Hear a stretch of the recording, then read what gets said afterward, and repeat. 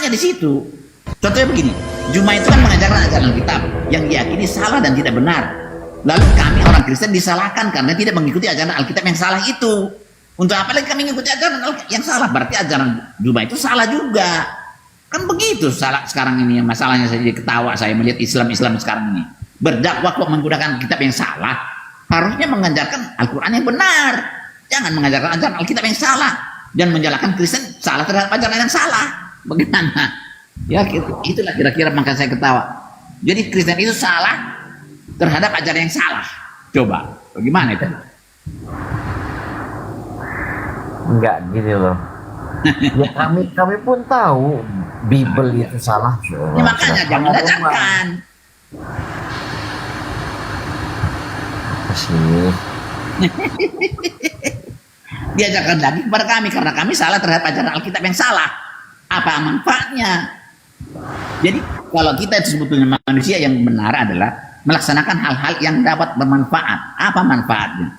Kalian mengajarkan Alkitab yang salah kepada kami yang salah ini, tidak ada manfaatnya, tetap juga masuk neraka kaminya. Begitu maksud saya. Nah justru itulah teman-teman muslim, apologet muslim ini mencerahkan gitu. Agar apa?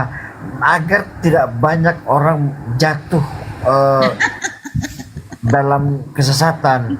Tidak banyak menjadi korban gitu loh. Itu tujuannya. Jadi begini Pak, coba pakailah logika mulai ya. Islam sudah mengetahui bahwa Alkitab itu ajarannya tidak benar, sesat gitu kan. Lalu kalian mengajari orang Kristen supaya mengikuti ajaran Alkitab yang sesat itu karena Kristen tidak sesuai dengan ajaran sesat. Ya, masuk lagi nih satu ini. Aduh, udahlah, mampus. Aduh, matilah aku. Angkat tangan sudah. Ya udahlah. Matanya kenapa itu matanya? Ya udah, lanjut aja sama Bang Charles itu. Bang Charles, aku udah terasa sudah 1 jam loh, 1 jam lebih ngomong sama Pak Lamsin. Silakan lanjut abangku. Assalamualaikum warahmatullahi wabarakatuh. Bang Charles Simaura.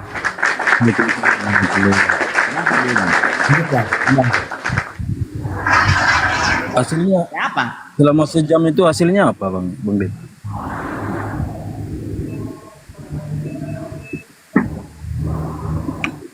Bang Dit. Kenapa Bang? Hasilnya selama 1 jam. Ya itu, tidak memberikan arahan yang bagus, tidak mencerahkan, tidak yang ada di pelintir itu Biblenya itu semua itu. Yang ada ketawa-ketawa aja Bang, ngelawak dia di sini Bang.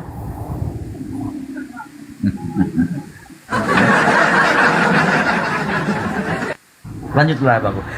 Turun barusan si framing turun, Presong turun, Presan. Bisa palam sini nih. 3 di sini. Oke. Lanjut Bang. Iya. Lanjut sama Bang Hamzah, lanjut sama Bangku ini ya, Bang Charles ya. Bang Hamzah. Halo. Ya, oke lanjut silakan. Tepuk tangan dulu lah.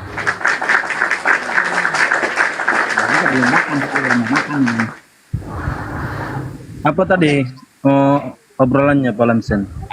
Begini sudah lama. Coba kebetulan dari aturannya kasih makan jam 6 sekarang. Dari tadi ngobrol nggak bisa putus-putus. Asik terus. Sampai sekarang saya belum makan. Makan dulu nanti saya masuk lagi kalau boleh. Oke? Waduh, Pak Lamsen. Bukan. Maaf, saya tidak sengaja ini. Saya harus makan dong. Masa saya nggak makan? Dari tadi Ya, udah. Gini aja Pak Lamsen, makan lah, standby aja akunya di sini. Loh. Bagaimana saya bisa makan pegang-pegang HP begini? Nggak bisa lah. Harus makan dulu ya. Terima kasih. Nanti saya masuk. Mudah-mudahan ketemu lagi ya. Bye-bye.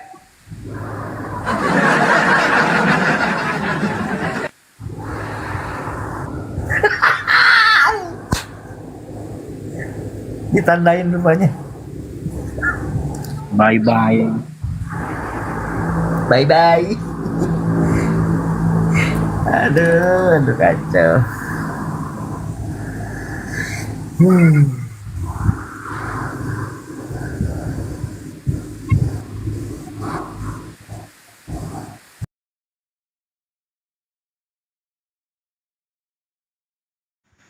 Jadi Pak, jangan pertanyaannya Pak Jeremy, izin dulu Pak Jeremy. Pak Jeremy, stop dulu Pak. Yang pertama dia harus membunuh Pak Tuhan Jeremy, yang stop dulu Pak Jeremy. Kenapa Woi, kenapa kau naik ngatur-ngatur? Diam dulu. Kalau Pak Jeremy. gitu sama Hatta ini kasih sama saya saja, menceret semua nanti nih. Kau emang kamu bisa diskusi. Habis selesai sini ya lah. Sebentar ya Pak ya. Aku kalau aku yang minta turunkan, diturunkan loh. Ya, Ya, turunkan dia. Turunkan dia, pemabok ini. kalian ini selalu Turunkan host. Nah, selesaikan lu. Beginilah kalau nggak ada etika. Harus beretika, Bang. Sebentar lagi lo kamu memperingati hari apa itu, hari kebesaranmu. Baik-baiklah kau jadi orang. Supaya naik di sini, menunjukkan ajaran kasihmu sebagai orang Kristen beradab. Kok nggak dipraktekin sih? Kan di Bible diperintahkan kasihilah musuhmu, doakanlah mereka yang menganiaya kamu gitu. Kenapa nggak dipraktekin? Kok kalian ini melawan Bible sih? Silakan kan Dito dilanjutkan sama anak domba nih. Lanjut. Siap. Jadi pertanyaan saya, Zakaria 13 nomor 7, Anda pahami, Anda baca. Yang saya tanyakan adalah di situ, demikianlah firman Tuhan, bunuhlah gembala. Nah, ini kan perintah nih. Siapa yang diperintahkan Tuhan? Silakan.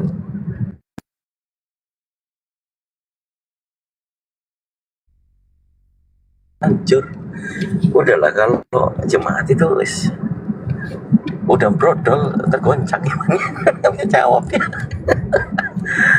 Sudah menjelaskan tadi di situ, Bang. Artinya pertama-tama untuk bisa bebas memakan domba itu, iblis ini dia harus membunuh gembala itu. Pertanyaan saya, Masih ada, Bang. Gembala masih ada. Bang, gembala itu Tuhan itu akan melindungi domba-dombanya. Makanya serigala ini atau singa ini tidak akan bebas memakan domba itu, Bang. Begitu, Bang. Konteksnya di situ. Karena Pak di dalam Alkitab itu banyak gembala, Bang. Iya, tapi kalau kita mau mengacu kepada Yesus Tuhan, itu harus kita pahami di situ. Astagfirullahaladzim. Kok kayak gini ya? Kok kayak gini ya? Pertanyaannya disimak, Pak. Bunuhlah gembala. Itu Tuhan memerintahkan siapa, Pak? Itu pertanyaannya. Ngerti nggak, Pak? Pertanyaan saya ulang lagi nih kesekian kali saya hitung, ya. Di situ firman Tuhan demikianlah firman Jangan Tuhan. cuma mengacu satu ayat saja di situ. Anda akan keliru di situ. Iya, kalau Anda mau memahami Meskipun Bible Alkitab, pelajari 1, 2, 3 ayat karena banyak ayat-ayat yang bersama-sama di situ, Saya Pak. sudah membaca semua, Pak. Kejadian sampai Wahyu saya sudah baca. Saya sudah paham semuanya. Jangan kalian tuduh saya baca cuma satu ayat. Apa sih ini? Saya tidak percaya cuma kalau Anda nanya. paham. Saya Saya cuma tidak nanya. percaya kalau Anda paham di situ. Kalau Anda sudah membaca semuanya. Iya, mungkin Anda membaca Bible itu Udahlah, seperti kalau koran, baca Pak. turun. Iya, makanya Anda tidak bisa Aduh, memaknainya. udah kemana? Udah nggak bisa jawab. Dia udah kemana-mana di koran. Aduh, astagfirullahaladzim. Pak Jospen, bisa nggak jemaat-jemaat Anda ini coba dikasih tahu lah. Kita ini hanya diskusi, bukan menyerang. Tapi hormatilah, masa orang bertanya sampai 6-7 kali loh. Pertanyaannya itu firman Tuhan itu memerintahkan kepada siapa? Kenapa kemana-mana? Kalau nggak sanggup, nggak tahu, jangan takut untuk bilang tidak tahu. Gitu loh Pak Jeremy, astagfirullahaladzim. Apa yang saya hadapi? Ya, Anda belajar dulu seperti apa itu gembala, Pak. Dan seperti apa itu domba. Belajar dulu supaya Anda tahu di situ. Iya, karena tadi saya katakan bahwa dalam Alkitab itu banyak gembala, Bang. Ayub juga itu gembala, Bang. Suruh ke sini pendetamu, Pak Jeremy. Bawa Makanya ke sini Anda harus pendeta. belajar Suruh ada pendeta. konteks gembala ini atau konteks domba ini itu perumpamaan itu kepada siapa. Udah, Iya. nggak nyambung. Supaya Anda jangan keliru di situ. Udah nggak nyambung kamu. Iya, lebih banyak lagi belajar, Pak. Bawa pendetamu ke sini, jangan Lebih banyak ngajarin. lagi menyelidikinya, mempelajari supaya Anda tidak tersesat di situ seperti apa konteks gembala itu. Itu paling inti di situ. Ditanya apa nggak jawab, jelasin kemana-mana. Kok budek apa? Ya, sampai kapan pun Anda akan tidak tahu, Bang. Sebesar apapun Ya, saya sampaikan, itu pasti Anda tidak tahu. Kalau kamu sudah bilang paham. tidak tahu, kok diam? Konteks gembala dan konteks domba, kalau mengacu kepada Tuhan Yesus, Anda tidak tahu pasti. Anda hanya membaca Bible itu seperti koran. tanyakan siapa yang Baca Kejadian sampai Wahyu pasti oleh seperti Tuhan. koran Anda baca. Anda tidak akan mendalaminya, Anda tidak akan bisa mengalaminya di situ. Memang Emang bodoh ini Kristen satu ini, tanya apa jawab apa. Kau turun aja lah, panggil pendetamu suruh ke sini. Jangan bawa kebencian, Pak. Kita diskusi. Mana ada di Saya sini mengajukan tidak ada kebencian, Bang. Dengar Saya hanya dulu, menyampaikan Tidak kepada mau Anda. jadi Kristen ya? Ya, saya hanya menyampaikan Aduh. kepada Anda, pelajari dulu. Udah sebel saya. Udah makan tuh ludah. Capek loh, teman-teman yang dibawa kan pasti capek dengarkan ditonanya nggak dijawab-jawab. Kita diskusi. Zakaria 13 nomor 7 itu, saudaraku, saudara-saudara Kristen yang baik dan tidak sombong, tapi goblok. Gini loh, saya nanya, itu firman Tuhan, bunuhlah gembala. Ini kan perintah nih. Perintahnya kepada siapa? Astagfirullahaladzim, sampai 8 kali loh. Pak Jospen jangan ketawa. Mohon maaf ya, jangan sakit hati yang di atas ya. Teman-teman Kristen yang di atas, jangan sakit hati. Bro Logika jangan sakit hati ya. Memang harus digituin ya. Ini serius. Gak akan bisa tidur kalian kalau memang menganggap serius. Ini yang saya tanyakan kepada Romo saya waktu itu. Coba, kayak mana lah jawabannya? Astagfirullahaladzim. Oke, itu dulu. Silakan saya sambil jalan. Bang Baal, saya tadi belum menyapa Bang Baal sama Bang Handi. Assalamualaikum warahmatullahi wabarakatuh. Silakan dilanjutkan. Assalamualaikum warahmatullahi wabarakatuh. Pak Handycam, assalamualaikum. Handycam. Bang Jospen, boleh saya masuk ya? Boleh ya? Bang. Bang Logika jadi gini saya mungkin ini Handycam selamat malam. Logika Handycam selamat malam katanya tuh disapa Bang Jospen. Ya, oke langsung saya jawab aja ya. Sabar, cenil dia. Kamu nggak nyambung kalau kita. Jadi kita kan fokus kepada pembahasan apa. Tapi kita gini, saya ingin bertanya kepada ini, yang dimaksud di Matius 7 tadi itu tentang gembala ini siapa gitu? Di Matius 26 ya. Iya. Ini sabar, semuanya. saya turunkan nanti kamu saya nggak suka dengan cara diskusi kamu. Bang Jospen, Bang Logika, kita diskusi santai ya.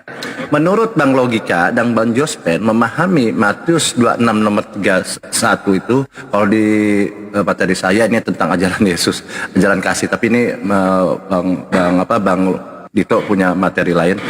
Jadi saya ini siapa sih yang apa yang Anda pahami tentang Matius 26:31? Silakan. Bang Jospen dengan Bang Logika, apa sih yang dimaksud di situ? Anggaplah Anda tidak merujuk dulu ke Zakaria ini ya. Anda yang Anda pahami apa gitu di sini dulu? Jawabannya di Korintus 2:18 Pak Jospen dan Kolose.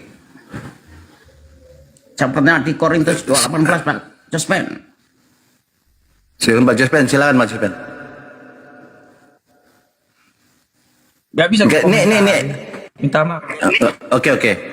Bang Logika mungkin yang Anda pahami aja dulu, walaupun ya namanya pemahaman bisa salah bisa benar, tapi Anda utarakan dulu, nanti kan ada improvement, kita bisa belajar dan Andi, oh tadi salah, saya besok lebih baik dan nanti akan jadi baik gitu.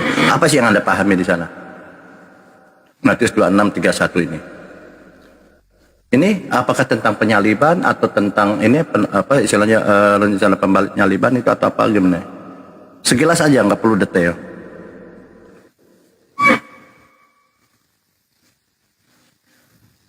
Bang Jospen. Oke, boleh saya bicara sedikit ya? Silakan sedikit aja nggak apa-apa. Mungkin ada gambarannya tentang penyaliban atau apa ini? Ada. Bang Putra, Muslim atau Kristen? Aku dijambak di sini, aku nggak tahu mau ngapain, tapi aku Kristen. Oke, baik. Anda paham nggak? Udah nyimak mungkin dari bawah mungkin ya, Bang Putra? Tidak, karena saya di room lain, tapi saya tiba-tiba menerima undangan, klik saja langsung naik. Aku nggak dengar apa kalian paham ini. Oke, baik. Mungkin ke Bang Jospen aja, Bang Logika. Silakan Bang Jospen. Kita diskusi santai aja, coba. Matius 26:31 berkatalah Yesus kepada mereka, malam ini kamu semua akan tergoncang dengan imanmu karena aku, dia bilang, sebab ada tertulis aku akan membunuh gembala dan kawanan domba itu dan akan tercerai. Perikopnya apa itu? Tajuknya apa itu? Petrus menyangkal Yesus. Petrus menyangkal Yesus. Satu itu adalah kenyataan tentang penyangkalan itu ya. Coba dibaca dari awalnya. Sesudah Seperti itu. Jadi ini kan satu pasal 26 ini, perikopnya adalah awalnya dengan penetapan perjamuan malam, Petrus menyangkal Yesus, kemudian di Taman Getsemani. Nah, Petrus akan menyangkal Yesus di ayat 30 sampai 35. Ayat 30, sesudah menyanyikan nyanyian pujian, pergilah Yesus dan murid-muridnya ke Bukit Zaitun. Maka berkatalah Yesus kepada mereka, malam ini kamu semua akan tergoncang karena aku, sebab ada tertulis, aku akan membunuh gembala dan kawanan domba itu akan bercerai-berai. Siapa gembala dan ini di sini maksudnya? Oke, baik. Sebelum itu Anda yang ingin jawaban ini, Anda ini Kristen apa Islam? Saya Muslim. Tadi ini Kang Dito dalam perjalanan. Siapa gembala di sini yang akan dibunuh ini? Kalau Anda mau belajar, ya belajar kepada yang ada ini ya. Karena saya juga belum dibaptis ya. Jadi kalau Anda mau belajar itu, belajar kepada yang ada kapasitasnya.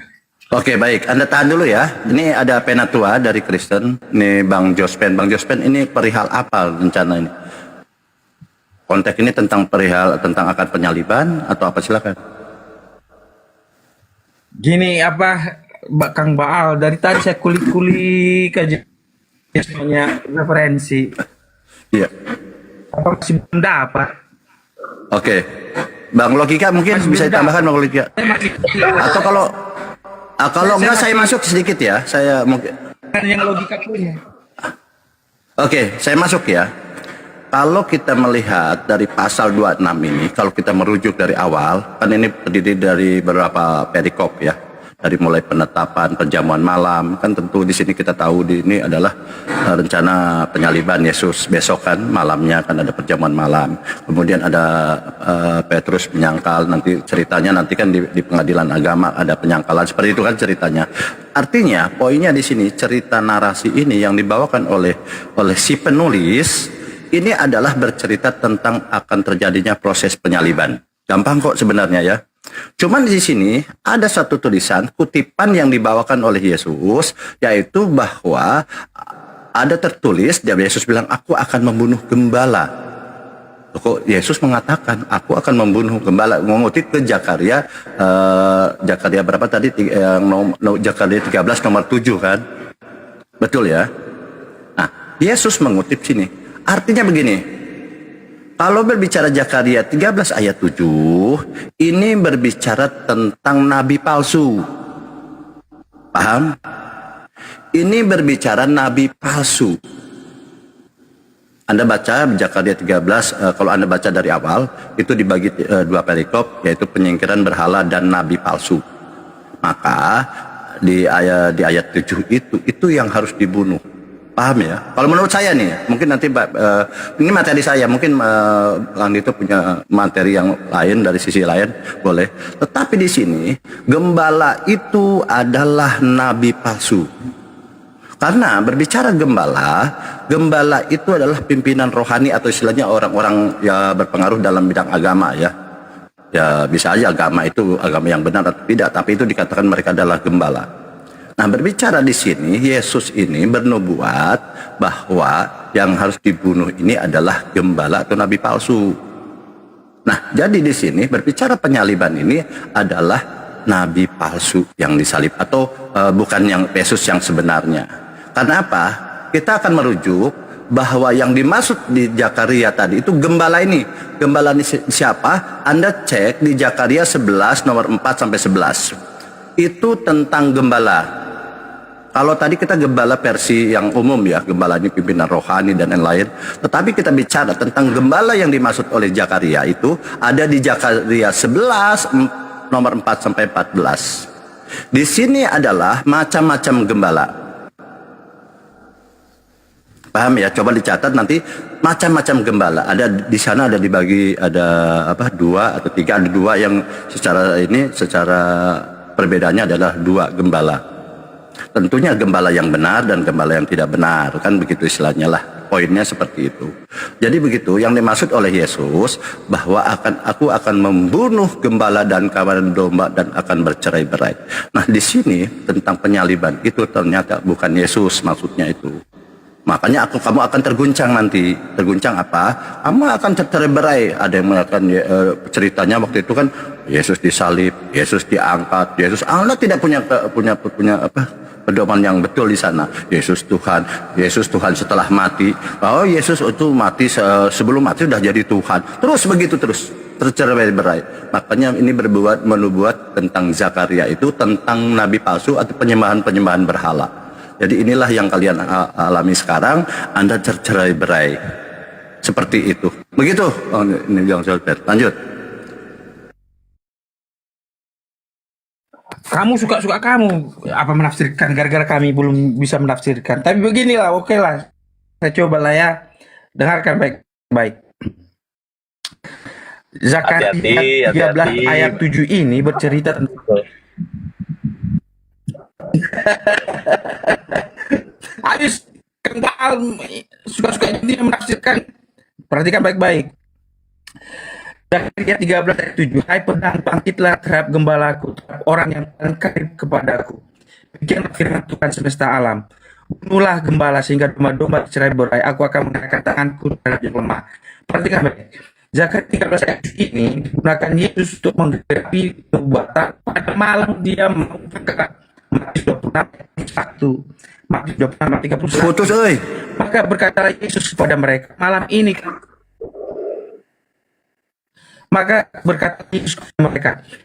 kamu semua akan terguncang imanmu karena aku. Sebab ada tulis aku akan membunuh gembala dan kawan domba itu akan tercerai. Dilanjutkan di ayat 22. Aku akan tetapi sudah aku bangkit. Aku akan mendahului kamu ke Galilea. Ayat 33. Petrus menjawabnya, biarpun mereka semua terguncang imannya karena engkau, aku kali tidak. Jadi artinya tercerai ini artinya mereka iman murid-muridnya. Jadi gembala di sini melambangkan Yesus Kristus dan gembala membunuh gembala. Jadi Yesus Kristus kawan domba itu akan tercerai-berai. Itu artinya seperti dibilang Petrus ayat 33. Biarpun mereka semua terguncangnya mereka karena engkau aku kali tidak, karena mereka itu akan terguncang iman tercerai-berai. Ditangkap oleh putus Pak Jospan. Suaranya murid-murid semuanya. Putus jelek. ya, lanjut kayaknya Coba lagi. Udah bagus. Coba. Oke. Coba. Oke, saya jawab ya.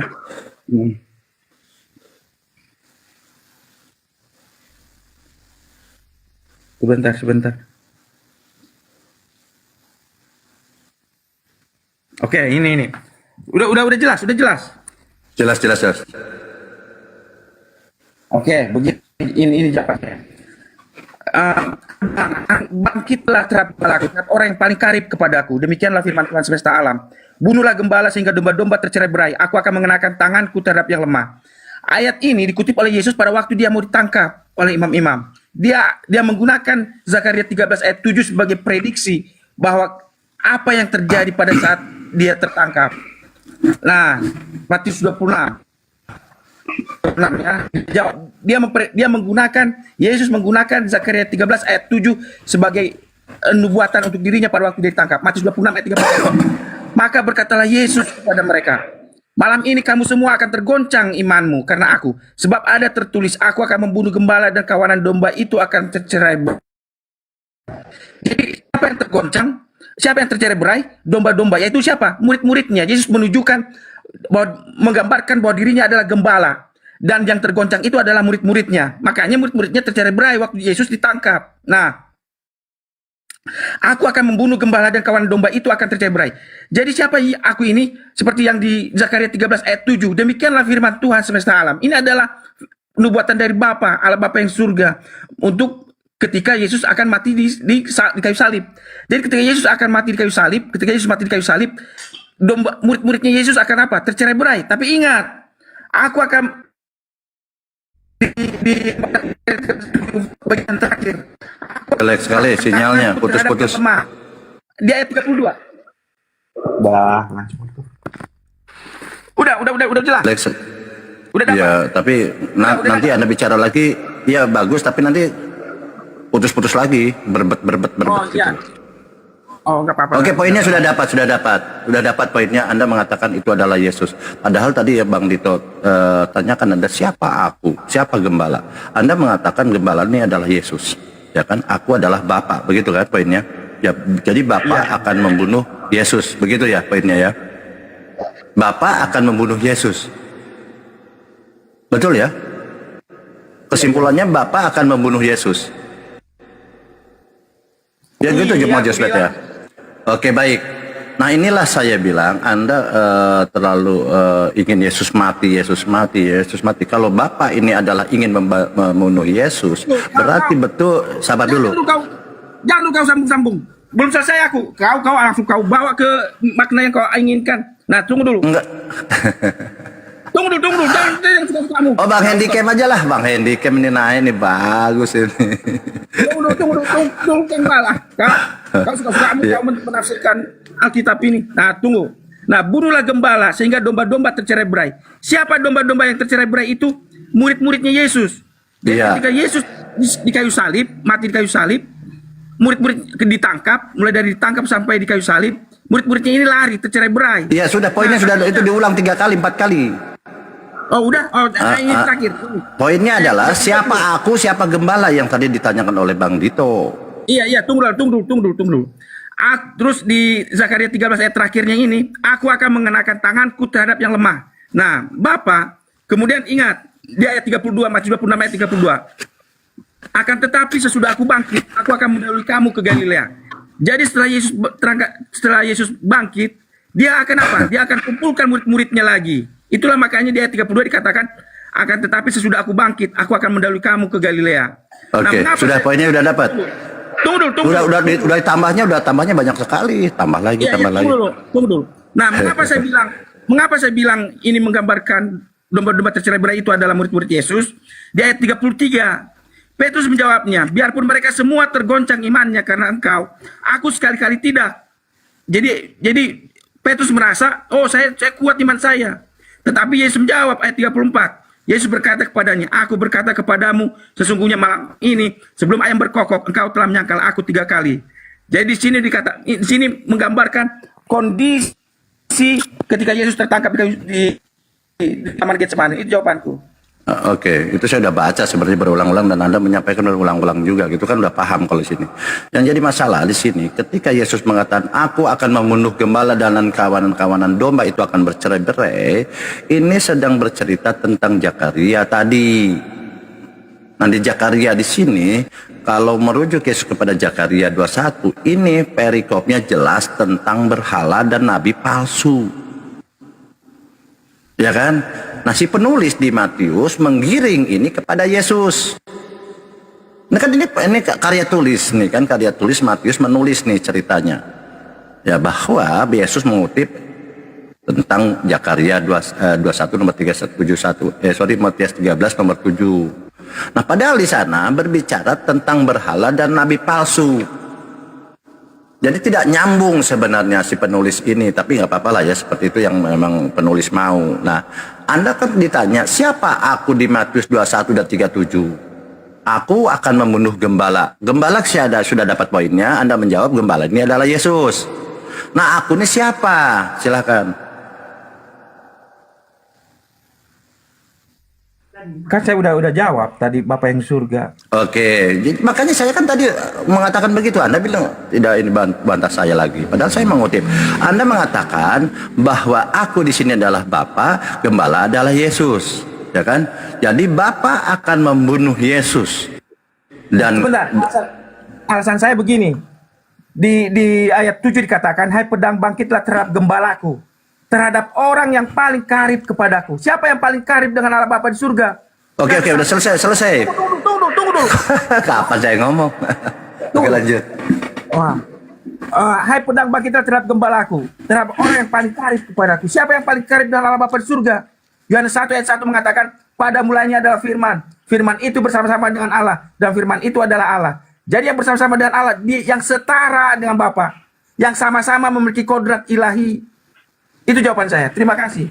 Ya, tidak menjawab ya pertanyaannya tadi. Jadi gini, tadi kita berbicara ini kan kalimat yang Yesus kutip ini dari mana? Dari Zakaria 13 nomor 7. Nah, kalau Anda baca dari ayat 1, saya bilang Zakaria 13:7 ini tentang apa?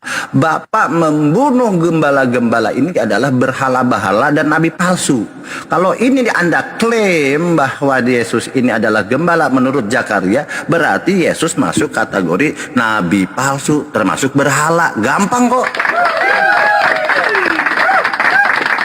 Gampang. Jadi di sini kalau Anda mengklaim bahwa ini aku adalah Bapa dan gembala ini adalah Yesus di Matius, padahal Yesus sedang mengutip Zakaria 13 itu tentang berhala dan nabi palsu yang harus dibunuh.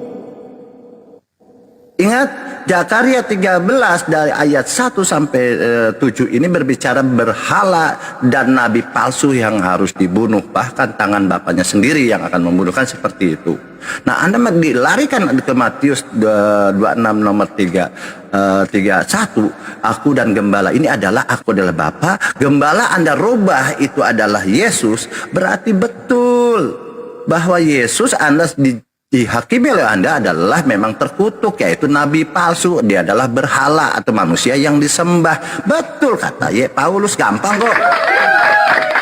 Tetapi kalau kita mau berbicara tentang kejujuran, bahwa gembala yang dimaksud Yesus dia mengutip ayat di Zakaria ini tentang gembala-gembala sesat.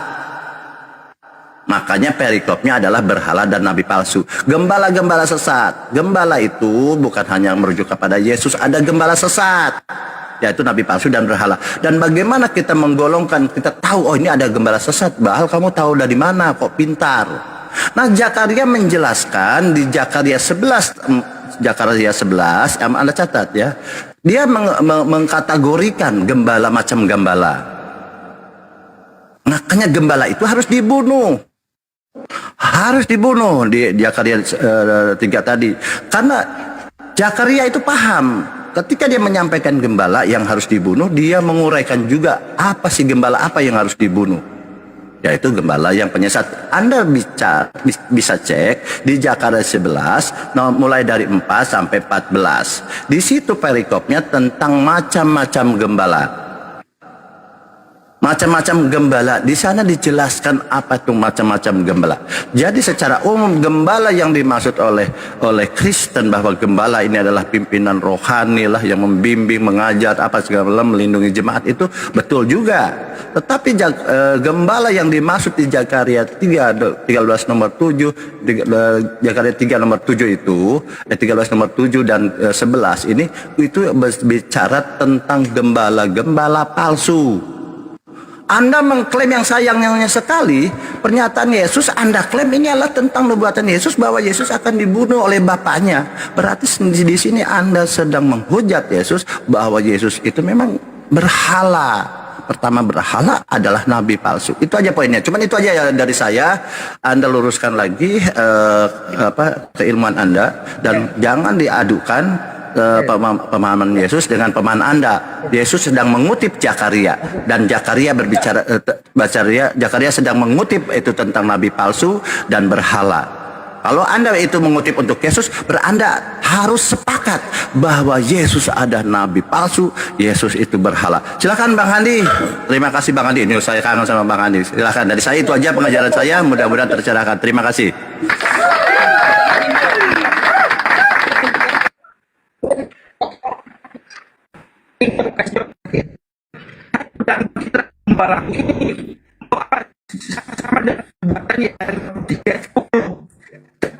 Putus-putus Bang Jospen. Bang Jospen putus-putus. Bang Jospen putus-putus Bang Jospen. Jangan, oke, sudah. Sinyalnya putus-putus Bang Jos. Sudah. Sudah cocok, udah pindah. Ya. Ya. Hai pedang bangkitlah terhadap gembalaku. Mengapa? Karena ini ada kegenapan dari Yesaya 53 ayat 10 juga.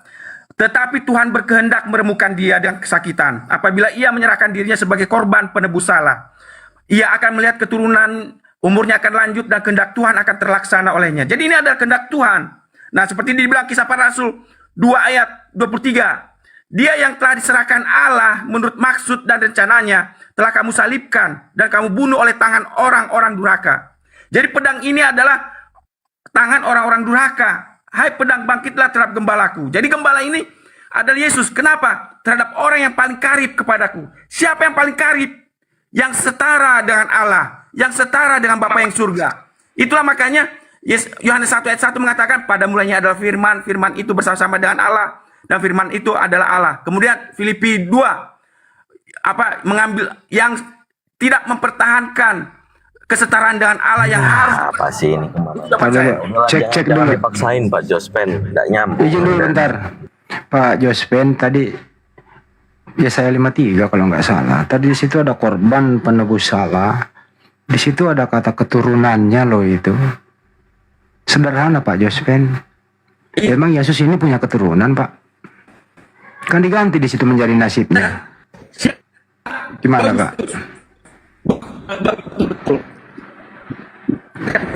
Aduh, apa ini suaranya begini?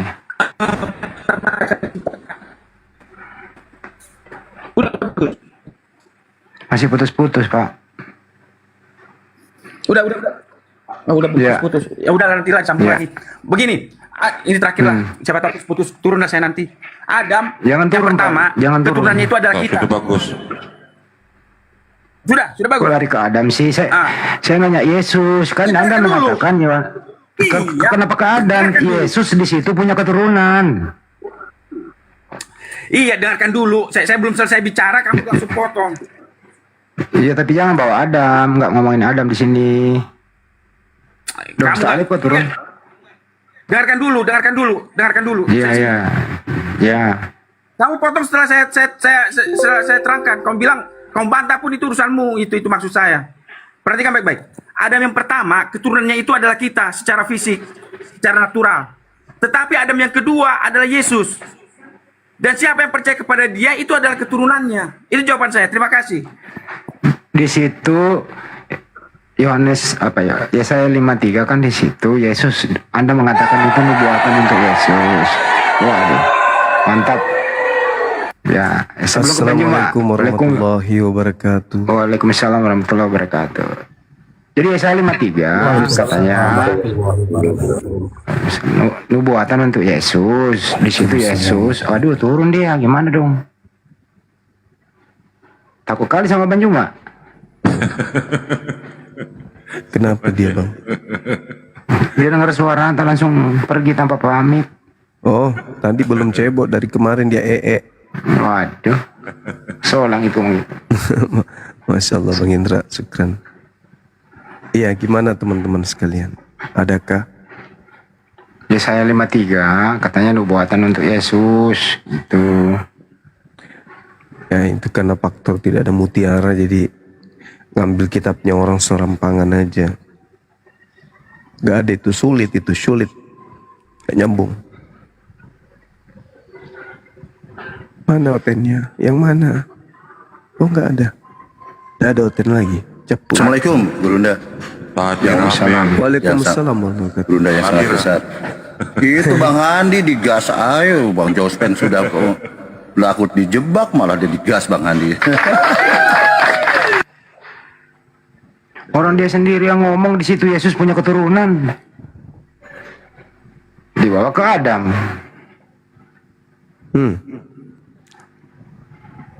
Kan di situ korban penebus salah dan karena keturunannya. Nah dia terjemahkan benar itu. Tapi LAI mengganti karena dengan nasibnya. LAI ganti itu. Kodok. Kesian itu LAI. Ya karena memang Yesus nggak punya keturunan, nggak dipaksain. Itu.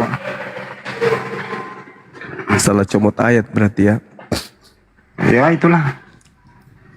Yesaya 53 sama Yesaya 96 kan andalannya untuk nubuatan untuk Yesus. Oh iya. Bagus juga itu. Ya daripada nggak ada kerjaan. Iya di. Iyalah. Ya udahlah, untunglah 25 Desember hari mualaf internasional lah. Untung berubah ya. Untung berubah nih. Ya, untuk para mualaf ya, siap-siapkan dirimu ya. Mengingat masa lalumu di hari-hari tanggal 25 itu, apa yang Anda lakukan sebelum dan sesudahnya. Asik kan nanti kita tanya-tanya. Apa yang Anda rasakan sebelum dan sesudah. Nah, mantap kan?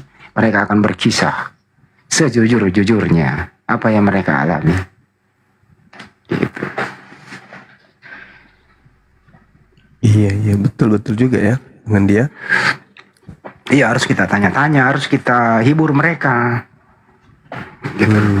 Harus. Harinya mereka itu tadinya kalau 25 Desember itu mereka pergi gereja, ada pohon cemara, ada pohon Natal. Menurut mereka sebelumnya yang lahir itu Tuhan mereka.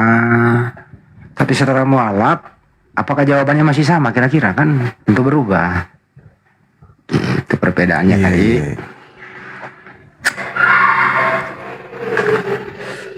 Banyumak sendiri yang saya hitung nih ya. Nah, ini ada Pak Ketua nih. Pak Ketua, Assalamualaikum Pak Ketua.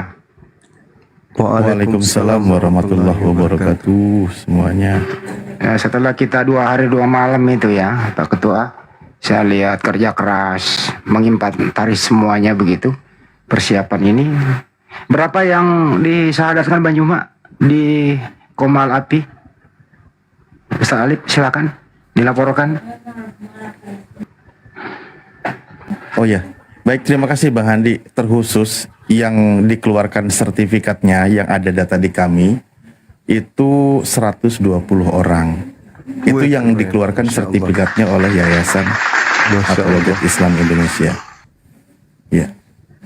Tapi perlu diketahui ya Ikhwan Fillah, Bang Zuma ini mensyahadatkan bukan hanya di Yayasan Apologet Islam Indonesia. Iya betul. Banyak yayasan-yayasan yang lain yang berkaitan dengan hal dakwah ini. Di antaranya kan beliau ada Yayasan MMCI. Kalau merujuk kepada Bang Zumanya, aduh udah nggak tahu lah, kami nggak tahu kalau digabungkan. Karena itu sertifikat yang dikeluarkan oleh Yayasan Apologet Islam Indonesia itu jumlahnya 120-an yang terbaru ini kami cek kemarin ya data-datanya. Masya Allah. Satu orang aja punya 10, ya. Punya anak 2, 3, 4 yang akan terselamatkan. Ini berkat sahabat-sahabat semuanya. Masya Allah. Tambah lagi cucunya, cicitnya. Allahu Akbar. Masya Allah. Dari pengalaman ini Bang Juma, dari pengalaman mengualafkan ya, tidak hanya di API saja yang disampaikan oleh Ustaz Alif, di yayasan-yayasan manapun, mungkin dari JUM pun kita udah tahu ya bahwa Bang Juma sering memualafkan. Pengalaman-pengalaman yang mereka mualaf ini karena apa gitu, faktornya apa, dari agama yang lama kok jadi mualaf gitu. Dan saya harap gini Bang Juma, kalau mau mualafkan itu mungkin ke depannya ya, tolong ini saran aja, mau diterima atau tidak ini kan saran. Kalau bisa sih jangan dari Kristen terus gitu. Kalau Kristen kan sudah minoritas tambah habis. Mungkin kalau biarkan disisakan sedikit buat komal-komal supaya komal hidup rame gitu. Kalau Kristen habis kan kita kasihan mereka itu kan sepi nanti kan. Mungkin untuk kedepannya Kalau KTP-nya Kristen ditolak dulu gitu. tolak dulu nanti aja dulu gitu loh. Mungkin dari agama lain lah. Gitu aja mungkin dari pertanyaan saya nih. Apa sih mereka jadi mualaf itu jadi mualaf itu kenapa, alasan yang umum gitu, silakan. Jadi sejauh saya belajar ya terkait fenomena yang ada belakangan ini 2023 sampai 2025 hari ini, sebenarnya alasannya itu sama seperti kenapa orang-orang Belanda, kenapa orang-orang Eropa meninggalkan agama mereka, meninggalkan tempat sembahyang mereka. Mereka melihat bahwa ajaran mereka itu irrasional, alias tidak rasional, tidak masuk akal gitu. Itu sudah tidak zaman lagi, karena hanyut ditinggalkan oleh keadaan manusia hari ini. Begitu juga di Indonesia. Yang saya sahadatkan langsung, baik itu di MMCI, teman-teman yang ada di Arematea, API, itu rata-rata kalau kita gali secara internal mereka, diam-diam kita tanya, jawaban dia pasti ke situ. Karena tidak masuk akal, Bang. Nggak masuk akal. Benar-benar tidak masuk akal. Bagaimana mungkin saya mau menetap di agama saya yang lama? Tidak masuk akal. Sedangkan kehidupan modern sekarang ini, segala sesuatunya itu harus sesuai dengan akal. Karena orang yang tidak menggunakan akal akan tertinggal. Dan tidak mungkin pencipta langit dan bumi menciptakan kemudian manusia lalu mempensiunkan otaknya. Jadi itu penilaian mereka rata-rata seperti itu. Karena tidak masuk akal. Nah, bedanya antara yang mereka yang mu'alaf di kita dengan yang ada di Eropa sana. Rata-rata yang di Eropa itu, bukan mu'alaf, yang di Eropa itu, mereka meninggalkan rumah ibadah mereka. Mereka meninggalkan kemudian agama mereka. Setelahnya itu tidak ada yang membimbing. Mereka bingung, mau kemana kita ini. Sambil mereka sembunyi-sembunyi belajar tentang Islam. Sahabat Alim Bahri, syukran. Nah, untuk itulah di Indonesia ini bersyukur. Karena mereka sudah mengatakan tidak masuk akal. Tiba-tiba ada Islam yang kemudian membimbing mereka untuk mengenal Tuhan berdasarkan akal sehat. Itu yang terjadi. Jadi kesimpulannya kenapa mereka meninggalkan agama lama? Karena tidak masuk akal.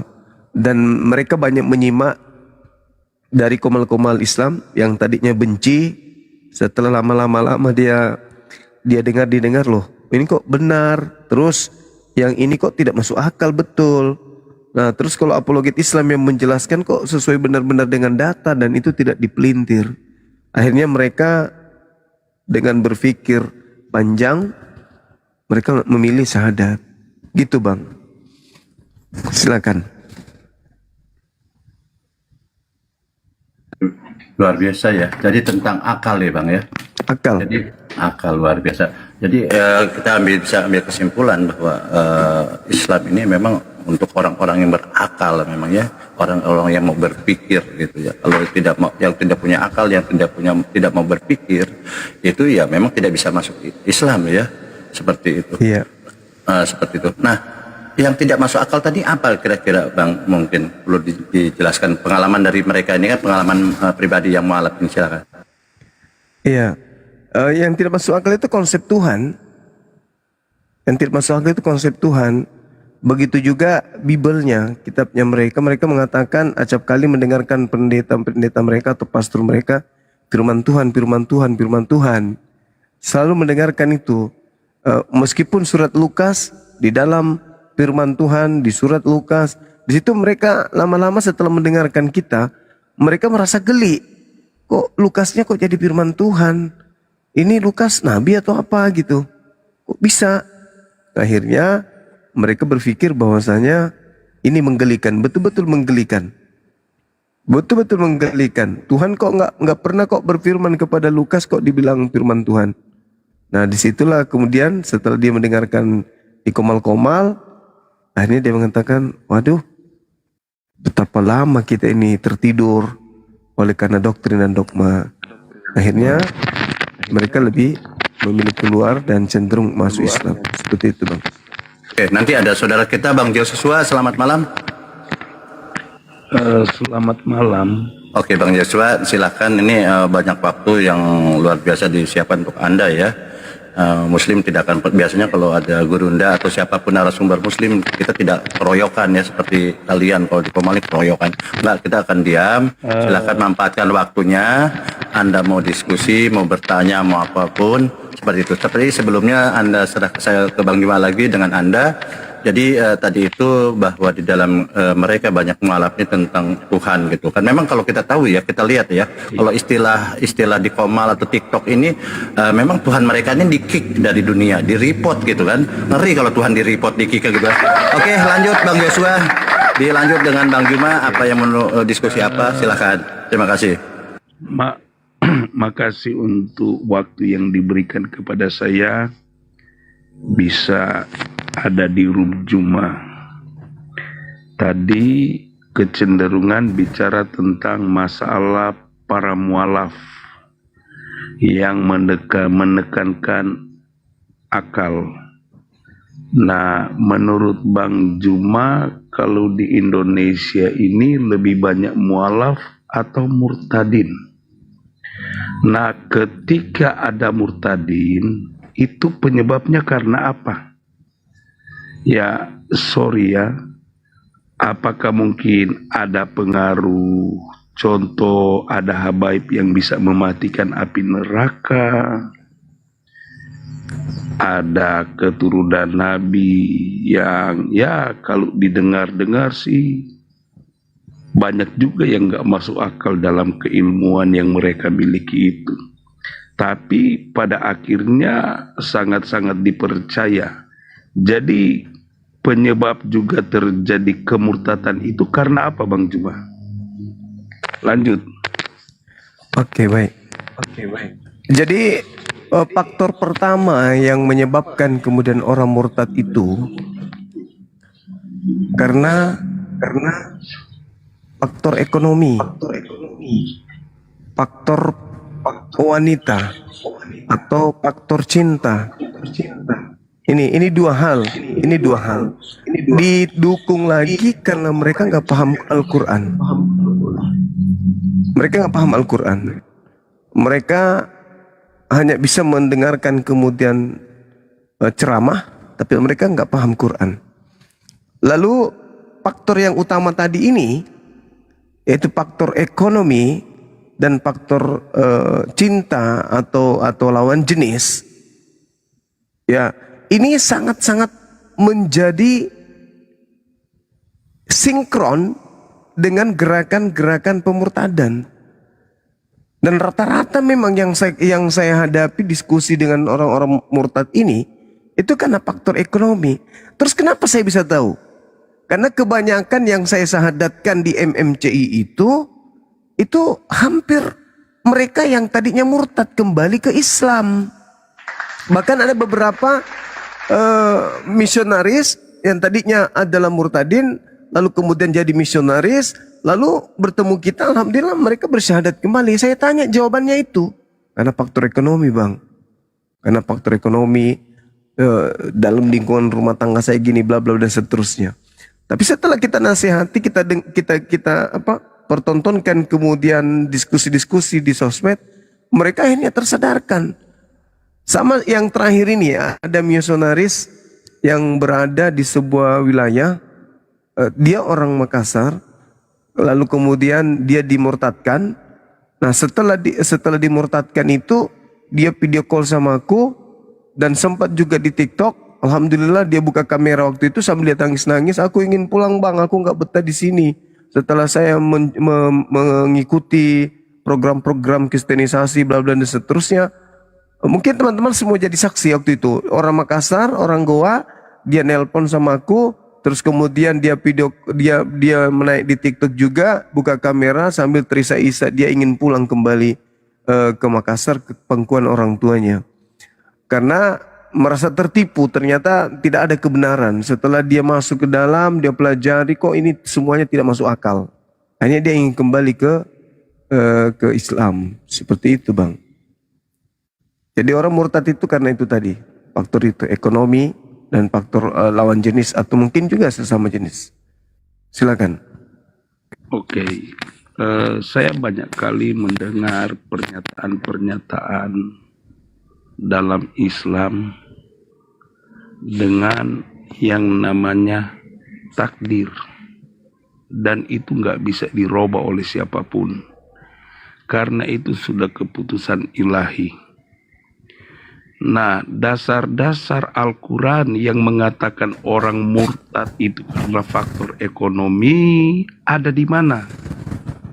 Itu fakta di lapangan, Bang. Nah, dasar Al-Quran. Oh, kalau di Al-Quran itu di surah Al-Araf itu dikatakan farikan hada wa farikan hakka alaihim dalalah. Jadi manusia itu pantas mendapatkan petunjuk dan sekelompok lagi pantas menjadi sesat. Ya, yang pantas menjadi sesat itu tadi ya karena itu meninggalkan Islam karena faktor ekonomi. Itu yang pantas sesat itu. Al-Quran surah Al-Araf ayat 30 kalau nggak salah. Iya, ayat 30 yang menjelaskan itu. Nah itu potensi. Dan memang kami harus mengakui bahwa umat Islam mayoritas di Indonesia ini, mereka berislam itu bukan kebanyakan karena proses berpikir, kebanyakan karena keturunan. Sehingga mereka ketika diguncang oleh masalah ekonomi, lalu datang yang menjanjikan ekonomi, dengan mudah mereka keluar dari Islam. Karena mereka berislam bukan karena faktor ilmu, cuman karena ikut-ikutan doang. Karena kebetulan dia lahir dari tengah-tengah orang Islam. Ketika dia diuji dengan kelaparan, dengan kemiskinan, lalu datang kemudian orang menawarkan makanan dengan pindah akidah, maka mereka pilih pindah demi untuk bisa makan.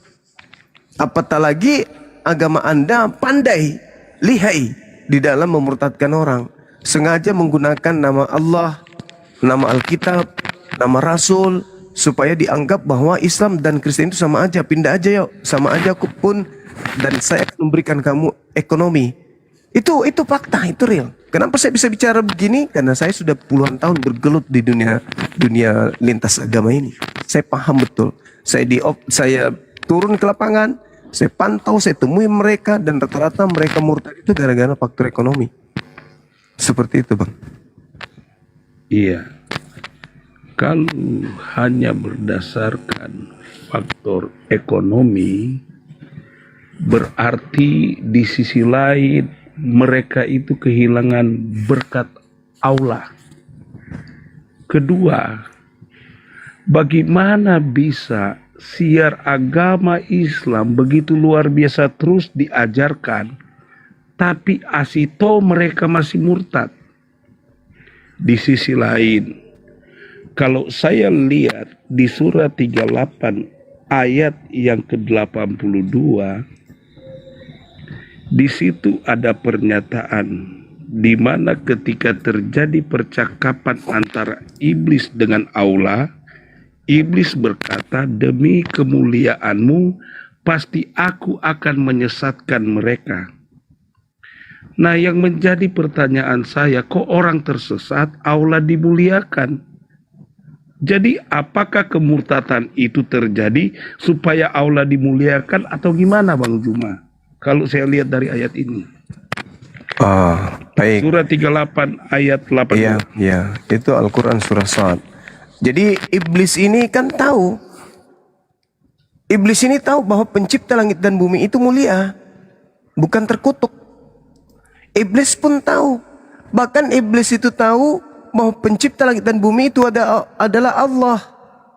Iblis itu tahu. Makanya orang-orang kafir itu lebih buruk dari iblis. Ulaika hum syarrul bariyah.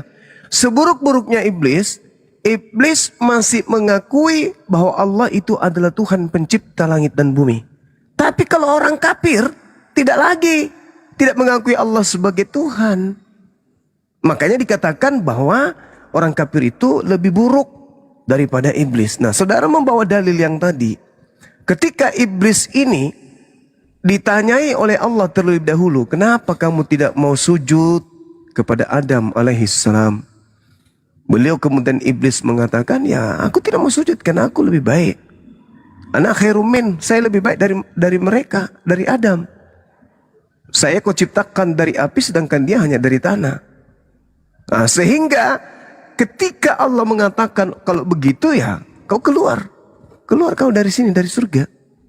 Lalu iblisnya mohon, ya sudah kalau begitu berikan kesempatan kepada saya.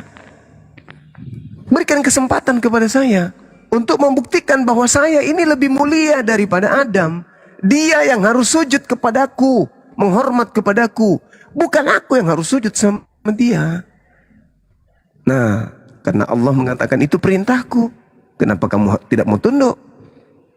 Maka keluarlah kau dari surga ini. Aku laknat kau sampai hari kiamat, sampai hari pembalasan.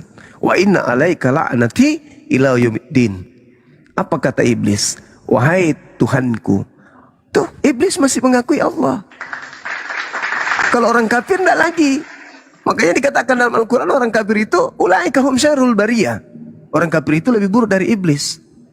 Qala rabbi fa'anzirni ila yaumil yub'atsun. Kata iblis tuh, wahai Tuhanku, tangguhkanlah umurku sampai hari mereka manusia dibangkitkan. Apa kata Allah? Fa innaka minal munzarin. Sesungguhnya kamu, wahai iblis, termasuk golongan yang ditangguhkan. Engkau adalah makhluk yang dipanjangkan umurmu. Sampai kapan? Ila yaumil waqtihal maklum. Sampai hari yang telah ditentukan waktunya, yaitu kiamat. Nah, lalu kemudian iblis mengatakan, Fabi izzati. Kenapa dia memuji Allah? Karena dia apa yang diinginkannya dikabulkan. Kumohon samamu ya Allah, panjangkan usiaku, tangguhkan umurku, supaya aku bisa menyesatkan mereka. Maka Allah mengatakan, ya sudah, aku tangguhkan usiamu, aku panjangkan usiamu sampai hari kiamat malah. Maka iblis mengatakan, oke, kalau aku tidak menyesatkan bapaknya, anaknya. Kalau bukan anaknya, cucunya. Makanya dia senang tuh, iblis tuh. Dia katakan, demi kemuliaanmu, fabi izzatika la ughwiyannahum. Saya pasti akan menyesatkan mereka, kecuali illa ibadaka minhumul mukhlasin. Hamba-hambamu yang terpilih, yaitu karena mereka ikhlas untuk beribadah kepadamu. Nah, itu. Kenapa jadi gila? Jangan gila sendiri, Bang. Jadi begitu, saudaraku. Oke. Seperti itu adanya. Ngomong Silakan. Bang ya. Ketika abang udah makan babi belum, Jom? kekafiran. Ya saya Anda yang semua menjadi pemakan babi di dalam api neraka. Ya semakin semua pemakan babi masuk neraka. mengkafirkan, kami melihat semakin banyak yang murtad. Nah, sekarang Itu teori itu, Bang, Pak. Itu teori teknik penipuan kenapa? itu, Bang. Jangan dipotong dulu. Saya kok Enggak, diam kalau abang Anda ngomong. berbohong pasti dipotong. Pakai Nggak ada data, yang Pak. murtad, Pakai Pak. data. Nggak ada yang Pakai murtad. data. Pakai data. Pakai Gimana data. sih? Kok Itu penipuan kenapa itu. langsung jadi lain? Itu Katanya penipuan. hebat. Dengarkan saya Katanya dulu. sang Dengarkan guru. dulu. Dengarkan saya. Dengarkan saya, wahai Inilah penghuni guru. neraka. Dengar saya. Kalau Anda datang ke sini Guru apa yang membawa data begini? kebohongan, ini Kalau bukan guru gereja. punya otak kesabaran. Anda tahu tidak? Anda tahu tidak? Angka Kristen itu berkurang. Bukan begini. Adapun bertambah karena banyak orang Cina masuk ke Udah Indonesia. guru sekalinya. Ketika orang Cina masuk ke Indonesia udahlah. sebagai tenaga kerja asing, Pak, di sini mereka harus punya agama. Mereka tidak bisa meninggalkan babi. Mereka tidak mau sunat. Maka agama yang relevan dengan keyakinan mereka adalah Kristen, Pak. Makanya sedikit agak bertambah lah dari Cina yang masuk Kristen. Murtad tidak ada, Pak, murtad. Siapa yang murtad? Coba tunjukkan. udah. Saya sudah berapa puluh tahun di sosmed Mau kamu berdebat. nggak izinkan, Siapa Pak? yang murtad, Pak? Satu orang yang murtad siapa? Sebutkan. Sebutkan. Anda telah membawa Oke. dusta yang besar di sini. Tolong sebutkan Iya. satu orang yang murtad. Siapa? Banyak Bang, bukan cuma Ya, siapa? satu. Coba. Satu aja. Saifruddin, siapa lagi? Saifuddin. Siapa lagi? Ya, Siapa lagi? banyak Bang. Siapa? Yusuf Roni. Yusuf Roni. Terakhir dia mualaf lagi. Siapa lagi? Siapa lagi? Kamu Siapa lagi? bilang, guru ndak komitmen. Sebutkan satu saja. Kenapa ditanya terus? Cuma itu doang. berilmu Anda ke tadi apa? mengatakan banyak loh. Tadi Anda mengatakan Kamu banyak. bilang, ayo, kamu bilang Tadi apa? Anda mengatakan Sebutkan banyak. satu saja. Ternyata cuma satu. Kamu ngomong sebutkan Cuma satu saja. Saifuddin Ibrahim. Saifuddin Ibrahim itu pindah karena ekonomi. Berarti sesuai dengan pernyataan saya. Oke, lanjut. Mantap. Aduh, Lanjut. Bang, jadi gini. Kemungkinan besar penyebab mereka itu murtad, Bang. Mereka ini siapa, Pak? Mereka ini siapa? Orang-orang yang murtad lah. Tidak yang ada, datang cuma kepada satu Yesus. ekor. Cuma Saifuddin. Oh iyalah, satu ekor aja Ya, udahlah. jadi nggak bilang aja apa-apa. Saifuddin, Pak. Iya. Satu ekor. Iya, cuma Yang tadinya satu manusia Saifuddin berubah aja. menjadi Iya, gugur. yang pasti orang yang silakan. dengar itu bukan cuma sedikit, bukan Mana, cuma Pak? Mana? sedikit. Mana? Banyak Mana? yang ada Mana di bumi orangnya? ini. Mana Nggak orangnya, tahu Pak? kalau Jangan siapa kayak yang akan Paulus ditertawakan. dong. Nggak ngerti Jangan saya. kayak Jadi dengar, Bang. Paulus. Jangan kayak Ya, Paulus. aku Jangan ngomong, kayak Bang, Paulus. dengar. Yang kerjanya Abang cuma dengar. berdusta. Menjerat Kenapa? dengan tipu daya. Jangan kayak gitu dong. Kok Kenapa kayak main Paulus mood? sih? Jangan kayak Jangan Paulus, Pak. kepanasan, katanya guru Tidak, dah. tidak ada yang kepanasan. Justru Anda Gurunda, jadi lawakan di gurunda. sini. Anda mengatakan Kalau banyak guru murtad. rendah, Siapa dia yang akan murtad, tunjukkan Pak? kesabaran. Siapa yang murtad? Siapa? Dia tidak Siapa yang akan murtad? gusar. Siapa yang Kalau murtad? Ya udahlah. Dengarkan Satu saya, aja, dengarkan. include aja. Satu. Kalian Satu. sudah melakukan teror selama 350 tahun lamanya. Kau sudah kesana. Teror yang Kacau, kalian lakukan. kacau, Juba. 350 tahun. Apa hasilnya? Nihil. Nihil, Pak, nihil. Dulu jumlah Kristen itu cuma 3%. Nanti setelah ada PK1 tahun 65, mereka nggak mau masuk Islam lagi. PK1 itu mereka berbondong-bondong, PK1 itu masuk ke Kristen, Pak, baru bertambah sedikit. Bang Juba. Padahal banyak orang Kristen di Indonesia 350 tahun sekarang. loh. 350 tahun kalian melakukan Apakah teror Bang di Juba Nusantara ini, hasilnya nihil. Apakah Bang Juba tidak bangga dengan ini? Hasilnya nihil. Bang, Tidak sekarang ada yang gini. murtad, tidak ada. Adapun jumlah Kristen bertambah itu karena adanya tenaga kerja asing. Ya masuk ke Indonesia. Gantian Bang Joshua, Dan- gantian. Dan pemindahan dari PK1 ke Kristen. Biar nggak kayak pasar gantian. Saudara Joshua, kalau Anda berbicara data Anda kebohongan, pasti saya potong. Karena Komal ini bukan untuk berdusta, bukan untuk mempraktekkan ajaran Paulus. Oke, Bang ya? Ya, diam dulu Bang Joshua. Kalau Anda Sebentar. mempraktekkan Iya. ajaran Paulus di sini, pasti saya potong. Iya, Jangan aku kau menjerat kembali orang kepada- dengan tipu daya di sini, oke? Iya. Jangan kau lakukan praktek pengajaran Paulus propasis, mengelabui, berpura-pura palsu. Jangan. Itu ajaran Paulus jangan kupraktekkan di Komal Islam. Cukup di gereja, jangan di sini. Jadi kalau kau ngomong bohong lagi, saya sekat lagi. Silakan. Ya, sebentar Bang Joshua. Sebentar. Saya sapa kamu dulu. Cici, selamat malam Cici. Kalau kau praktekkan ajaran Paulus, langsung kupotong ya. Ya, Cici ada maksud untuk mualaf, Cici sebagai Katolik? Iya. Makan itu Joshua, makan. Makan itu, makan. Ini, yuk. Nggak usah kau cebok, Amba. soalnya di mangkok itu mu baru kau Ini kelar. sama Kristennya ini. Katanya Ini. gurunda. Hanya belum Iya, 5 karena saya menit. tidak suka kalau pembohong, pendusta aku Iya. nggak suka. Saya Oke. paling anti Boleh saya ajaran ngomong Paulus yang sekarang, suka Bang? berdusta. Ini belum 5 menit sudah ada Cina yang mau mualaf ini. Dari Tionghoa, Iya, Cici boleh. namanya. Yuk. Makasih Bang Ya. Juma. Jadi gini, di sisi lain Allah mengatakan jangan sekutukan dia dengan siapapun.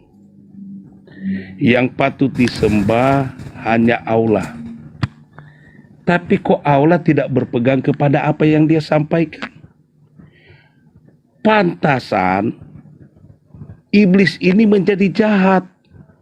Siapa juga yang mau disuruh sujud kepada manusia? Karena iblis ini dia berpegang kepada kebenaran. Aku hanya bersujud kepada Allah. Malah kok disuruh bersujud kepada manusia. Ini Allah yang seperti apa? Yang pada akhirnya Allah sendiri yang membuka peluang sehingga Allah itu sama dengan manusia. Terus sudah tahu-tahu akan menyesatkan manusia, Allah masih izinkan, bahkan ada MOU dengan iblis, perjanjian. Makanya jangan heran, para Islam dengar, kalau kalian murtad, Allah dimuliakan. Karena itu perjanjian Allah dengan iblis, jelas sekali di ayat Al-Quran tadi. Demi Jadi jangan pakai jurus Paulus di sini. Anda cuma modal dengar. Gantian. Dengarkan saya. Kamu harus malu sekarang. Dengarkan saya. Di sampingmu ada yang mau mualaf di sini. Percuma kamu itu mau melintir terjemahan percuma. Bang, Simon, saya lihatlah iblis telah menuntut untuk menempi kamu seperti gandum dan dia diizinkan. Kejadian 3 nomor 15. Dengar dulu saudara Joshua, dengarkan. Iblis, kalau kau katakan seperti itu, di dalam kitabnya Iya, Yahudi, Kejadian 3 nomor 15, apa yang dikatakan di sana? Aku akan mengadakan permusuhan. Tuhan yang mengadakan permusuhan itu. Oke, Tuhan yang mengadakan permusuhan antara manusia dengan iblis. Itu kitabnya orang Yahudi. Begitu saudara. Jadi jangan kesurupan. Anda mencoba untuk memelintir. Anda memelintir kemudian kitab suci kami. Nggak boleh. Sujud di sana menghormat. Itu menghormat. Seluruh malaikat ada nggak yang menyembah kemudian Adam? Jatuh derajat. Ada nggak kemudian malaikat menyembah Adam? Ada nggak kemudian malaikat menyembah Adam? Enggak. Ketika Allah mengatakan wa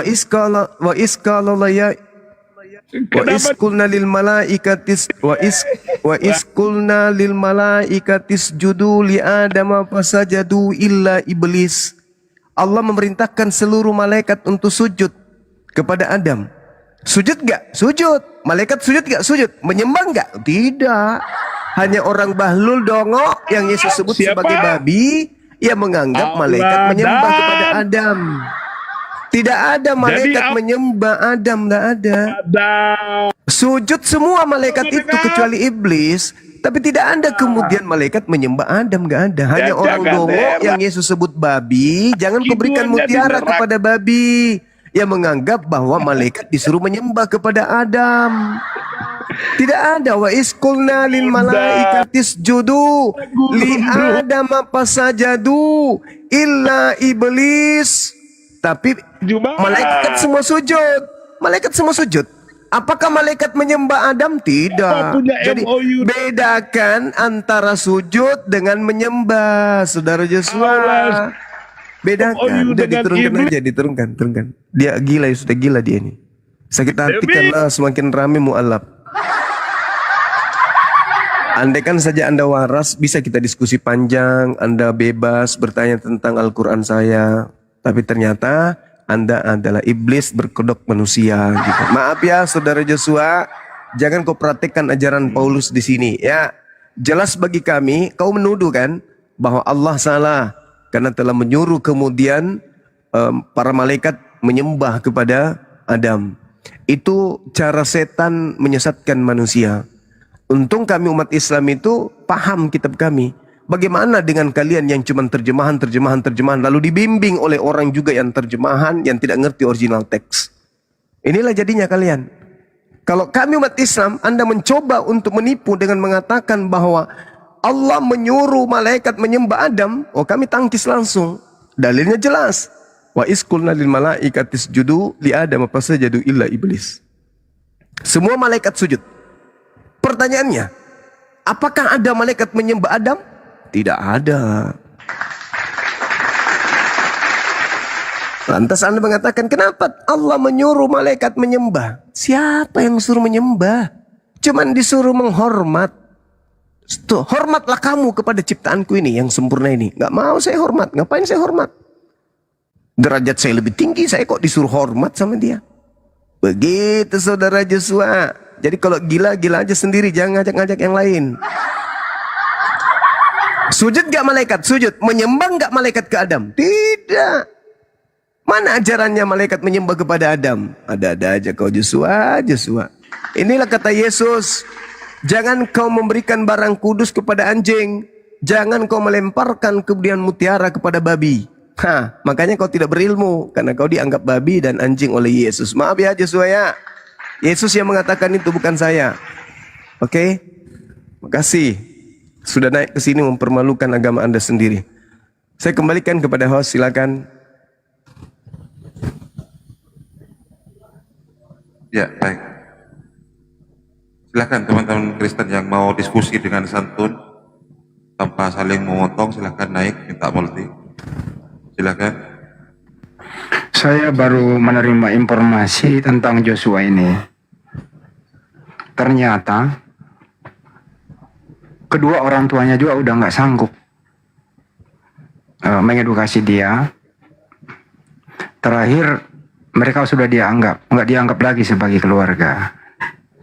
Jadi dia pergi mengembara dan salah sasaran.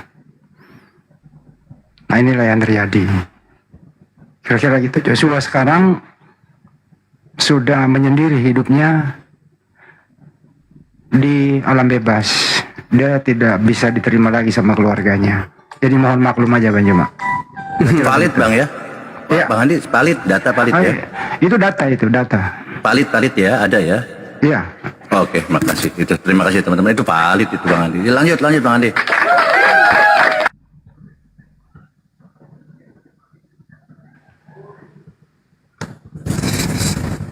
Terakhir dia berobat jalan, dirawat ke psikiater begitu. Terhubung karena masalah biaya dan dokter yang merawat juga udah tidak sanggup. Nah, ini yang terjadi sama Joshua ini tadi. Ya kita maklumi aja lah. Semoga amal ibadahnya tidak diterima, itu aja sih. Ya mbaknya cukup ya datanya. Valid. Jadi sebenarnya kalau yang disampaikan Ustadz Jumat tadi mengatakan bahwa yang disuruh diperintahkan Allah kepada semua malaikat di sana ini adalah bentuk penghormatan, gitu kan, bukan penyembahan, gitu. Karena tapi kalau bicara tentang di Kristen pun demikian, gitu ya. Ketika Yesus, iblis, legion menyembah Yesus, gitu kan. Itu bukan menyembah kepada dia adalah Tuhan, tetapi adalah penghormatan, gitu kan. Kalau di bahasa lain, bahasa apa ya? Kalau bahasa Yunani-nya proskuneo, kalau nggak salah ya, seperti itu. Jadi di dalam Kristen itu ada dua penyembahan, yang dimaksud adalah proskuneo dengan. Tadi dulu, Joshua ngamuk di bawah. Kenapa dia? Ngamuk tadi bawah. Valid padahal data valid loh padahal. Iya. Terus analisa kedua lagi nih, menurut silakan. Sudah berbagai sumber lah ya, bisa dipercaya bahwa sudah berbagai macam obat diberikan kepada Joshua, tidak ada yang mempan. Ada semacam racikan nenek moyang terdahulu, yaitu minyak rem, masako, sama kopi. Itu nggak mempan juga, gitu. Satu lagi Bang Andi. Ternyata Joshua ini lahir prematur. Lahirnya bukan lewat depan tapi lewat belakang. Kata neneknya sih, cucu saya Joshua itu emaknya masuk ke toilet ngeden, kirain mau ternyata dia yang keluar. Salah ngeden. Pada saat bayi palanya kebentur toilet, makanya itu toslet. Tapi Bang Andi nanti bisa di-share ya, ini apa kopi resepnya, mungkin ada yang tadi yang disampaikan. Ada ya, kopi resepnya ada ya? Ada. Jadi waktu dikasih obat tuh supaya dia tenang gitu ya, bisa kembali ke jalannya benar tuh tadi tuh, masako, minyak rem, oli. Kok masako bawa-bawa, jangan dong. Mecin. Masako juga mengharamkan dirinya masuk ke dalam rahimnya, dalam perutnya si Joshua. Ini masako produk yang pemakan babi dari Sonono gitu. Ini masako beda yang kalau ada di Indonesia. Masako yang biasa dia teriak lebih baik kami basi daripada masuk dalam perutnya, perut buaya gitu. Disatukan dengan babi di dalam, dia nggak mau masakonya, protes dia. Ada lagi karena hal ini nggak mempan, dikasih lagi racikan buah-buahan. Pertama itu bukan buah kuldi dicampur sama apa itu yang apa sih itu, bukan mengkudu, apa itu kayak terong kecil gitu loh. Liur naga. Terong kecil itu yang membiak orang mau nabrak tembok ya, apa sih namanya itu? Kecubung. Kecubung. Campur kambing sedikit katanya. Tapi ini Bang Andi jangan cerita-cerita di TikTok atau di tempat lain ya. Ini pribadi kita aja, kita bertiga aja ya. Kita bertiga nggak boleh ya Bang Andi. Ini kan pribadi nih ya. Kasihan. Terakhir racikan katanya mempan nih, dia lagi berguru di hutan, dikasih torpedo itu loh, torpedo babi. Nah, inilah yang ternyata dia suka makan torpedo.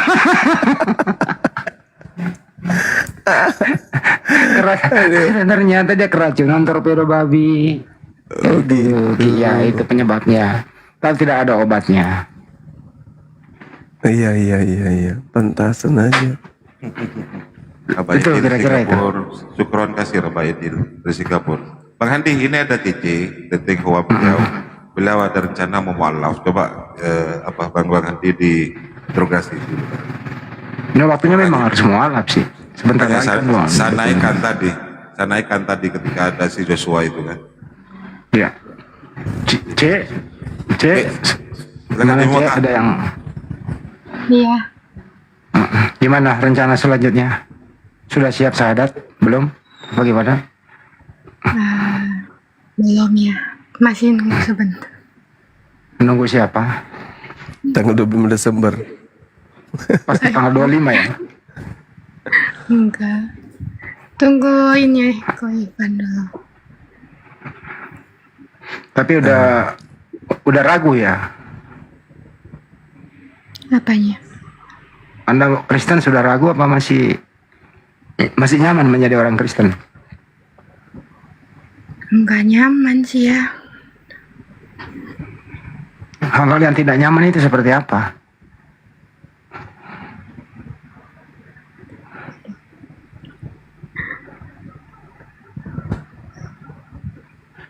Apa yang membuat tidak nyaman? Maaf.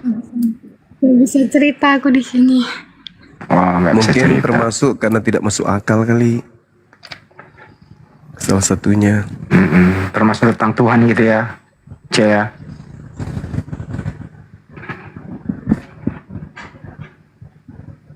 Ya udah dia nggak mau mengungkapkan, mungkin di balik layar aja ya.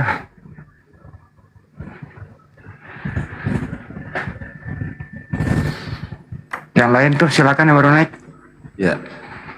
Iko, selamat malam Iko.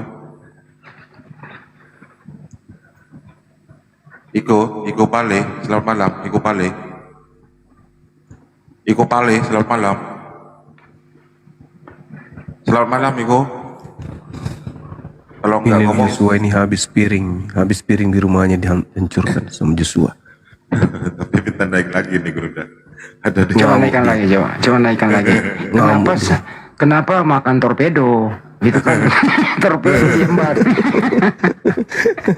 Torpedo. Masya Allah, makasih sahabat. Ya. Dalam Joshua dalam sehari berapa torpedo yang kau makan dalam sehari? Halo, selamat malam. Saya bangga. Kalian tetap penasaran dengan saya.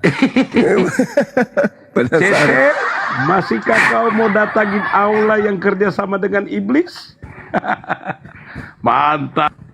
Jangan dibiarkan Ya, biarkan aja. Jangan dibiarkan dia menipu di sini. Ya, setiap dia mau ngomong di mulut aja. Bingung sekarang.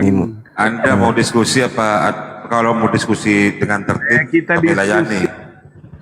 Iya, dua arah tapi dua arah ya tapi ya. Anda harus pakai data. Kalau enggak saya turunin, saya lempar ke neraka kan. Paham? Silakan menghujat sekali lagi. Gimana? Boleh saya tanya? Sepakat Anda akan diskusi dua arah? Iya, boleh saya tanya dulu? Iya, sepakat dulu. Anda mau diskusi sesuai dengan data? Sepakat. Tanpa ada hujatan? Siap. Ya, kalau menghujat satu kali, saya lempar ke neraka. Ya, saya naikkan Anda. Ayo. Nanti saya pakai Ustadz yang bisa matikan api neraka. Silakan. Apa temanya? Ayo. Temanya ayo, temanya. Oke. Temanya tentang apa dulu? Tuhan. Temanya. Ya. Kalahan, ketuhanan. Gimana Gurunda? Mau diladeni ini orang? Ya. Boleh. Silakan. Anda opening statement dulu. Jelaskan Tuhan Anda itu siapa? Apakah pencipta? Namanya siapa? Silakan. Pakai data. Ya, oke. Makasih.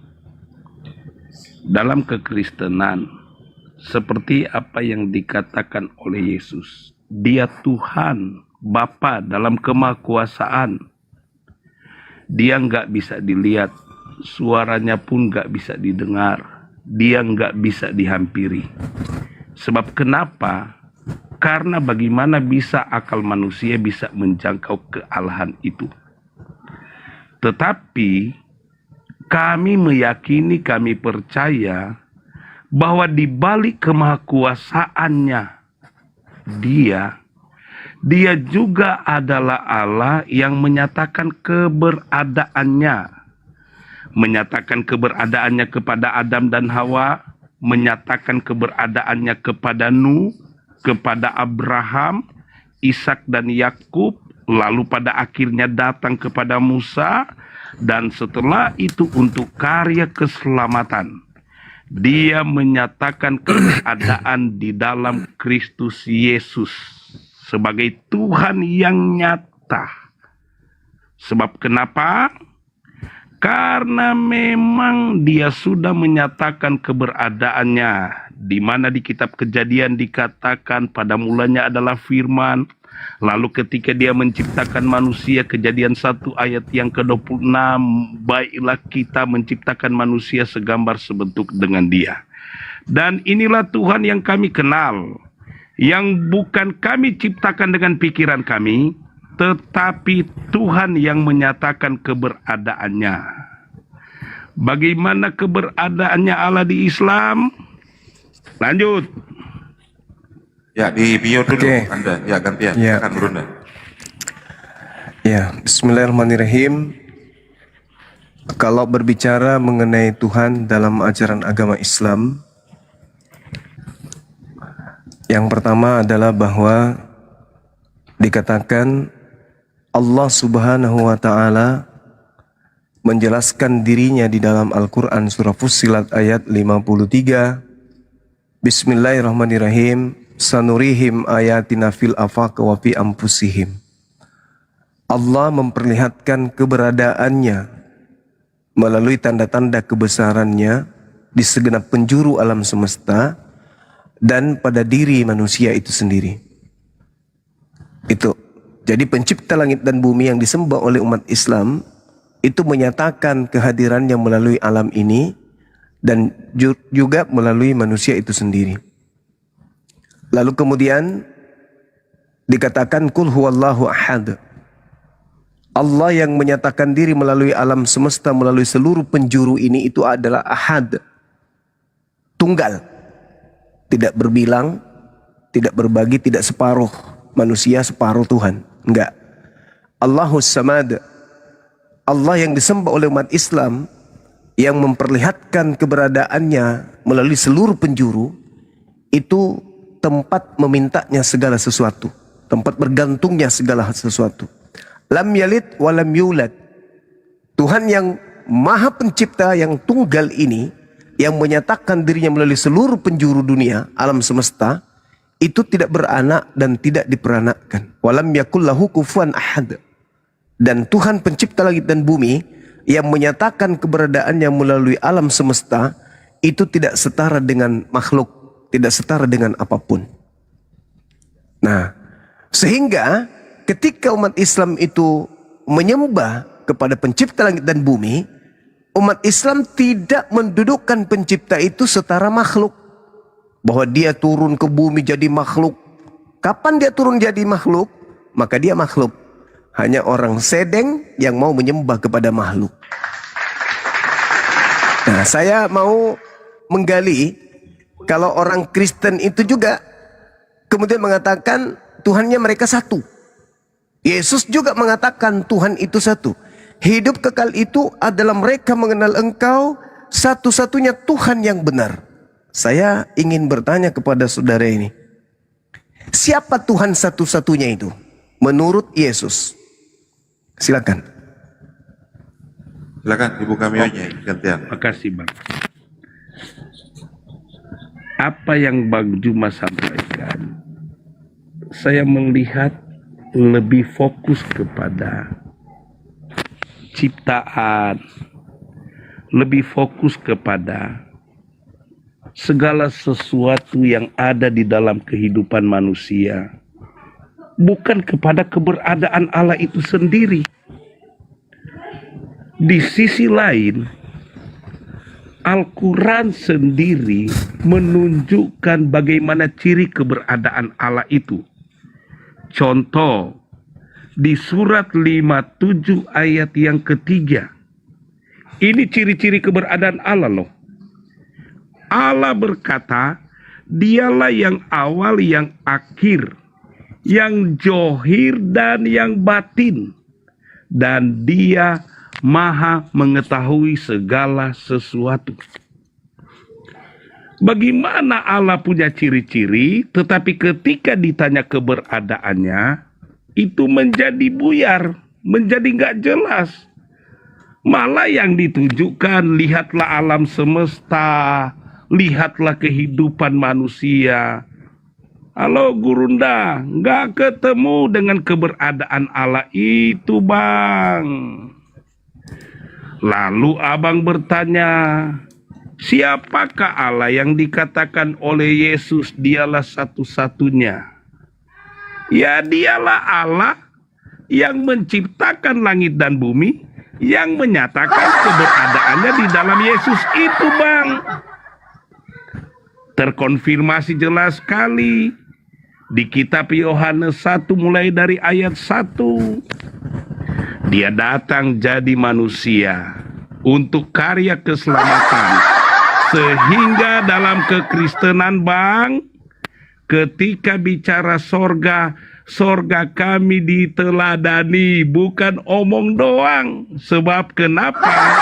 Karena dia memiliki perkataan yang hidup, dan semua apa yang dia sampaikan itu terjadi. Dia memang mati, tapi dia bangkit dan dia naik ke sorga untuk menyiapkan tempat yang Alkitab katakan, Yohanes 3 ayat 16, barang siapa yang percaya kepadanya tidak binasa, melainkan beroleh hidup yang kekal. Bukan masuk di neraka dulu semua, baru diangkat, Bang Juma. Lanjut. Oke, baik. Jadi ketika kemudian Allah Subhanahu wa taala menjelaskan dirinya dalam Al-Qur'an, huwal awwalu wal akhiru waz zahiru wal batin. Nah, ini jelas nih. Ada Anda ungkapkan bahwa Tuhan yang satu itu kemudian menyatakan diri. Zahir dong. Sementara saya mengatakan sanurihim ayatina fil afaq wa fi anfusihim. Kamu menyatakan Tuhanmu hanya melalui satu bayi. Dan bayi itu kukatakan Tuhan juga, berarti dua. Al-Quran mengatakan pencipta alam semesta menyatakan dirinya melalui seluruh penjuru. Ente menyatakan Tuhan lu menyatakan dirinya melalui satu senggok bayi imut. Lucu kan? Lucu. Pencipta langit dan bumi ketika dikatakan awal, berarti dia bukan makhluk. Sedangkan Yesus makhluk. Sedangkan ketika dikatakan sanurihim ayatina fil afaq, Tuhan memperlihatkan keberadaannya melalui tanda-tanda di segenap penjuru. Di segenap penjuru. Kalau you cuman di Yesus. Lucu kan? Lucu. Sementara Yesus tergantung alam semesta. Kalau cuaca dingin, Yesus kedinginan. Cuaca panas, Yesus kepanasan. Nah, sedangkan Tuhan saya menyatakan dirinya melalui alam semesta ini. Tuhanmu menyatakan diri hanya melalui bayi bernama Yesus. Kecil Tuhan kau itu, kecil. Kecil Tuhan kau itu. Kena hujan flu dia. Terlambat makan, kena diare, busung lapar. Lalu kemudian ketika Anda mengatakan Yesus itu adalah Tuhan itu sendiri, Yesus tidak mengajarkan itu kok. Yesus mengatakan hidup kekal itu adalah mereka mengenal engkau, bukan mengenal aku. Aku utusan. Aku utusan. Dan justru orang yang memanggil Yesus Tuhan, kata Yesus, dilemparkan ke neraka. Enyahlah daripadaku Kristen. Kalian semua adalah pembuat kejahatan. Aku tidak mengenal kalian, Kristen. Gitu loh, saudara Joshua. Jadi yang saya pertanyakan di sini adalah Tuhan satu-satunya, bukan menurut kamu, tapi menurut Yesus. Maka cakupan jawabannya harus menurut Yesus. Siapa Tuhan satu-satunya tersebut? Yang diperkenalkan oleh Yesus tersebut. Hakikatnya, pribadinya. Siapa itu? Sedangkan Yesus memperkenalkan dirinya sebagai utusannya. Yang saya tanya, siapa Tuhan satu-satunya itu? Yesus. Oh, Yesus utusan Tuhan, Cak Ayu. Jangan kau nipu, jangan kau pakai jurus Paulus di sini. Yesus itu utusan Tuhan. Yang saya tanya, yang Yesus perkenalkan Tuhan satu-satunya itu siapa? Tadi jawabanmu, ya Yesus. No, itu menurut Kristen, pengikut agama Athena. Yang saya tanya, menurut Yesus Tuhan satu-satunya itu siapa? Kalau menurut Yesus siapa dirinya, itu hanya utusannya Tuhan yang satu-satunya itu. Kemudian, di dalam surat Paulus, 1 Timotius 6 nomor 16, dialah satu-satunya yang tidak tersentuh oleh kematian. Itu siapa itu?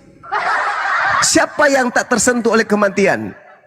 Yang seorang pun tidak pernah melihat dia. Dan manusia memang tidak pernah melihatnya. Tidak dapat melihatnya. Yesus bisa dilihat, bahkan bisa dibunuh.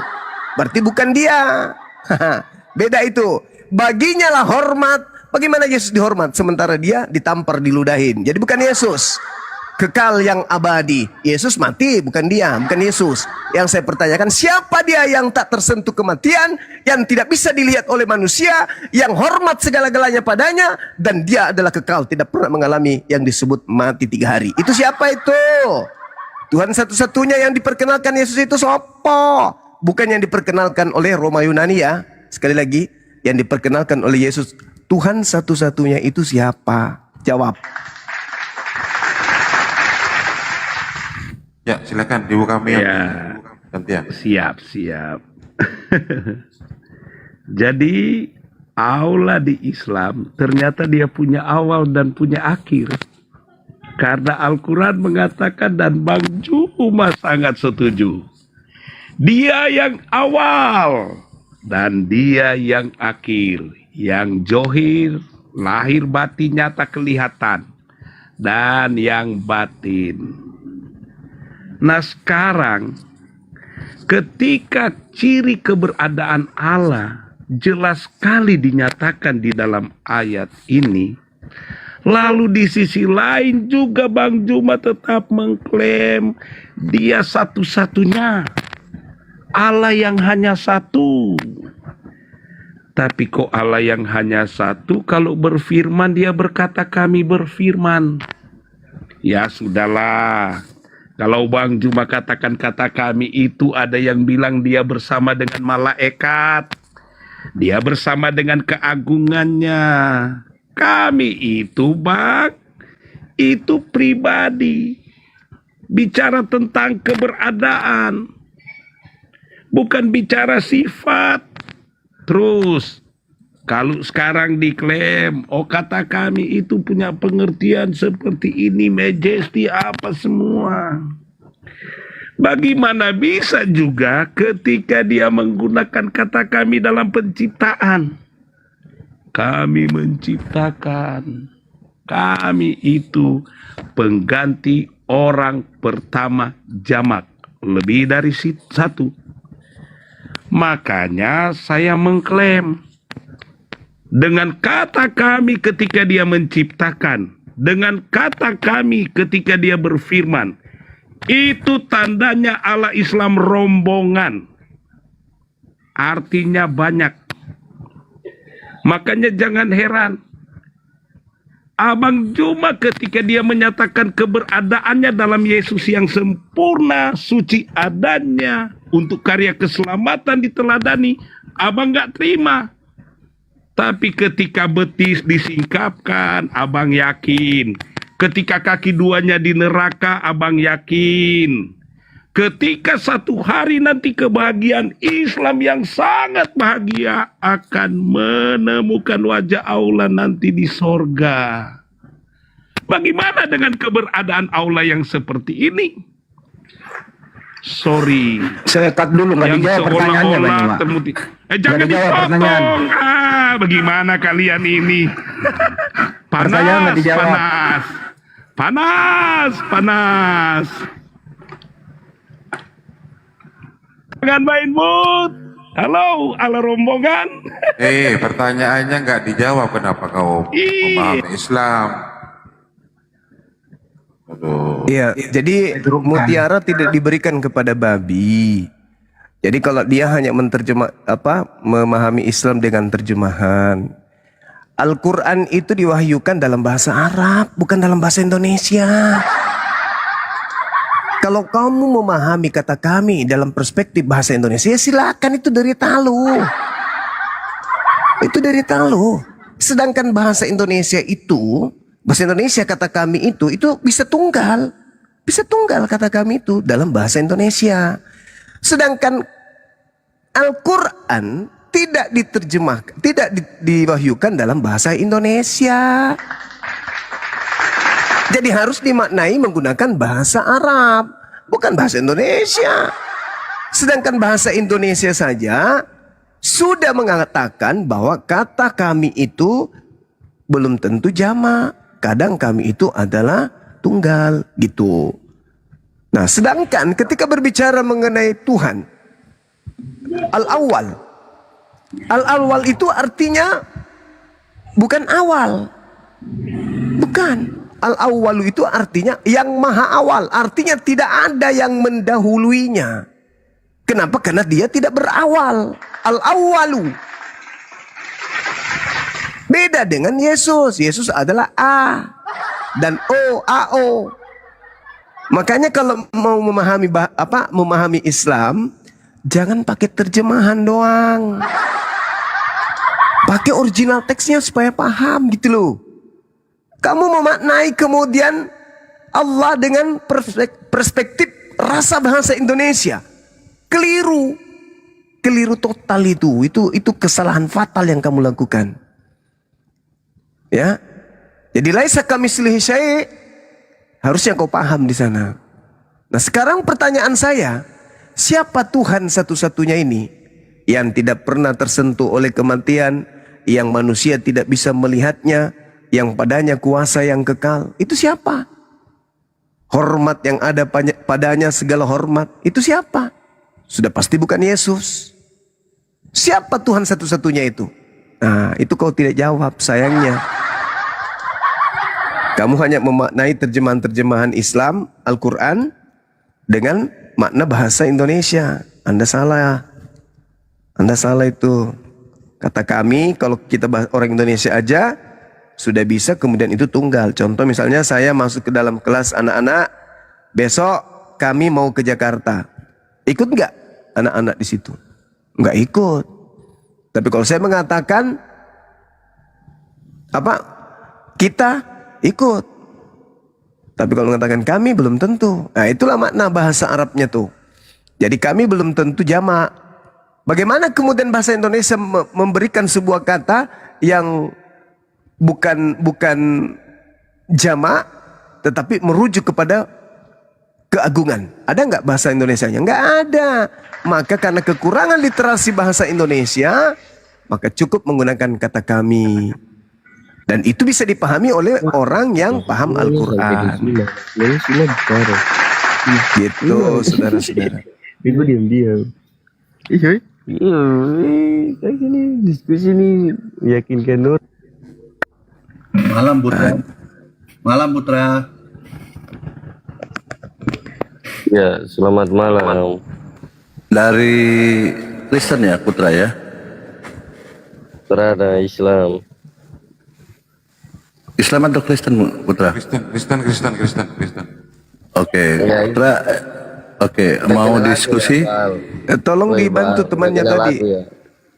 Temannya dibantu. Tuhan satu-satunya yang Yesus perkenalkan itu yang mana?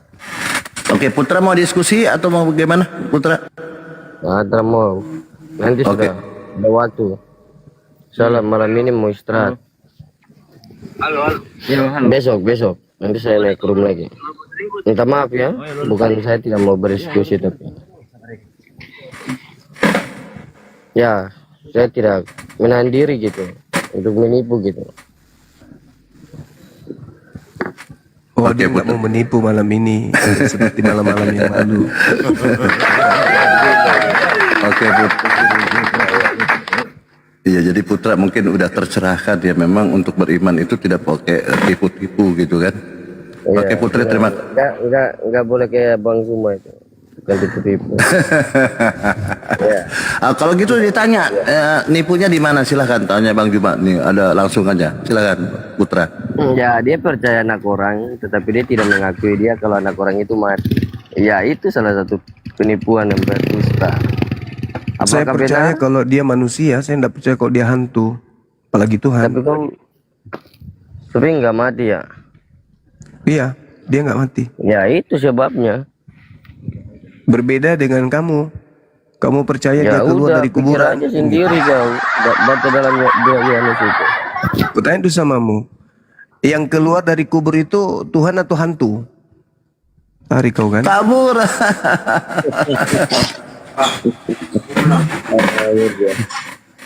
Masya Allah, kabur ya. Bang Juma, kenapa ya? Ini pengalaman ya, saya bertanya aja. Pengalaman yang setiap TikTok, kalau di komal muslim maupun yang komal mereka, kita ketika ditanya Tuhan, mereka ini maaf ya, mencret gitu. Kenapa ya begitu? Muter, paling jawabannya pada mulanya. Dan akhirnya tersesat di Roma. Kenapa muter gitu, nggak bisa menjawab? Silakan Ustaz. Kenapa mereka tidak bisa menjawab? Karena itu tadi, Yesus tidak memberikan mutiara. Tidak diberikan mutiara itu. Makanya begitu keadaannya. Karena mereka tidak memiliki hikmat. Apa hikmat itu? Pengetahuan. Mereka tidak memiliki itu. Sampai pada akhirnya mereka asal-asalan saja.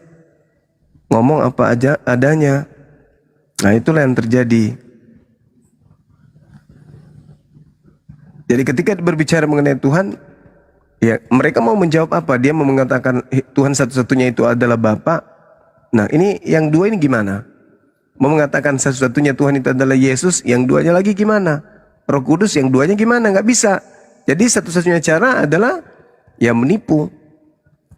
Supaya kemudian kelemahan dari konsep bertuhan mereka itu tidak kita buka secara melebar dan dipahami secara menyeluruh, maka mereka memperdalam pemaknaan sendiri, pemahaman sendiri terhadap terjemahan. Mereka hanya baca terima. Oh, kayaknya begini deh. Oh, begini kayaknya. Oh, mati lagi sudah ini. Mati langka sudah ini kalau dia ini. Padahal dia hanya menggunakan terjemahan.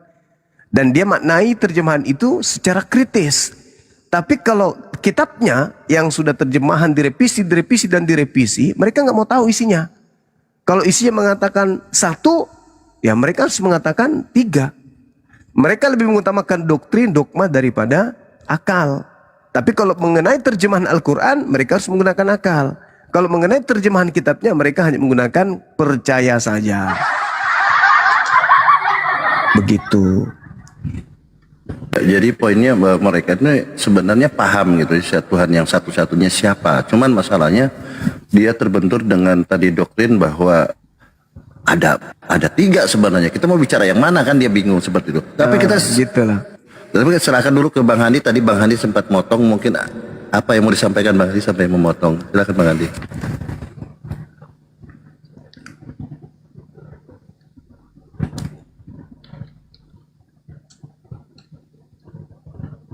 Istirahat mungkin dia.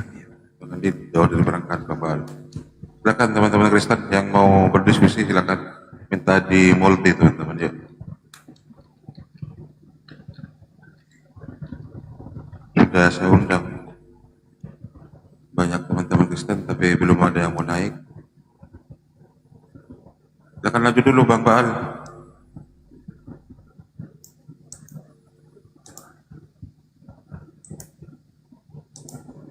Iya, ini kalau kemarin ada diskusi dengan dengan Bang Billy, ada di sana ada Kristen, ada Bang Billy dari Yahudi, kemudian dari Islam gitu. Bang Billy, narasi Bang Billy tidak memperlihatkan ada benturan antara Islam dengan Yahudi tentang Tuhan. Tetapi di sana Bang Billy malah ramai dengan orang Kristen. Padahal orang Kristen itu sendiri mengklaim bahwa Tuhannya mereka sama dengan Tuhan orang Yahudi. Bagaimana menanggapi itu, Bang Juma, bahwa Yahudi sendiri mengatakan bahwa tidak sama katanya, tapi Kristen bilang sama gitu. Gimana Bang Juma? Silakan. Maksudnya sembahan umat Islam dan sembahan mereka itu sama gitu ya? Jadi kalau dari diskusi lintas tiga agama ini, Bang Billy bahwa mengatakan bahwa Tuhan yang disembah oleh Islam ini secara esensinya sama, bahwa dia itu bukan makhluk, bukan apa dan sebagainya kan. Di sana Kristen mengklaim bahwa Tuhannya orang Kristen sama dengan Tuhannya yang disembah orang Yahudi. Yahudi menolak pada saat itu Bang Billy. Oh tidak sama katanya. Nah ini kenapa mereka selalu mengklaim mereka sama Tuhannya yang disembah orang Yahudi dengan Tuhannya orang Kristen? Silahkan Bang Juma.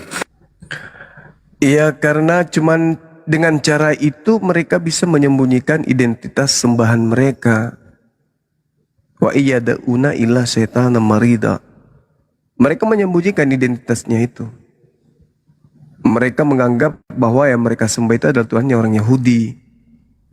Padahal Tuhannya orang Yahudi justru memerintahkan membunuh siapapun yang mengajarkan menyembah kepada ilah lain selain daripada dirinya. Itu tertuang di dalam Ulangan 13 nomor 1 dan seterusnya. Perintahnya bunuh. Kalau ada yang memerintahkan kalian untuk menyembah kepada ilah yang kalian tidak kenal, agnostos theos, bunuh. Itu perintahnya tuh. Diperintahkan kemudian untuk dibunuh. Nah ini yang kemudian saudara Kristen harus paham, bahwa ketika diperhadapkan dengan pertanyaan apakah yang kalian sembah dalam nama Kristus itu Tuhannya Yahudi atau Tuhannya orang-orang Athena, mereka tidak mau jujur. Kalau mereka mengatakan Tuhannya orang Yahudi, adakah Yesus mengajarkan itu? Tidak. Tapi ketika kemudian mereka menolak bahwa Tuhan yang mereka sembah itu adalah Tuhannya orang Athena, dewanya orang Athena, mereka menolak nih. Tapi Paulus yang mengiyakan. Beratnya itu di situ. Bahwa Paulus datang ke orang Athena memperkenalkan dewa agnostos theos yang selama ini mereka sembah secara turun-temurun dalam nama Kristus. Dan itu tertulis dalam Kisah Para Rasul 17. Nah ini, maka berat mereka untuk mengatakan oh tidak sama dengan Tuhan Yahudi. Harus sama, karena kapan lepas dari sana, maka satu-satunya sumber akan terkuak bahwasanya memang mereka berasal dari Roma Yunani. Gitu Bang Baal. Terbiasa ya Bang Juma ini pinter ya. Aku ingin jadi Bang Juma tapi nggak bisa nih. Gimana ya Bang Juma ya? Saya pintar sedikit Bang dari Abang. Tapi, Abang pintar banyak dari saya. Gitu. Alhamdulillah. Gampang kok. Gampang kok. Nah, kita kan selalu ini Bang Putra mau diskusi, Bang Putra. Silakan Bang Putra. Nanti Bang Putra turun lagi. Putra silakan. Ya, sebelum ke Putra, Abang Dah, Guru Daku, Bang Zuma, izin saya mau sharing saja. Kenapa saudara-saudara Kristen ini sebenarnya mengetahui bahwa Yesus itu manusia, tapi pada saat kita membahas Yesus itu manusia, mereka menolak. Dia katakan itu Tuhan. Sebenarnya apa yang mereka inginkan pada waktu berdiskusi dengan kita itu, mereka tidak jujur atau memang mereka beleng-beleng? Silakan Gurunda, itu gimana itu? Di samping itu, di samping beleng-beleng, Al-Quran memang sudah memberikan sinyal kuat. Apa kata Quran? Wa may ya'ashu an zikrir rahman nuqayyid lahu syaitanan fahuwa lahu qarin. Siapa yang berpaling dari pengajaran Allah yang Maha Pengasih, baik itu Torah, Injil, Al-Quran, maka Allah biarkan setan menyesatkannya. Maka mereka bersama selalu dengan setan. Itu Quran yang mengatakan. Barang siapa yang menolak Al-Quran, maka mereka akan selalu bersama dengan setan. Setan akan selalu menemaninya. Makanya kan kita dengar iblis menggocok aku, kan gitu ya. Ada kan? Pendiri agama selalu digocok sama setan. Wa may ya'ashu an zikrir rahman. Nukayyid lahu syaitanan fahuwa lahu qarin. As-Sukruf ayat 36. Siapa yang kemudian berpaling dari pengajaran Nabi Muhammad, berpaling dari pengajaran Allah yang Maha Pengasih dengan mewahyukan Al-Quran, maka Allah biarkan setan menyesatkan orang tersebut, dan setan akan selalu menemani orang tersebut. Nah, inilah yang terjadi. Karena mereka bersama dengan setan, maka tidak bisa kemudian mereka sampai kepada kebenaran Tuhan itu bukan manusia. Sehingga manusia pun mereka tuhankan. Sudah dikatakan ini manusia. Kristus adalah manusia yang diurapi, masih juga dipelintir. Karena mengapa? Iblis menyertai mereka.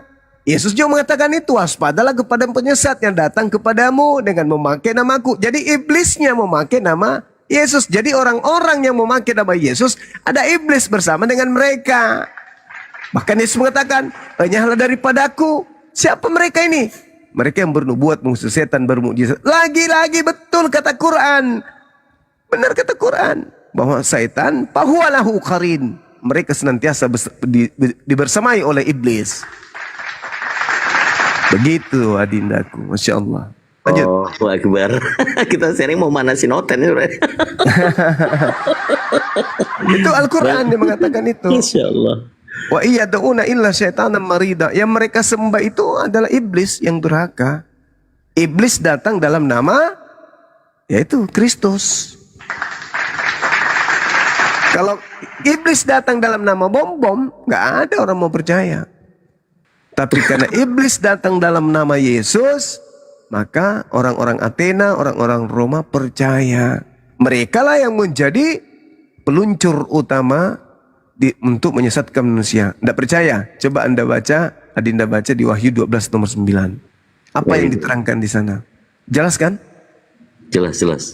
Dan naga besar itu si ular tua yang disebut iblis atau setan, yang menyesatkan seluruh apa? Seluruh aikomene, seluruh perkumpulan yang ada di gereja Kaisaran Romawi. Dilemparkan ke bawah. Dilemparkan ke bawah. Dilemparkan kemana? Ke Roma. Itu jelas itu. Bersama-sama dengan para malaikat-malaikatnya. Jadi mereka harus mengakui itu. Bahwa iblis dilemparkan ke gereja-gereja. Berdasarkan Wahyu 12 nomor 9. Gereja yang mana? Ya Akumene, perkumpulan gereja Kaisaran Romawi sedunia bahkan. Naga besar itu si ular tua yang disebut iblis atau setan, yang menyesatkan seluruh Akumene. Seluruh gereja-gereja dilemparkan ke bawah. Ia dilemparkan ke tanah, ke bumi bersama-sama dengan malaikat-malaikatnya. Itu gampang kok. Data valid ya? Valid. Oh, Masya Allah. Putra, silahkan ditanggapi Putra. Mungkin Bang Juma salah, silahkan dikoreksi. Silahkan. Enggak, aku heran lihat si Juma.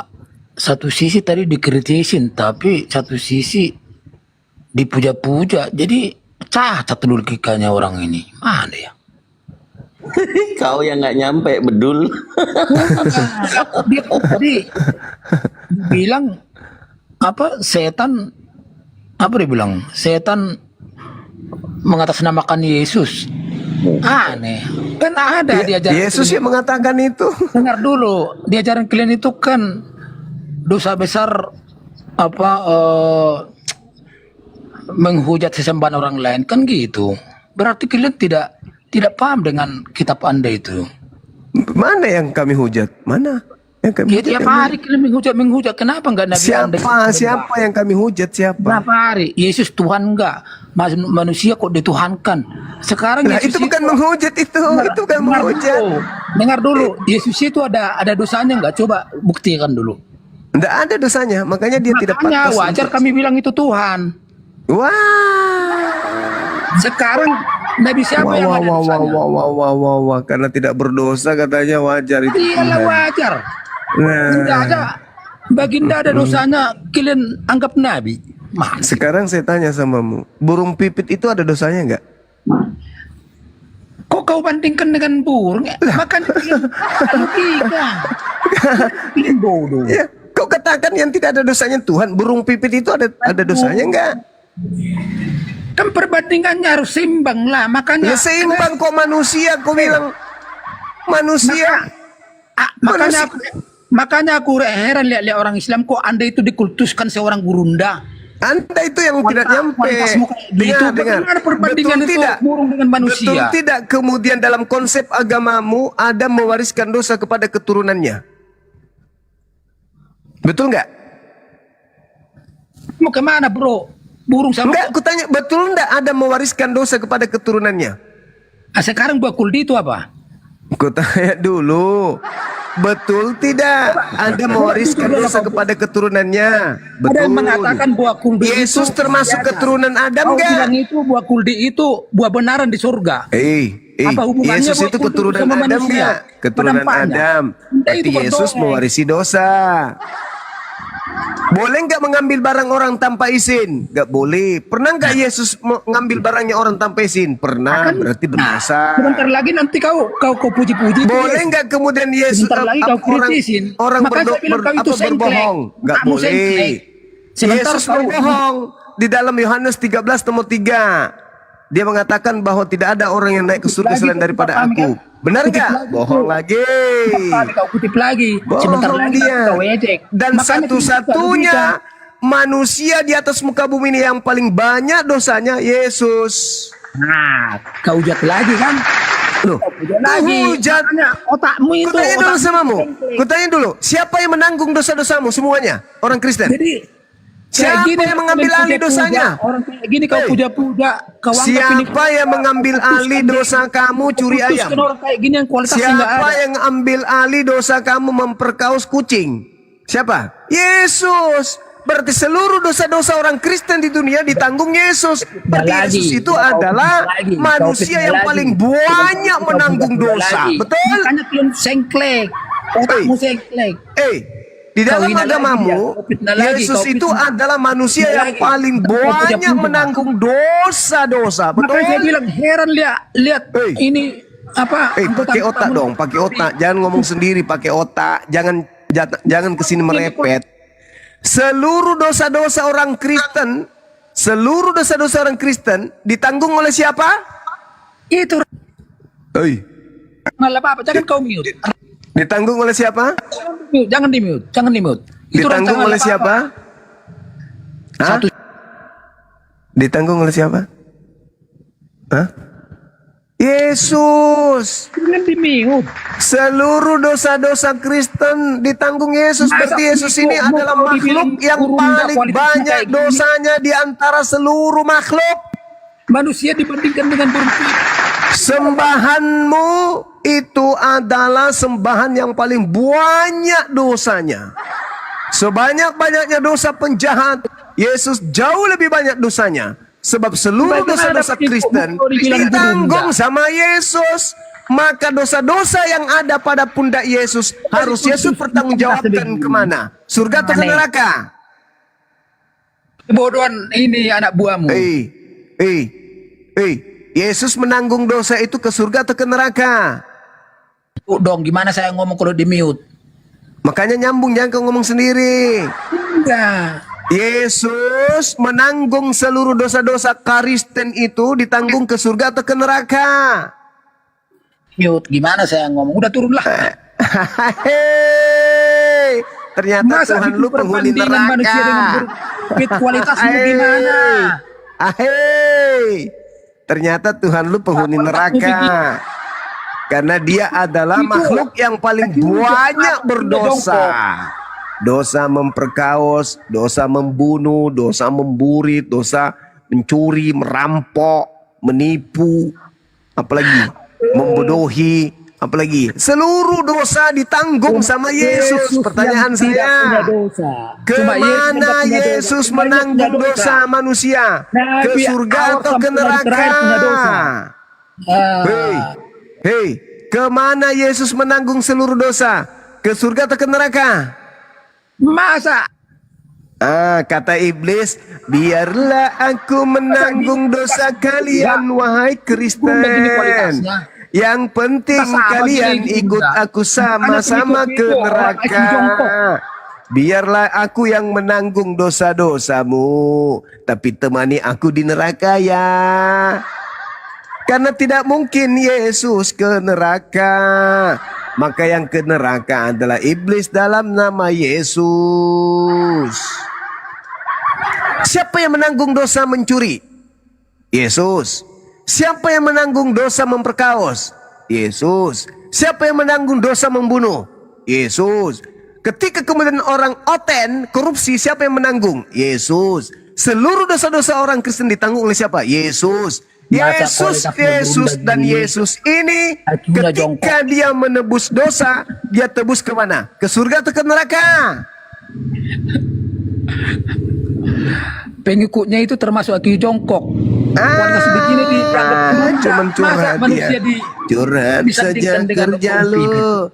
Oten kalau tidak salah tafsir terjemahan Quran, pasti dia tafsir kitabnya sendiri.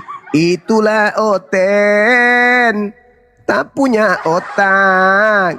Yesus bilang ke Yahudi, jangan kau berikan Oten barang-barang kudus dan mutiara.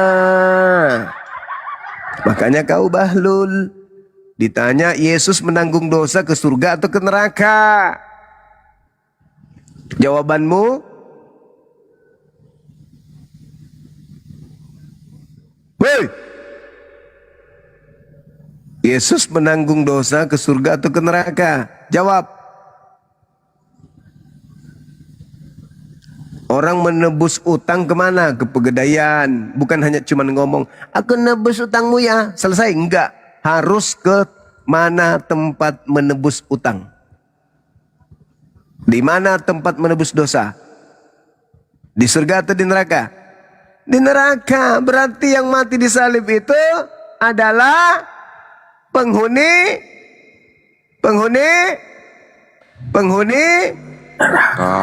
neraka. Siapa penghuni neraka itu? Kamu kualitasmu begitu. Siapa penghuni neraka itu? Pipit. Yesus asli atau Yesus palsu? Kamu bangga banget kau dibilang gurunda, tapi kualitasnya begitu. Curhat Manusia aja kau sandingkan terus. dengan burung pipit. Bagaimana intelekmu? Lah kalau Tuhan dibandingkan Tapi kau dengan manusia dipuja-puja boleh? orang ini, makanya pemujanya itu orang-orang IQ jongkok itu. Kamu tidak mau manusia dibandingkan dengan burung pipit, tapi Tuhan kau bandingkan dengan makhluk terkutuk, boleh? Perbandingan itu harus seimbang. Apa seimbangnya Tuhan dengan manusia, kucelok? Sekarang kalau Tuhan saya kau bandingkan dengan kodok binatang. Pintar mana kamu sama kodok? Mau kau Tuhan dibandingkan sama dibandingkan kodok? dengan binatang. Yesus kau bandingkan dengan binatang. Manusia kau bandingkan dengan manusia. Itu baru pas. Bagaimana kualitas gurunda Yesus kayak manusia gini? kau bandingkan dengan Dibandingkan domba. manusia dengan burung pipit. Disaksikan 1.800 orang ini. Begini kualitasnya gurunda. Malu dong. Masih bagus burung pipit daripada babi. Yesus katakan begitu. Jangan kau lemparkan mutiara kepada babi. Babi yang dimaksud di sini babi asli atau Kristen? Penontonnya begini. Apa kualitasnya gini gurunda? Yesus menganggap babi itu babi asli atau Kristen. Jangan kau lemparkan mutiara keluar kepada aslinya. babi Nanti asli dari Ragunan keluar atau semua. kepada Kristen. Pertanyaan lo. Jangan kau lemparkan mutiara kepada babi. Babi asli atau babi Kristen yang dimaksud? Kau curhat aja terus kerjamu kau. Kurangi minum ketuban kuda. Kebanyakan curhat kau itu, bukan diskusi. Jangan kau lemparkan mutiara kepada babi. Babi asli atau Kristen yang dimaksud babi di situ? Kemana kau taruh mukamu 1.800 menonton kamu kualitasmu begitu? Itu bro. aja terus. Manusia kau Itu bandingkan aja dengan terus. pipit. Kemana? Itu aja terus. Akiumu. Yesus membandingkan kau yang manusia dengan babi. Hanya kamu Matius 7 nomor 6. Yesus membandingkan orang berkualitas itu.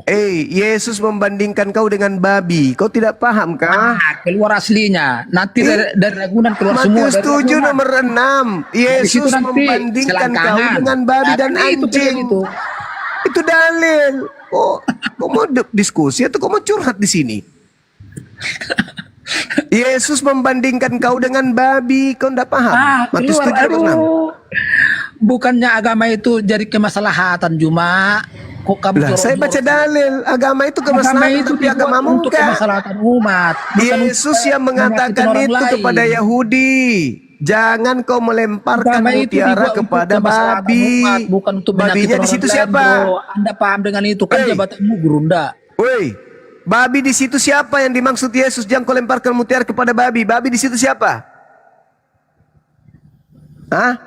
Yesus membandingkan manusia siapa dengan babi di situ? Woi, babi. Sorry. Hei, babi. Astagfirullah, sorry. Yesus membandingkan babi di situ dengan siapa? Jawab babi. Salah, sorry. Predikamu Gurunda, tapi tata keramamu ngomong nggak benar. Yesus membandingkan babi di situ dengan siapa? Bagaimana Gurunda jabatan Gurunda gitu? Coba. Hei, Buang aja itu jabatanmu Gurunda. Yesus membandingkan manusia siapa di situ Gurunda dengan apa kayak babi? gitu kualitasnya berbicara. Babi, jawab dulu. Babi. Astagfirullahaladzim. Ini mulut saya bilang babi sih. Matius 7 nomor 6 kata Yesus, jangan kau melemparkan mutiara kepada babi. Babi yang dimaksud di situ siapa? Babi. Astagfirullahaladzim. Babi. Astagfirullahaladzim. Memang inilah ajaranmu ya. Kepepet. Aku tidak pernah mau Kepepet. Nggak boleh memanggil orang dengan panggilan babi. Makanya saya tanya sama kawan, babi. Nggak boleh sebenarnya orang itu manggil orang dengan binatang babi. Babi, tidak boleh orang memanggil manusia dengan panggilan babi. Nggak boleh babi. Kau paham situ babi? Aduh, kok saya jadi lata malam ini ya? Astagfirullahaladzim. Padahal saya cuma mau bertanya, Matius 7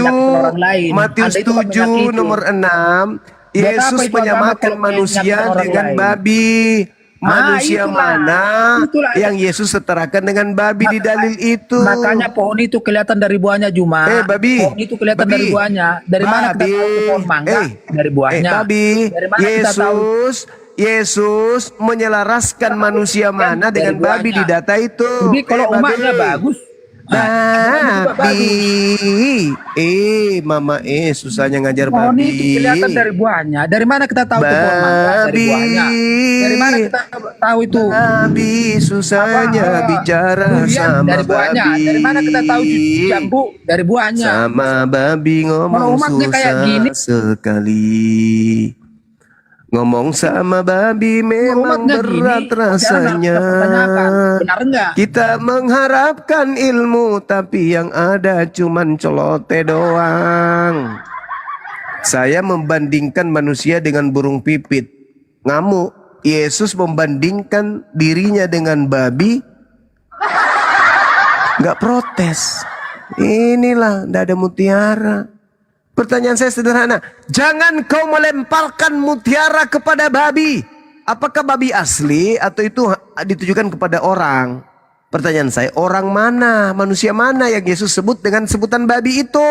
Koclok. Dasar pemakan babi.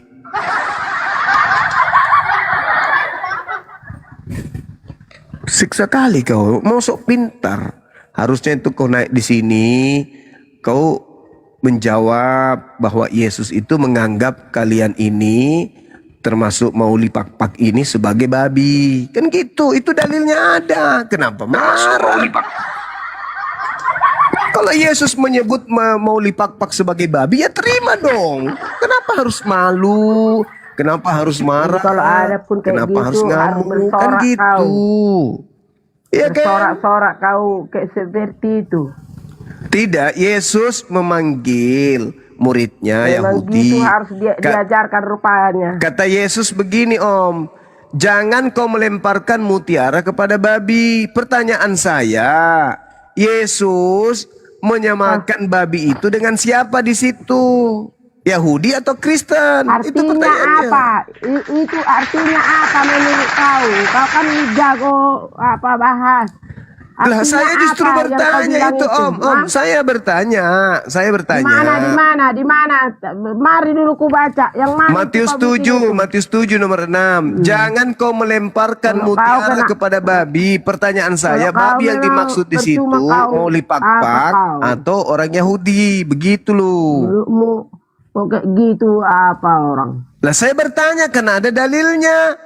Apa sih ini? Ayat Jangan apa? kau- Ayat berapa? Jangan kau memberikan barang Ayat kudus berapa? kepada anjing. Ayat Dan jangan kau berapa? melemparkan mutiara kepada babi. Matius 7 ayat berapa? Ah itu setuju. Ayat berapa? Ya itu Matius 7. Jangan kau melemparkan mutiara Kamu kepada Matius 7 itu babi. panjang loh, panjang. Iya itu dia Matius 7. Matius 7. Matius 7, jangan melemparkan babi kepada mutiara. Salah. Tapi kau tiap hari baca. Salah. Jangan melemparkan babi kepada mutiara. Astagfirullah. Jangan melemparkan mutiara kepada babi. Nah, itu yang dimaksud babi di situ Kristen atau Yahudi? Yang apa ke ini? Tengok apa cuma. Waspadalah terhadap nabi-nabi palsu. Kaulah itu nabi palsu itu. Bukan itu, bukan Termasuk itu. kau di sini nabi palsu. Bukan itu.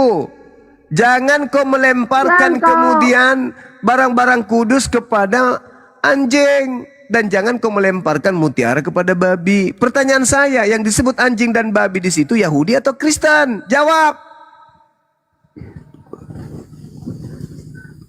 Ayat berapa biar ku baca dulu. Matius 7, Cak Kangkung. Yesus itu mengatakan. Matius 7. Matius 7 itu panjang. Matius 7 dibilang. Matius 7 ayat 7 begitu. Matius 7 tanggal 25 Desember. Susah kali lah orang ini. Pau juga kau. Matius 7 tanggal 25 Desember. Astaga Maula. Susah kali kau. Juma. Tunggu ku baca ya semua Juma ya. Ya baca Ini lah. Matius 7 ini panjang ini Juma. Di Matius 7-nya aja, Bu. Nggak usah baca semua. Matius 7 aja. Walaupun ada tertulis di sini, nggak usah kau pala berkuak-kuak seperti Pertanyaannya itu. Baca sederhana, dengan Ibu. bagus. Nggak boleh Yang kayak dimaksud gitu Yesus berkuak-kuak anjing kau. dan babi di Yesus situ itu Yahudi atau mengajarkan. Kristen? Yesus itu kan mengatakan seperti jangan kau mutiara, maksudnya jangan kau apa namanya ini kepada manusia yang tidak mau menerima ngomong perkataannya. apa ini? Ngomong apa? Pertanyaan saya, Jangan Yesus kamu mengakui Yesus itu. menyebut Dengar, ini anjing dan babi di Matius situ 7 ya, sebagai ini Yahudi Matius atau 7, Kristen? Matius 7 gini Juma biar ku baca. Jangan kamu menghakimi supaya kamu tidak dihakimi. Karena Bukan dengan penghakiman yang kamu pakai. Bukan itu, Matius 7. Matius 7. Iya, ini Matius 7. Di situ Jangan mengatakan, kamu menghakimi jangan supaya kamu kamu memberikan tidak barang-barang dihakimi. kudus kepada anjing, Karena dengan dan jangan penghakiman kau yang melemparkan kamu mutiara kepada babi. Iya, Pertanyaan iya. saya, anjing dan babi Dengan di situ menghakimi, itu dengan gelar dulu yang diberikan gimana? Yesus kepada orang Yahudi atau kepada orang Kristen? Tunggu Jawab. biar ku baca dulu. Kenapa dibilang Yesus itu gara-gara apa? Kan begitu. Harus kau tahu jalannya. Kenapa? Gara-gara Yesus itu arisannya nggak mengatakan itu. naik-naik. Karena dengan penghakiman yang kamu pakai untuk menghakimi, kamu akan dihakimi dan ukuran yang kamu pakai untuk mengukur. Kitab sendiri akan sudah bahasa diukurkan Indonesia, kepadamu. masih juga belum Apakah tahu. engkau melihat selumber di mata saudaramu, sedangkan balok di dalam matamu tidak engkau Kayak anak TK. itu kau ini B, mah kau itu A, matamu B, melihat I, ingat B, seperti yang bilang ini kan kau hakimi orang babi. Kristen tetapi di matamu nggak kau perhatikan seperti apa. Kau sambalu. teroris, kau teroris, kau tapi mata orang kau perhatikan. Sambalu. Pertanyaannya, siapa yang dimaksud Yesus dengan sebutan anjing dan babi di situ? Yahudi atau Kristen? Itu aja kok repot. Kau melihat kan mata orang yang Kok mata pula kau bahas, kok matamu suwe, bukan mata dibahas di sini. Sama seperti yang dibilang Yesus. Yesus berkata, jangan kau memberikan barang kudus kepada anjing. dan jangan kau melemparkan mutiara kepada babi. Pertanyaan saya, yang Yesus maksud anjing dan babi di situ itu siapa? Hah? Astaghfirullahaladzim, ya Allah ya Karim. Bu, yang Yesus maksud anjing dan babi di situ siapa? Yahudi atau Kristen? Bu, Kelakuan kalian. Bertahu kok kelakuan? Kau selalu melihat bagaimana Kristen itu, tetapi matamu yang kok mata dibahasnya ini? Kau umbar-umbar di apa ini? Ini ucapan Yesus yang sedang kita kaji, Bu. Kau selalu memandang Kristen itu kecil. Padahal kau lagi lebih apa? Yesus berkata di Matius 7 itu. Iya, memang Yesus, makanya dibilang Yesus itu, kenapa kau kasih mutiara kepada apa? Ini sama kayak kau nih. Babi dan anjing di situ ditujukan Yesus kepada orang Yahudi atau kepada orang Kristen. Di mata saudaramu, sedangkan balok di dalam matamu tidak engkau ketahui. Balok mata terus. Bagaimanakah engkau dapat berkata kepada mata terus dibahas ini. Matamu mengeluarkan selumbar itu dari matamu. Orang bayi keluar dari rahim ibunya kok dibilang Tuhan matamu rusak. Di dalam matamu. Hai orang mata lagi. Ini termasuk kau di sini ini, termasuk kau di sini perkataan Yesus ini. Nenekmu kiper. Termasuk kau di sini. Pertanyaan saya, ketika Yesus berkata kepada muridnya, jangan kau memberikan barang kudus kepada anjing dan jangan kau melemparkan mutiara kepada babi. Pertanyaannya, yang Yesus katakan anjing dan babi di situ Yahudi atau Kristen? Islam belum ada di situ. Aneh-aneh aja orang ini. Woi, lame-lame, jawab. Bu Mauli, bisa diskusi apa enggak Bu Mauli? Aduh. Inilah kalau hantu tua penunggu pohon cempedak begini gaya diskusinya. Tanya baik-baik malah mengamuk. Pertanyaan sederhana loh.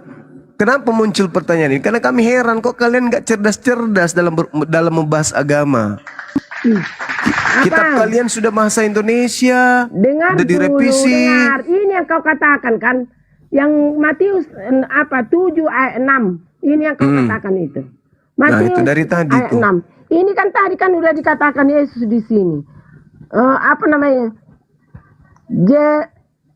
Jelas untuk mengeluarkan selumbar itu dari mata saudaramu. Mata lagi. Ya kan? Jangan kamu memberikan barang yang kudus. Maksudnya, jangan, ini kata Yesus ini ya. Jangan kamu memberikan barang yang kudus kepada anjing. Dan jangan kamu melemparkan mutiaramu kepada babi. Supaya jangan diinjak-injak dengan kakinya. Pertanyaannya, yang Yesus anggapnya anjing dan babi di situ, Yahudi atau Kristen? Dengar dulu. Di sini nggak ada dikatakan untuk Kristen. Ya pasti untuk orang itu, Bu. Itu untuk orang yang ada masa itu. Ya, untuk manusia. Itu untuk manusia yang ada pada masa itu. Artinya di sini. Pertanyaan saya, orang yang dimaksud di sana Kristen atau Yahudi yang disebut anjing dan babi di situ, Ibu? Makanya lari agamamu, biar mampus kau. Gak tahu kau arti apa arti ini. Hal yang kudus dan berharga. Bahwa yang kudus itu berharga. Jangan kau kasih supaya kau jangan diinjak. Maksudnya begini kan. Iya, yang dimaksud anjing dan babi di situ siapa? Arti ayat ini. Yang dimaksud Yesus anjing dan babi di situ Yahudi atau Kristen? Kurasa pusing apa? Gila kurasa kau. Artinya Bapak ini, ayat ini, jangan kamu memberikan barang yang kudus kepada anjing. Iya, anjing yang dimaksud di situ siapa? Yahudi atau Kristen? Kepada babi.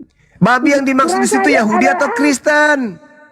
Artinya ini menurutmu kau kan pandai agama. Artinya ini apa menurutmu? Arti ayat ini apa maksudmu? Masalang janda pirang. Itu Tanya pertanyaan dulu kau. saya. Arti ayat ini mengenai apa menurut kau? Kau Saya pandai bertanya, apa agama? siapa yang dimaksud Yesus di sana sebagai Ini anjing kan dan babi? dikatakan kudus kepada anjing. Jangan kau kasih apanya, maksudnya begini Apanya, loh, neneknya? Dengar dulu apa namanya? Apanya namanya? Kau artinya ini panjang loh cuma maksudnya begini. Masuk Jangan lagi. kau kasih dirimu kepada anjing yang kudus. Kita kan kudus. Garumbang lama rupa. Jangan kau keserahkan dirimu kepada Janda anjing. pirang, Itu yang saya artinya ini. tanya, yang Yesus sebut babi dan anjing di situ siapa? Yahudi atau Di Kristen? sini nggak dikatakan loh cuma untuk Kristen aja, ini tuh semua manusia ayatnya ini cuma. Mana ada? Ada aja nih penipu, sudah tua penipu. Jangan begitu, Bu. Jangan gitu, jangan gitu. Jangan begitu, jangan menyesatkan begitu, Bu. Tidak boleh. Jangan menyesatkan, tidak boleh. Yesus menasihati muridnya agar tidak melemparkan barang kudus kepada anjing dan tidak melemparkan kemudian mutiara kepada bilang babi. aja, aku paling bilang aja cuma kayak gini. Aku melihat kalian itu semua. Gak peduli aku, lebih jago aku, itu pikiranmu. Di sini Maka pertanyaannya saya, yang dimaksud Yesus dengan gelar babi dan anjing di situ, yang tidak boleh dikasih mutiara oleh muridnya pada saat itu orang Yahudi atau orang Kristen, Di Bu? mata orang kau tahu, di mata orang. Mata lagi, mata terus. Mata terus, kau pandang, diulang-ulang terus, tidak ada yang bahas mata. Kau nggak kau perhatikan, selalu kau Mata menyalahkan terus. Kristen. Itu dulu, yang teroris itu siapa? Yang teroris Ibu, siapa? yang saya tanya, Ini dulu, ini, sama ini ayat ini. Yang saya tanya, Matius Yesus saat itu melarang muridnya memberikan mutiara dan juga barang kudus kepada anjing dan babi.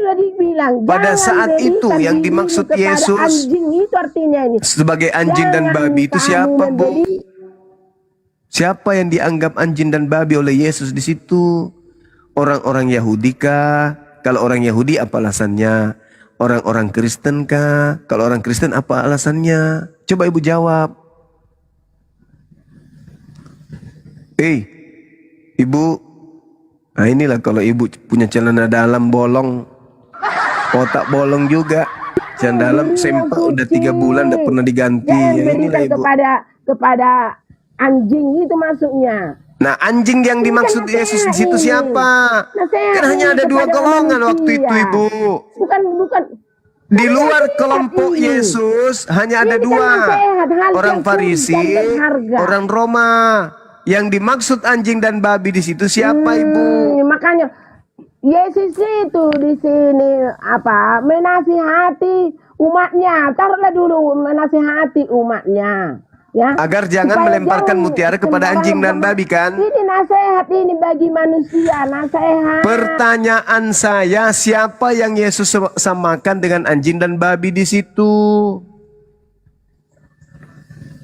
Orang Farisi atau orang Roma? Baca Alkitab itu, kau renungkan dulu. Ini arti ini apa? Harus begitu, bukan asal dibaca. Justru saya bertanya supaya saya bisa ngerti. Saya bertanya supaya saya bisa ngerti. Dengar dulu, di sini juga dibilangnya jangan kamu menghakimi. Kau ini kan sekarang menghakimi orang Kristen. Saya sedang bertanya, bedu. Saya lagi bertanya. Makanya dibilang Yesus di sini, hal yang kudus dan berharga. Ini nasihat ini untuk umat Kristen. Enggak usah pengikut kau. Nasihat ini untuk Kristen. Kenapa pula Kristen di situ? Hei, ini penyesat juga ini orang tua ini. Kresek, kau yang kresek. Ini kan dasar penyesat orang tua bangka, makan babi, makan bedah. Aku bertanya, malah Kristen masuk di situ. Saya bertanya, Saya bertanya, mau iblis betina, mau iblis jantan, sama aja putra, sama aja. Namanya iblis, sama-sama iblis. Kayak cewek kau. Paham kau? Ibu kau lawan. Gak ada ibu-ibu, gak ada bapak-bapak. Kalau iblis ya iblis. Malu kau Pertanyaan saya, yang dimaksud Masa Yesus ibu di kau situ lawan, anjing gak dan malu kau. kau itu yang nggak malu. Harusnya kau bantu jawab.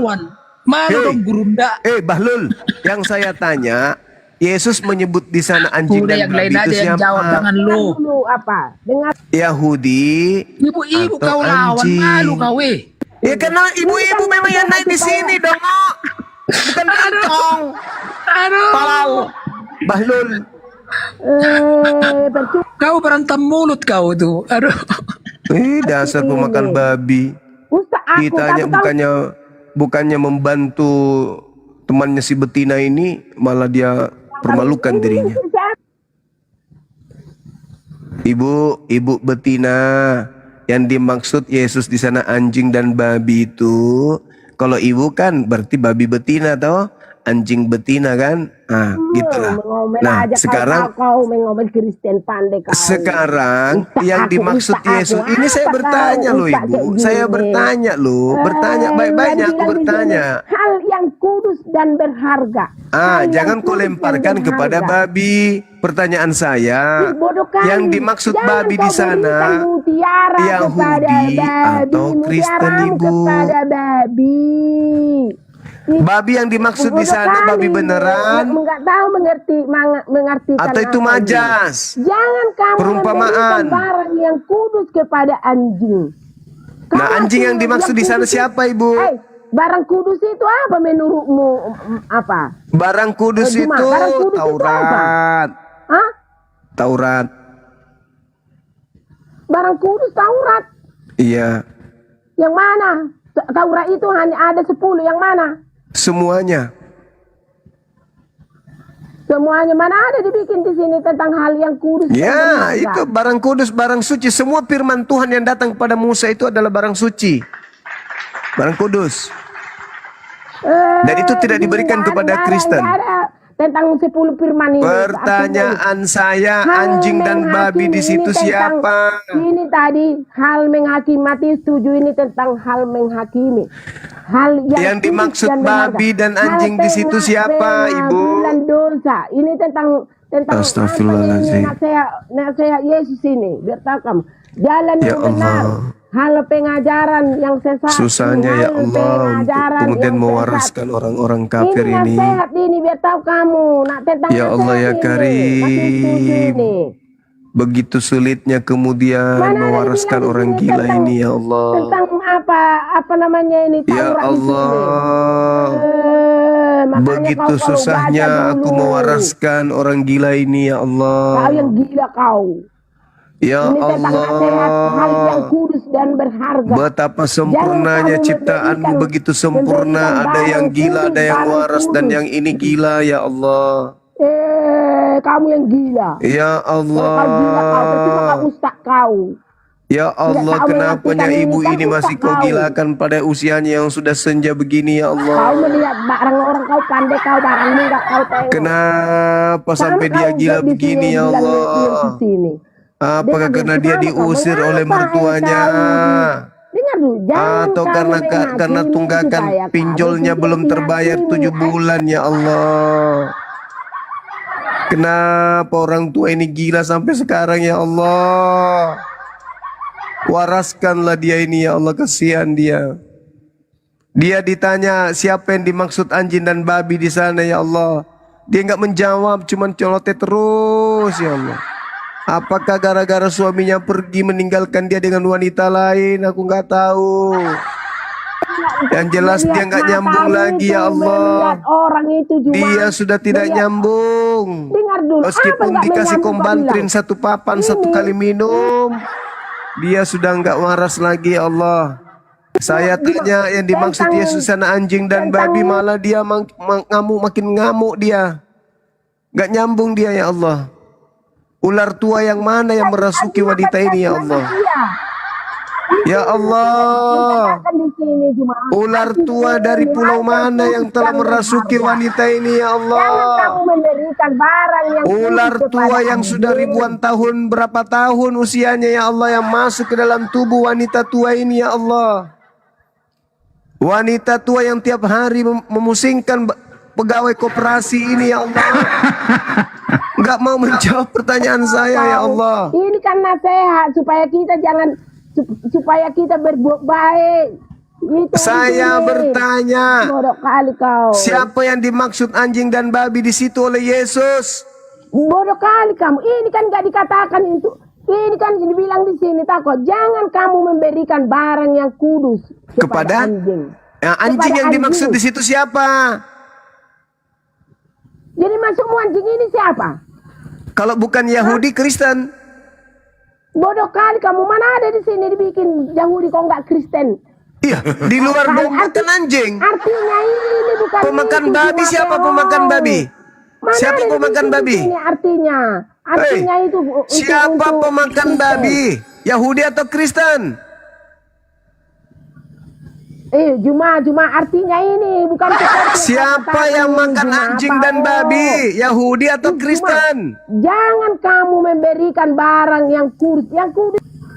Yang kudus kepada siapa? Kepada anjing. Apa? Mutiara Kudus kepada itu babi apa? jangan. Pertanyaan saya, siapa yang makan anjing dan babi? Yahudi atau Kristen? Si Juma ini kalau menjepitkan orang Kristen itu paling pandai kali. Ini nasihat Ya ini kepada umat Kristen. Allah. Nasihat ini kepada umat Andaikan Kristen. saja bisa kau cabut aja nyawanya ibu ini, ya Allah, tidak ada gunanya hidup. Copot aja semua giginya ya Allah, percuma. Tulikan aja kupingnya ya Allah. Ditanya nggak mau menjawab. Kenapa nggak dijawab kau bilang? Ya Allah, sumbatlah anusnya ibu ini selama 3 bulan biar dia merasakan betapa sulitnya orang belajar, tetapi dia menggampangkan kemudian perbodoh diri sendiri ya Allah. Ini untuk siapa? Untuk Ya Kristen lah dia Allah, menasihatin. tutup Ajarannya anusnya ibu itu ini selama 3 bulan.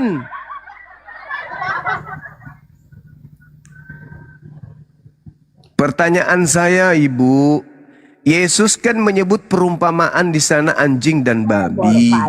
Pasti ada oknum yang dimaksud, ada kelompok yang dimaksud itu, Ibu. Pertanyaan saya, kelompok yang dimaksud anjing dan babi di situ siapa? Yahudi atau Romawi?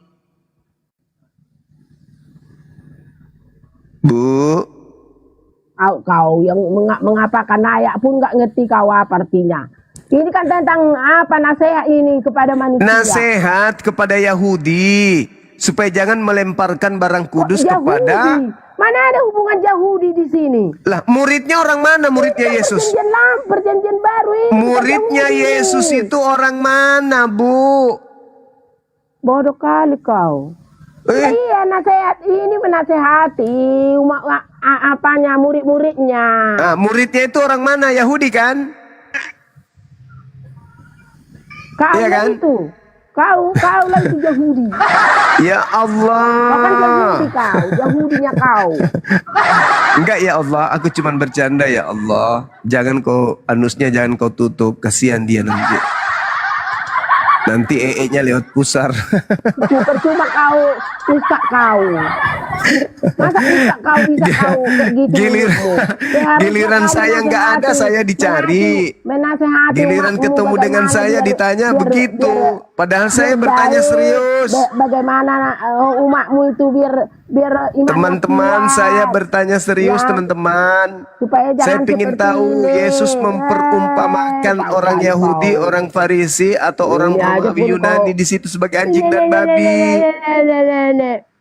Di sini semua Matius 7 ini tentang apanya ini nasihat. Saya serius pingin tahu yang dimaksud Yesus anjing dan babi di sana itu siapa. Makanya kalau membaca Alkitab itu kau jangan satu-satu kau baca, jangan satu ayat. Di sini ada dia hal menghakimi. Saya bertanya yang dimaksud Yesus anjing dan babi di situ siapa? bodoh kali nih. Malah lagi mengatain bodoh, saya bertanya dia nggak jawab. Masukmu Kristen itu anjing dan babi gitu. Masukmu anjing babi itu apa? Kristen itu masukmu. Kan makan anjing dan babi siapa? Anjing itu, babi itu binatang. Biar tahu kau, anjing binatang. Babi Terus itu siapa binatang. yang dimaksud Yesus di situ sebagai anjing dan babi? Pasti orang dong. Siapa orangnya? Bodoh kali. Lo gue bilang bodoh lagi. Kau lah itu anjing itu. Kau lah anjing itu. Kau babi itu. Kau lah anjing ke itu. Kau lah saya. babi itu. Memang saya waktu itu hadir di situ. Hah? Saya hadir di situ. Padahal yang dimaksud Yesus di situ adalah orang-orang yang ada di sekeliling muridnya. Kalau bukan Farisi, Romawi. Siapa yang dimaksud anjing dan babi oleh Yesus di situ, Bu? Bu?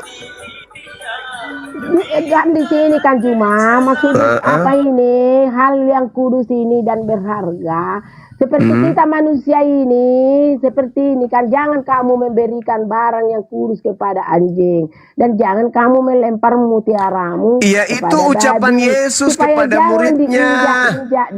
Itu perintah Yesus kepada orang-orang yang adalah muridnya saat itu. Nah, yang dimaksud anjing sama babi oleh Yesus di saat itu siapa?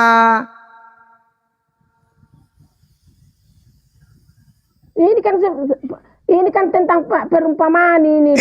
Iya, tentang perumpamaan. Yesus mengumpamakan anjing dan babi itu kepada orang Yahudi atau orang Romawi. Hal menghakimi. Pertama dia kan hal menghakimi. Jangan kamu menghakimi supaya kamu tidak dihakimi. Ini Yesus ini mengatakan ini. Jangan kau suka menghakimi orang. Itu ucapan Yesus kepada muridnya Bani Israel. Iya, sama-sama ini. Jangan kamu memberikan barang yang kudus kepada anjing. Sama ini nasihat ini terhadap manusia. Pertanyaan saya. Iya, nasihat ini kepada manusia. Makanya yang disebut Yesus anjing dan babi di situ siapa? Yahudi atau Romawi? Ini nasihat Yesus itu kepada umatnya. Kepada orang Yahudi. Nah, yang diumpamakan kemudian di sana. Yang diumpamakan anjing dan babi di situ siapa? Yahudi atau Romawi? Di sini nggak ada dibikin di sini, entah Yahudi entah apa. Hal kekhawatiran, tunggu ku baca. Kau memang perbedaannya kau cuma. Kau arti apa? Semua kau. Mana yang apa? Yang kira-kira membuat marah Kristen itu, itulah kau penyakitmu. Enggak, saya serius bertanya. Serius saya bertanya. Tetapi kalau memang benar Ustaz kau, jago kau, artikan dulu ini apa artinya. Hal kamu memberikan barang kudus ini, artikan. Kau kan Ustaz. Mengerti enggak kamu artinya ini? Kamu Ustaz. Ngerti. Harus kamu mengerti. Seperti ini apa maksudnya? Ngerti. Ini nasihat ini kepada manusia. Ngerti saya, Bu. Itu bukan tidak boleh. Bikin ayat ini. Tidak boleh melemparkan barang kudus kepada babi. Barang kudus itu boleh Anda baca di dalam Bilangan 3:28, Bilangan 4:15, Bilangan 4:20. Ya, belum apa. Bilangan 3 dan Bilangan 4 Anda baca.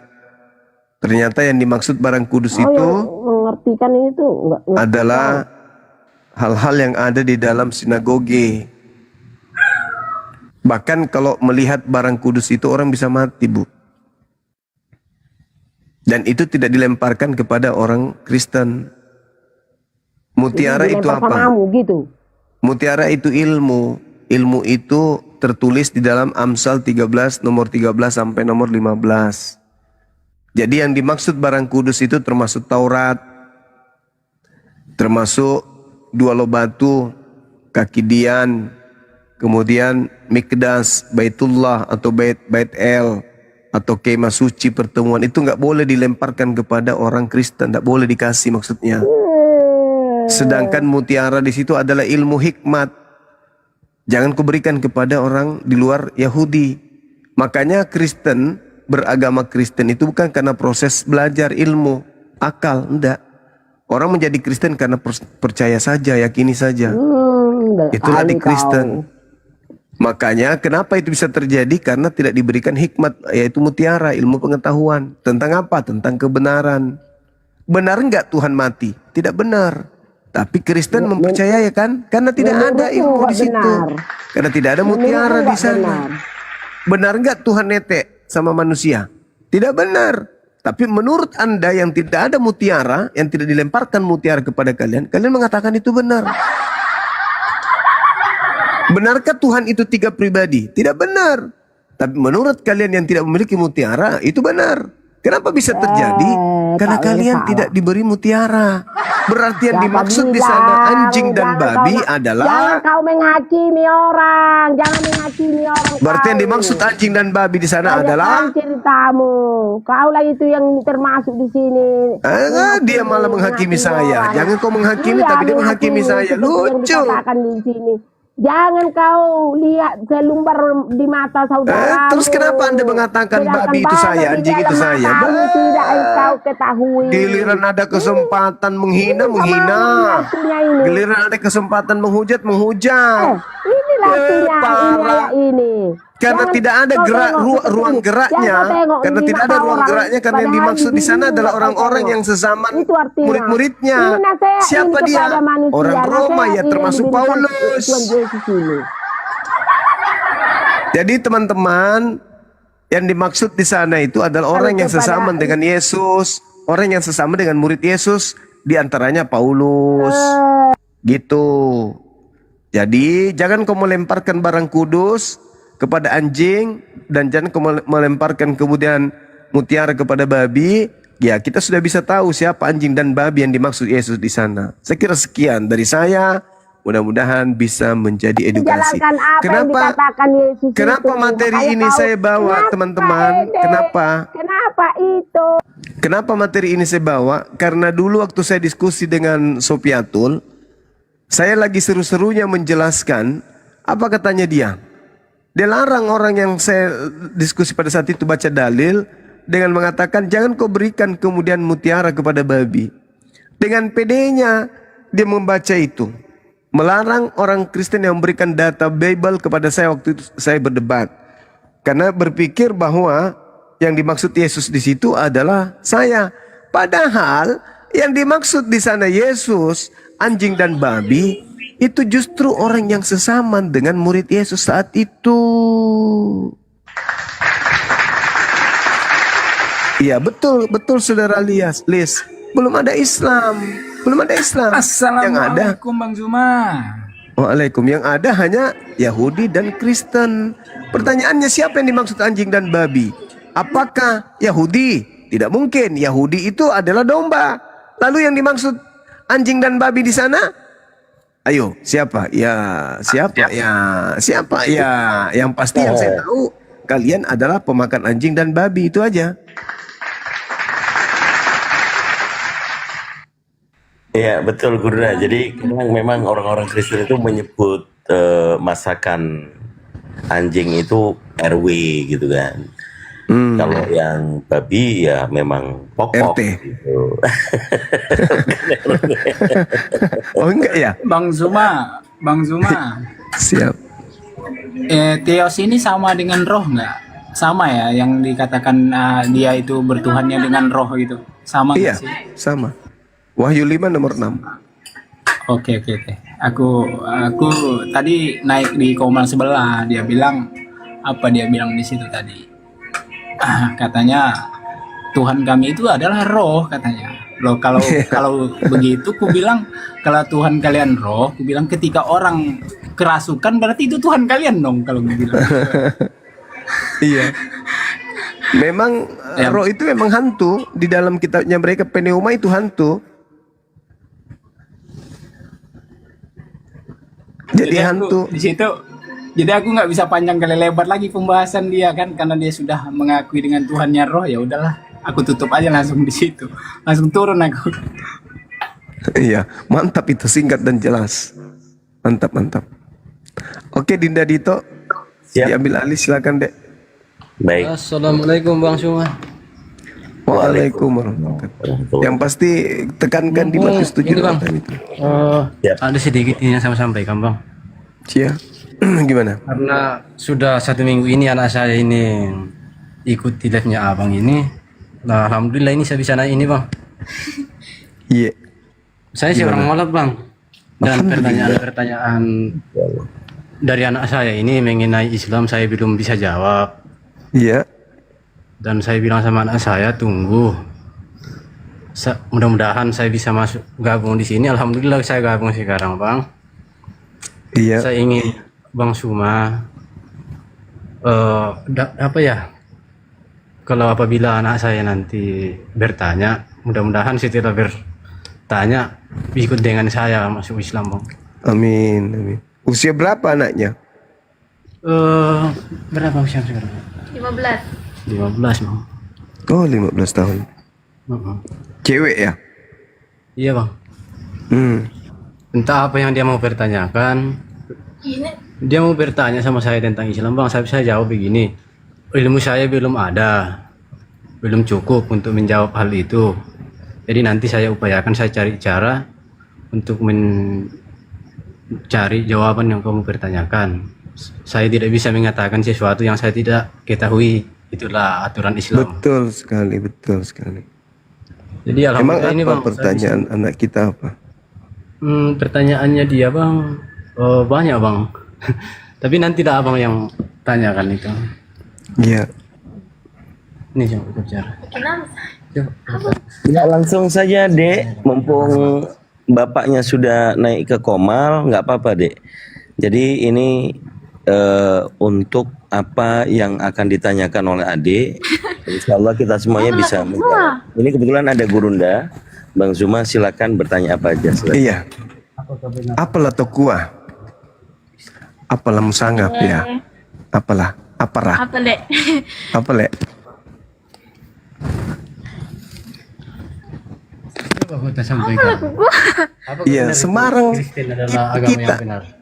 Kita mau. Ya orang tua. Orang Berilim itu. Oh. Apa laku? Apa laku kuah? Tak kuisengi. Tak kuisengi apa tak putu mau pukada. Coba aku bertanya, seperti bertanya apa? Pukada maki. Mane aku pusat dinsien deh. Apakah Kristen bisa betul menyelamatkan? Kristen apakah bisa menyelamatkan?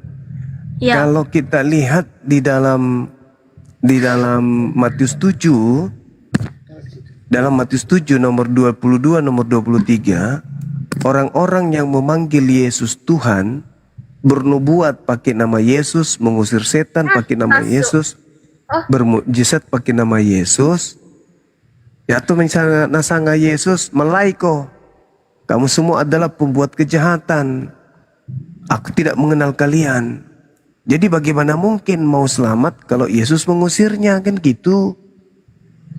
Ya betul, napukada Yesus, dak muindete, lauko mule male moko, laukan de bobo solapekan.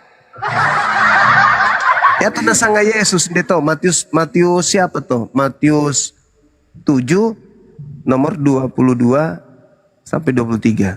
Ya betul napukada Yesus. Keden tahu mengusir setan pakai nama nale. Si Sola bermukjizat pakai namanya pula Yesus. Ya betul napukada Yesus. Malaikun DTP ya. Natorok nakan deko patitong nasanga Yesus le. Nah, aku tidak mengenal kamu. Enyahlah daripadaku. Kalian semua adalah pembuat kejahatan. Kemana perginya pelaku kejahatan? Ke surga atau ke neraka? Anu anas samin je pasti mi antameri neraka kamase. Yang di Yohanes 20 ayat 29. Dia bilang, berbahagialah mereka yang tidak melihat namun percaya. Nah, ini kita harus belajar konteksnya. Kita harus belajar konteks. Kenapa? Karena ketika Yesus berbicara mengenai Yohanes 20 ini, itu kita harus melihat bukan cuma satu data. Tapi kita melihat apa yang sedang Yesus perlakukan di sana. Apa? Ketika Thomas kemudian dari seorang ke-12 muridnya, salah satunya Thomas, lalu bersama-sama Yesus, lalu murid-muridnya yang lain juga berkata kepadanya, kami telah melihat Tuhan. Tetapi Thomas berkata kepada mereka, sebelum aku melihat bekas paku pada tangannya, dan sebelum aku mencucukkan jariku ke dalam bekas paku, dan apalagi mencucukkan kemudian tanganku ke dalam lambungnya, sekali-kali aku tidak akan percaya. Tapi ya tuh disangen deto tania Tuhan, tetapi Tuhan. Beda antara Tuhan dan Tuhan. Mania tolai Lembaga Bible Indonesia, napukada to Tuhan naganti menjadi Tuhan. Yami to kusanga aku penyesat. Apa tania Tuhan indeto, tapi napukada Tuhan. Menyesatkan orang lain dengan memanipulasi terjemahan. Ya to disangan deto bahasa Yunanina, Yunaninya. Kok jadi kayak gitu ya? Bahasa Yunaninya yang ada di situ itu adalah kurios. Tania teos, aketeos yang itu disangan Tuhan. Tapi yang deto tertulis kurios dalam bahasa asli. Jadi di situ tidak ada Tuhan, tapi diterjemahkan menjadi Tuhan. Apa tujuannya? Yaitu tadi, engkau menyesatkan banyak orang. Engkau adalah semua pelaku kejahatan. Engkau jahat karena kau merubah perkataanku sesuai dengan yang tidak sesuai dengan yang sebenarnya. Itu jelas itu. Jadi kemudian ketika Thomas mencucukkan tangannya, dia mengatakan kemudian, karena engkau telah melihat aku, maka percayalah. Berbahagialah mereka yang tidak melihat namun percaya. Itu. Percaya sebagai apa? Percaya sebagai kurios. Apa itu? Tuhan. Tuhan siapa? Mesias. Mesias yang mana? Yesus. Jadi oknum ini kan tidak diketahui, tidak dilihat oleh murid-muridnya ketika disalib. Murid-muridnya tak ada yang melihat. Mana buktinya? Coba kadek mutiro yang deto di Markus. Markus 10 apa? Nomor Markus 10:4 nomor 50. Apa nasangin itu? Markus 10 apa? Markus 10 apa? Nomor 50. Ya. Ayat 50. Tera kalau balik museng bahasa India. India. Iya. Tae. Waduh, kusaya tulisan. Ya mito 10 apa? Nomor 50. Semua murid Yesus lari meninggalkan Yesus. Jadi tae ande to muridna natiro to Yesus di tosok tangan bukna.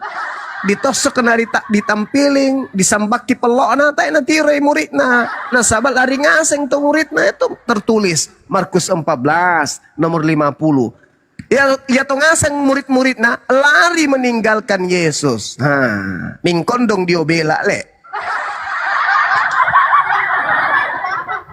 Ya mito nasanga berbahagialah yang tidak melihat tapi percaya.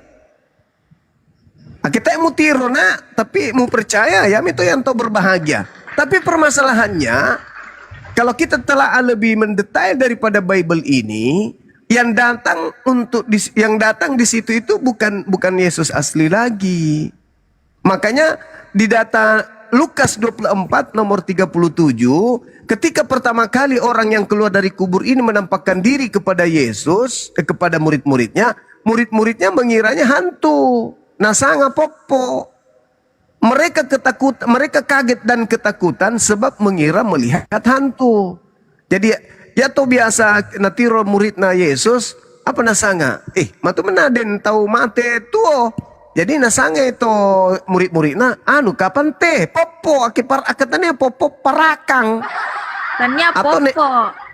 Apa ri? Nenek pakande? Popo. Popo.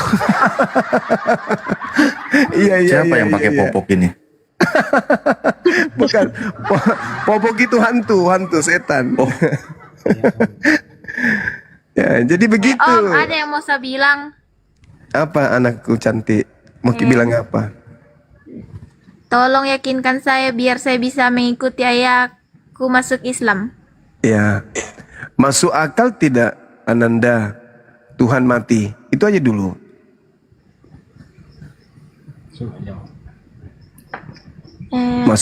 Masuk akal enggak Tuhan mati? Tidak. Nah, tidak. Jadi yang mati di atas tiang salib Tuhan atau bukan?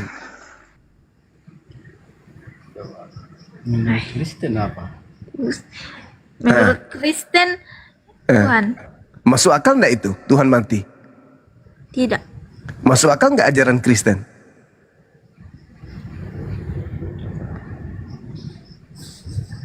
Ayo. Yang itu disangangin popok. Ayo. Ayo. Masa mau beragama agama yang tidak masuk akal? Ulangan 39. Ulangan 32 nomor 39 ya. Tuhan maha hidup dan maha mematikan. Kok jadi Tuhan mati? Tuhan itu tidak bisa mati. Nah, kenapa bisa mati Tuhan di atas salib? Berarti itu bukan Tuhan. Tapi orang Kristen mengatakan itu Tuhan. Nah, berarti tak ada tamak kalang. Tak ada tamak kalang. Ake den sesuatu tak ada tamak kalang. Mana dipercaya? Ai, Tomasaki itu. Tomasaki. Tomalasa. Masaki lek. Iya, Saki. Ya, itu kusang aku. Jadi penawam yang ambok mulai. Turuti ambok. Ambok itu nak. Iya, ambe. Ambe. Ya, ambe. Nah sayang ki ambeta, ya itu nasanga la kendek ndete bertemu dengan kita yang membahas tentang perbandingan agama supaya Ananda yang cantik ini bisa belajar gitu. Karena kalau kita salah dalam memilih keyakinan, hanya ikut-ikutan saja tanpa berakal, ya neraka jahanam kekal. Mereka raka tamar neraka. Tai. Ya masa orang cantik masuk neraka? Jangan dong. Apa nasanga Yesus dia kitab Yohanes nomor 10 pitu. Bab 10 pitu nomor 3, nomor 3. Apa nasanga? 17. Yohanes berapa? 17 nomor 3. 17 ayat 3. Iya. Nah dulu. Apa, Le? Inilah hidup yang kekal itu, yaitu bahwa mereka mengenal Engkau satu-satunya Allah yang benar dan mengenal Yesus Kristus yang telah Engkau utus. Nah, mereka memperoleh hidup kekal, Yesus dikenal sebagai utusan atau sebagai Tuhan? Utusan. Utusan. Ya itu disanga dalam Islam, Yesus itu yang kami sebut Isa utusan. Ya Bani Israel, inni Rasulullahi ilaikum. Markus 12 nomor 29. Yesus menyeru, dengarkanlah wahai Israel. Nah tuh Yesus berseru kepada Israel. Wa iz qala Isa bin Maryam, Isa bin Maryam, ya Bani Israel, inni Rasul, aku ini adalah utusan Allah. Jadi kita makisalang berarti memperoleh hidup yang kekal. Nasaba menurut Yesus ya dari sanga hidup kekal. Ake kita percaya kalena to'o adalah utusan. Ake boraiku mendapatkan hidup yang kekal, maka kamu harus mengenal aku sebagai utusan. Hidup kekal itu adalah mereka mengenal engkau mesa-mesa nari Allah Ta'ala dan aku sebagai utusan Allah Ta'ala. Nah, tapi kita makin di Kristen, nah pukada to di mulut ya to Yesus utusan Tuhan, tapi masih yang ake alo minggui lauki di gereja apa na sembah Yesus, berarti pembohong, munafik. Lain na pukada di pudukna, lain duka na praktekan lo tingkah lakuna. Begitu nih barangkali. Cocok kata kusanga. Ya. Salaman dulu le. Tos. Cocok nih. Kacang panjang biar dipotong-potong pendek tetap panjang namanya. Begitu. Ya jadi akito sangat to cocok mau ke Yesus te utusan, ya salang. Karena di Islam itu harus wajib hukumnya memahami bahwa utusan Tuhan yang datang kepada Yahudi Bani Israel lahir tanpa ayah itu adalah rasul yang suci, terkemuka, wajihan fid dunya wal akhirah, terkemuka di dunia dan di akhirat. Keren. Kalau di Islam itu keren sekali. Kita mendudukkan Yesus itu pada kedudukan yang mulia. Nah ditampar, ditampeleng bawana kodong pudukna, dipirui. Apakah bahasa Torajanya itu dipirui? Apa itu dipirui? Diludahin. Oh, di situ deh. Na kengke kasisi puduk na ke tuang na pengudui. Kan begitu. Mulutmu akan dikerumuni nyamuk sebesar lalat kalau kau meludahi Tuhan. Tidak boleh. Tidak boleh.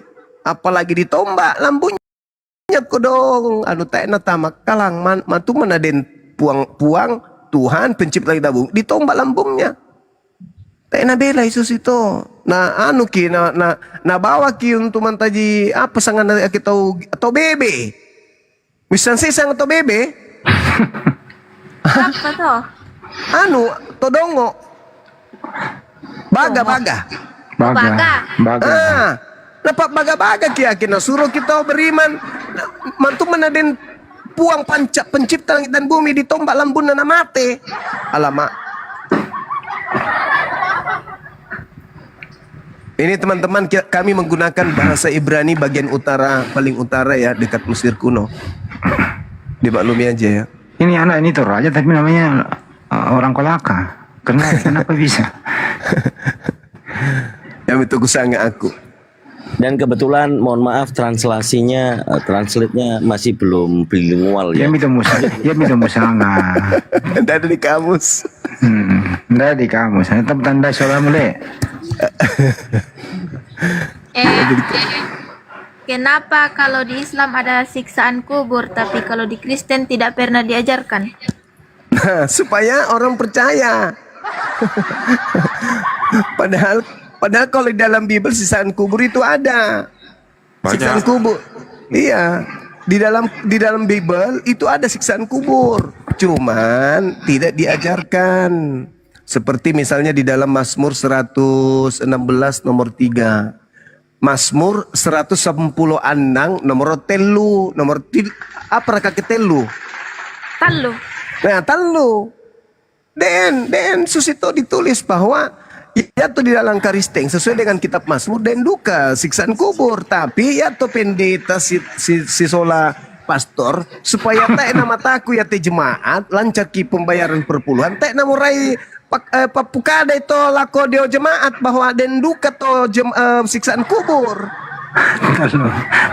Kalau lombongi, kalau Tuhan dah. Asap maut telah mengelilingiku dan siksa kubur telah mencengkamku. Aku menanggung kesusahan dan kedukaan. Ya itu na sangat tau kaperek mate. Ya itu na rasakan di kuburu. Masolang generasi. Tapi saya berharap malam ini generasi nggak rusak. Ananda saya bukan menjadi generasi rusak. Saya berharap Ananda ini benar-benar kemudian bisa menggunakan akal sehat, lalu kemudian mengikuti ayah yang tercinta kan gitu. Amin ya Allah, amin.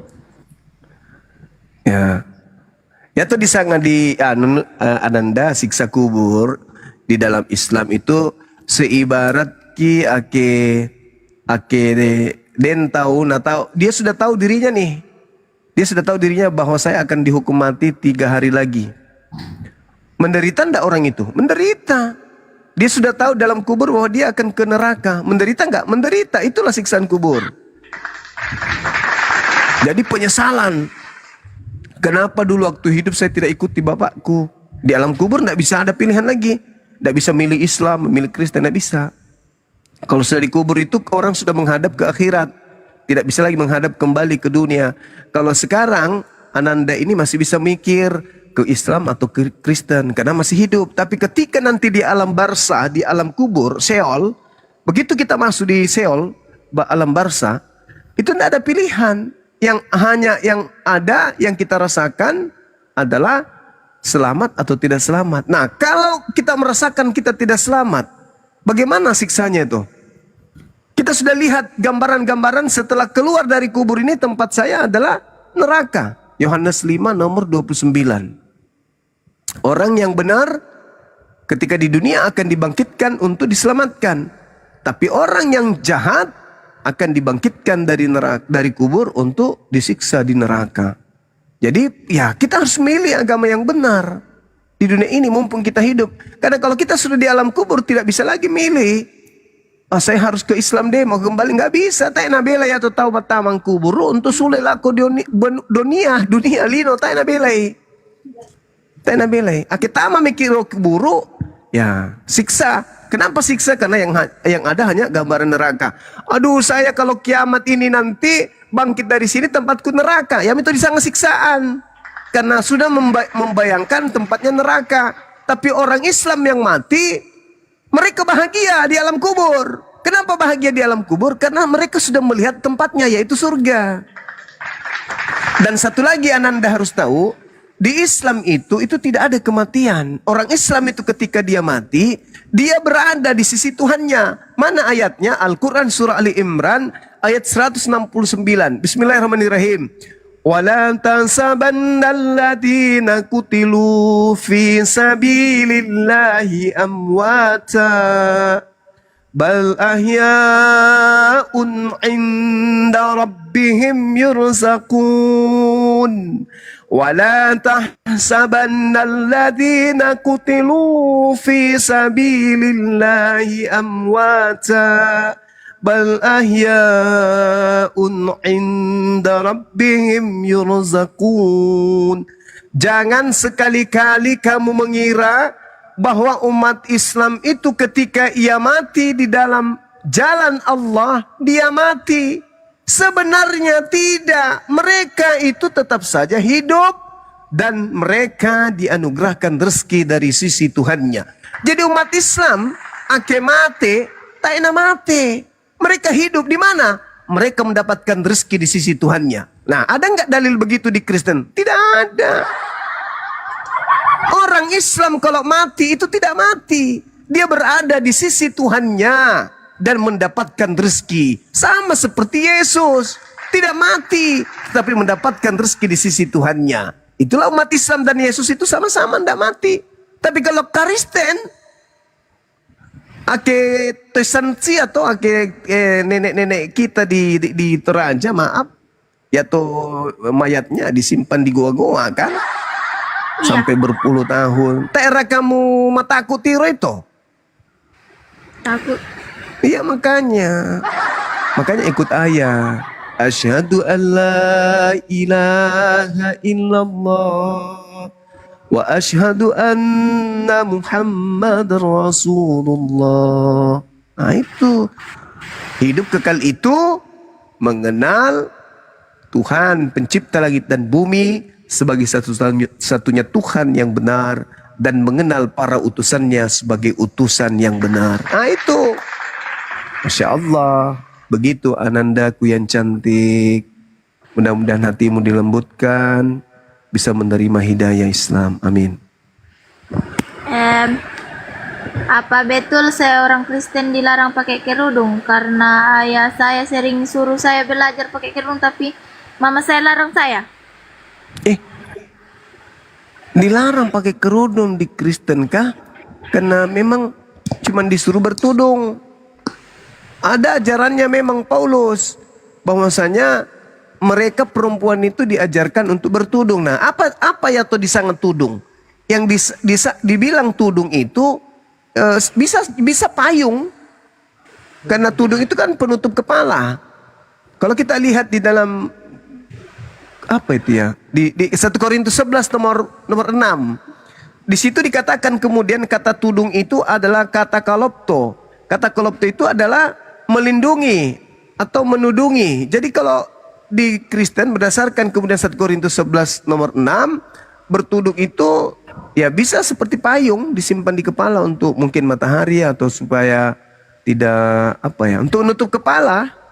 Seperti kita simpan handuk di kepala untuk menutup kepala. Berbeda kalau hijab. kalau hijab itu seperti wanita muslimah, wanita Islam. Kenapa? Karena wanita itu adalah harta atau barang yang paling berharga. Di atas muka bumi ini yang paling berharga itu adalah wanita. Maka karena dia barang yang berharga, maka dia harus dilindungi, dia harus dijaga, dia harus ditutup. Tidak boleh sembarang orang melihat. Yang bisa melihatnya nanti itu mahramnya. Orang-orang yang halal untuk melihatnya. Siapa itu? Suaminya. Cuman suami yang bisa melihatnya. Auratnya itu cuman suaminya yang punya. Dengan dia dan anak-anaknya. Orang lain tidak boleh. Makanya di Islam itu dilarang. Gitu Ananda. Kalau di Kristen ya cocok kami itu Indo omu tak na pureake berjilbab. Nah sabah memang tak ajarannya untuk berjilbab, yang ada bertudung. Nah, sedangkan berjilbab dan bertudung itu berbeda. Berjilbab sudah pasti bertudung bukan jilbab. Begitu Anandaku yang cantik jelita.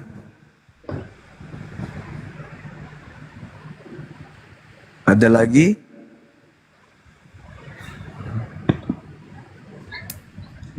Tak ada kamu purai berhijab?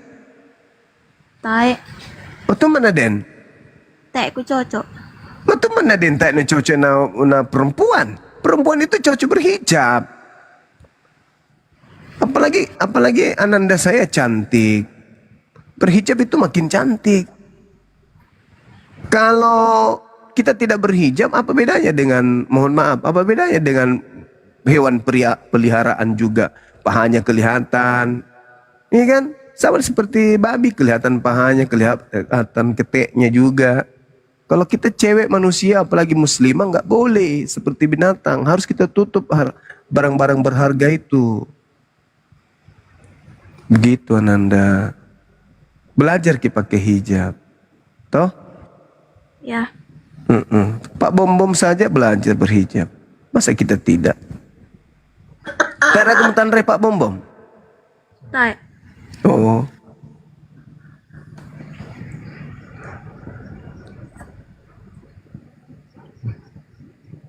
Kelas berapa adek ini, Ananda ini?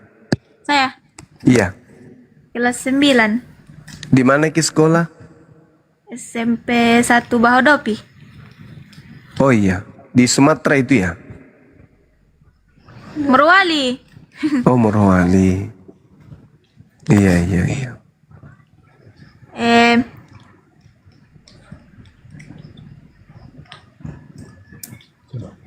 Morowali kalau- kan bom Gurunda ya. Morowali dia kalau umum itu di apa, neraka paling bawah.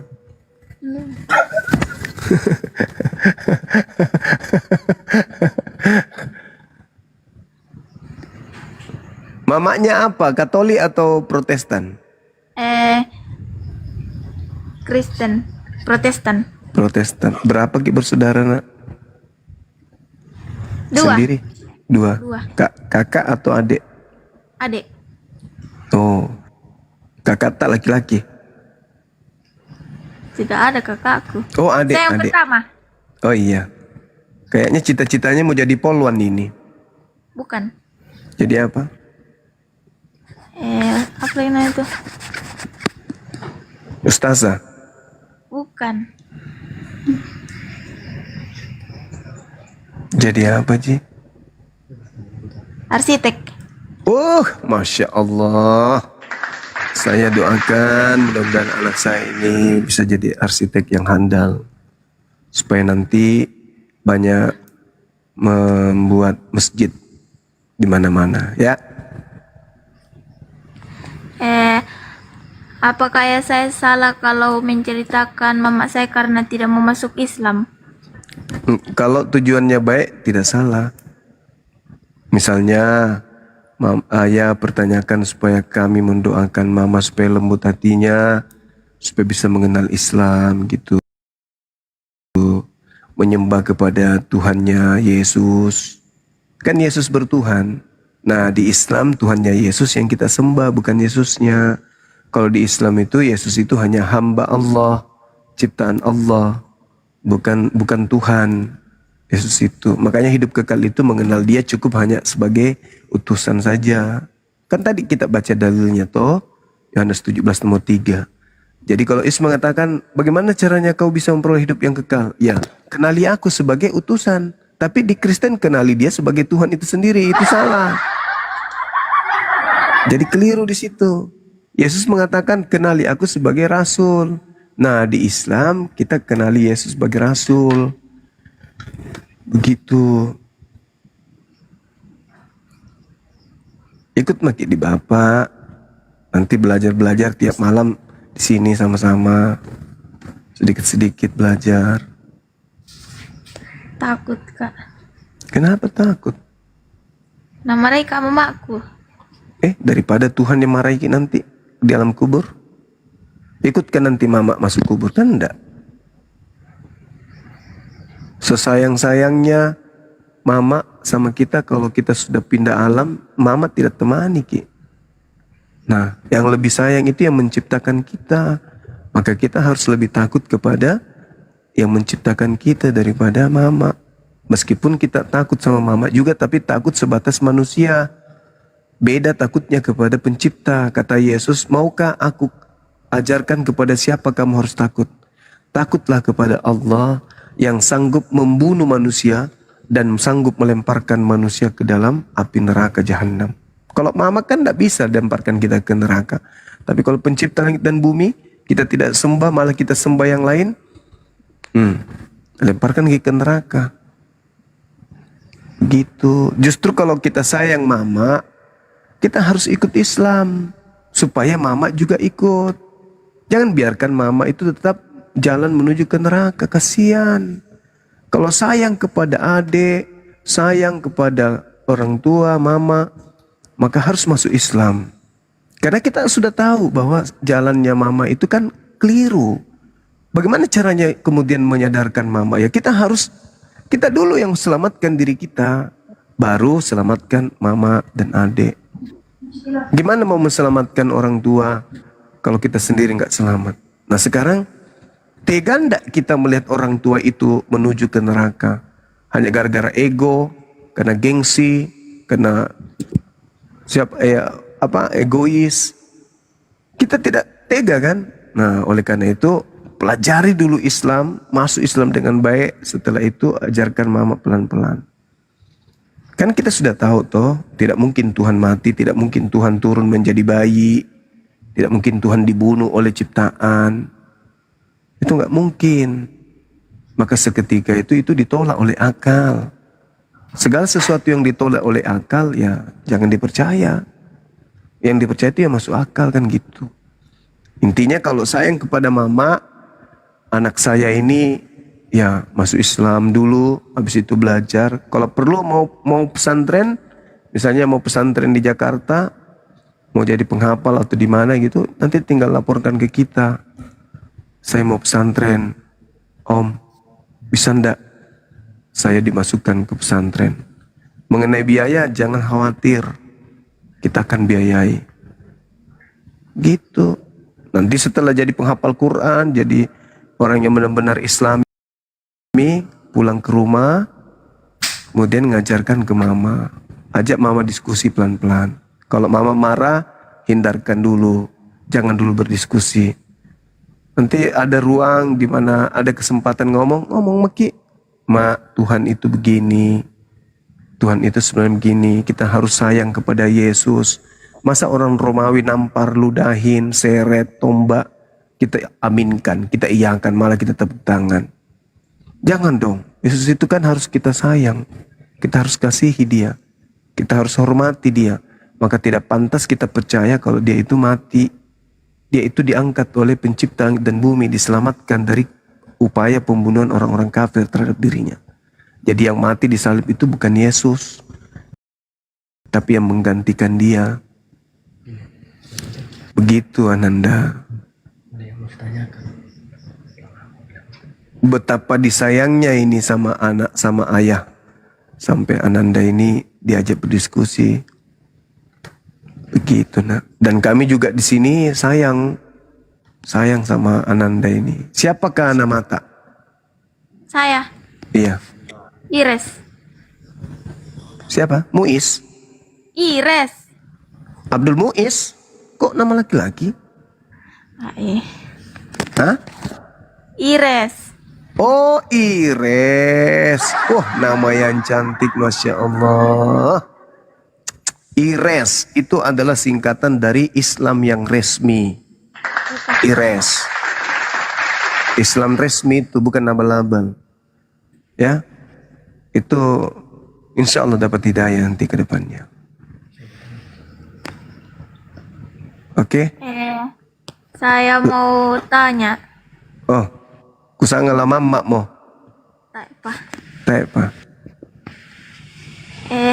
Kenapa ayah saya rela tinggalkan semua keluarganya demi masuk Islam, padahal bapak saya tidak pernah belajar Islam? Tidak tahu. Karena begini, Ananda.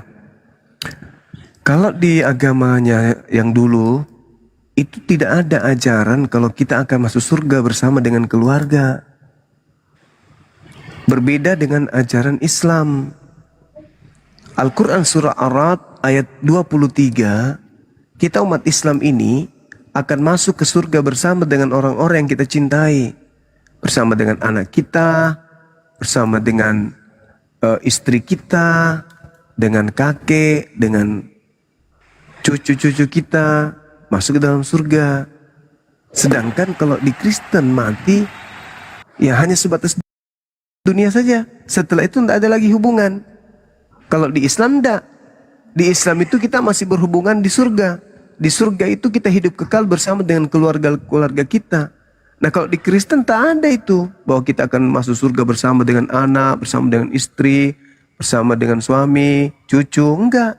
Kalau di Islam, begitu umat Islam itu mati dalam keadaan beriman, masuk surga mereka bersama dengan anak-anaknya. Nah inilah dasarnya kenapa ayah itu, bapaknya itu kemudian memeluk Islam.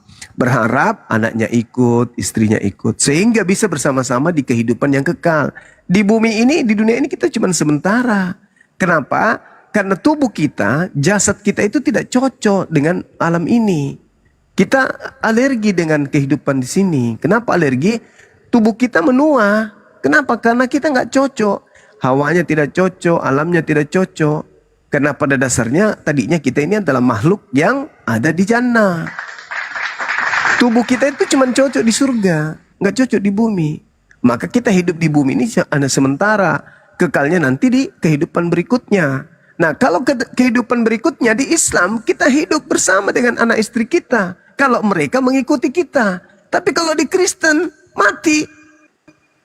Ya nggak sama-sama di surga, nggak ada ceritanya. Nanti kita akan sama hidup berumah tangga lagi dengan istri, dengan anak-anak. Nggak ada itu, nggak ada. Gak ada di Kristen ajaran begitu. Jadi buat apa bersama-sama di bumi? Paling juga 78 tahun, 80 tahun maksimal di bumi. Setelahnya tidak saling mengenal lagi. Katanya sayang sama adik, katanya sayang sama bapak, katanya sayang sama ibu. Kenapa tidak mencari tempat kembali yang kembali di mana kita sama-sama di sana? Di mana tempatnya itu? Di surga. Surganya siapa? Surganya Islam. Kalau surganya Kristen ada nggak begitu? Nggak ada. Di surganya Kristen itu yang ada hanya menyembah, memuji, menari, menyaksikan naga lagi perang. Itu. Menyaksikan Tuhannya kemudian kawin jadi mempelai laki-laki, wanita. Kristen jadi mempelai wanita. Gimana itu? Di surga kok cuma menyaksikan perkawinan Tuhan lagi. Sedangkan di Islam, ketika kita masuk surga, seluruh kenikmatan, seluruh kebahagiaan disiapkan oleh Allah di surga untuk orang-orang beriman. Nah, serba berkecukupan kita di sana. Kita tidak dilemahkan tua lagi di sana. Gak ada penyakit, gak ada cemburu, gak ada sakit hati, gak ada dendam, gak ada iri, gak ada dengki, gak ada. Yang ada hanya kebahagiaan. Bahagia terus. Dalam kehidupan kekal, kita tidak menua. Seumuran kita semua. Tidak ada yang tua, tidak ada yang muda, seumuran kita semua. Dan di situ tidak ada lelah, tidak ada ngantuk, tidak ada sakit, nggak ada. Kita bahagia dalam kehidupan kekal bersama siapa? diupayakan bersama keluarga dong. Maka dari itu Al-Quran mengatakan, ya ayyuhalladzina amanu qu anfusakum wa ahlikum nara. Wahai orang-orang beriman, jagalah dirimu dan juga keluargamu, anakmu, istrimu, cucumu dari api neraka jahanam. Jaga. Jangan sampai anak istrimu masuk neraka jahanam. Jangan. Jaga dirimu. Upayakan kalian masuk ke dalam surga. Jangan sampai mereka masuk ke dalam neraka. Itu di Islam. Oleh karena itu, kenapa ayah memilih Islam? Meskipun harus melepaskan keluarga besarnya. Demi untuk keselamatan beliau, ayah kita, dan anak-anaknya beserta istrinya. Oleh karena itu, anaknya diajak untuk mengenal Islam. Tapi tidak dipaksa. Tapi diperkenalkan Islam, diajak diskusi dengan baik, diperlihatkan contoh yang baik. Bahwa kita diciptakan oleh Allah, oleh pencipta langit dan bumi, di atas muka bumi ini. Wa ma khalaqtul jinna wal insa illa liya'budu, kecuali hanya beribadah, beribadah dan beribadah. Makanya umat Islam itu kerjanya cuma ibadah doang. Ibadah. Kenapa? Karena dunia ini tempatnya ibadah. Nanti kehidupan berikutnya bukan ibadah lagi, tapi menikmati hasil ibadah. Kalau Kristen terbalik, di dunia tidak ibadah. Mereka hanya melakukan prosesi-prosesi, persembahan kasih kepada Tuhan, kepada dewa-dewa mereka, kepada sembahan mereka. Tapi tidak ada perintah dari Tuhan. Contoh, ibadah di gereja. Ada nggak perintah Tuhan? Tidak ada. Ibadah minggu. Ada nggak perintah Tuhan? Tidak ada. Natalan? Nggak ada. Nggak ada perintah Tuhan itu. Mereka bikin-bikin sendiri.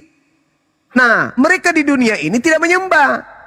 Cuman bikin-bikin sendiri. Karena Yesus mengatakan, kamu bukan lagi hamba. Kamu bebas. Kristus telah memerdekakan kita dari kuk penghambaan. Tidak boleh lagi menyembah, kata Yesus. Tetapi anehnya, nanti di surga baru menyembah. Menari-nari, memuji-muji dalam kehidupan kekal. Coba nanti kalau masuk di surganya Kristen, memuji. Bagaimana caranya memuji di Kristen? Haleluya kan? Ikut-ikutan Yahudi. Haleluya, haleluya, haleluya, haleluya, haleluya, haleluya, haleluya, haleluya, haleluya, haleluya. Coba memuji dalam kehidupan kekal begitu terus. Apa bahagianya kalau begitu? Jangan dulu 1 hari, 1 jam aja dulu. Haleluya coba. Haleluya, haleluya, haleluya. Kalau tidak doer itu mulut. Ini dalam kehidupan kekal mau kayak begitu. Pret. Orang di bumi aja tidak bisa. Apalagi di akhirat kehidupan kekal. Nggak bisa. Nah kebalik di Islam. Di bumi dia ibadah. Subuh dia ibadah. Pagi dia ibadah. Siang dia ibadah. Sore dia ibadah. Malam dia ibadah. Begitu seterusnya. Sampai kiamat. Tapi setelah di kehidupan berikutnya.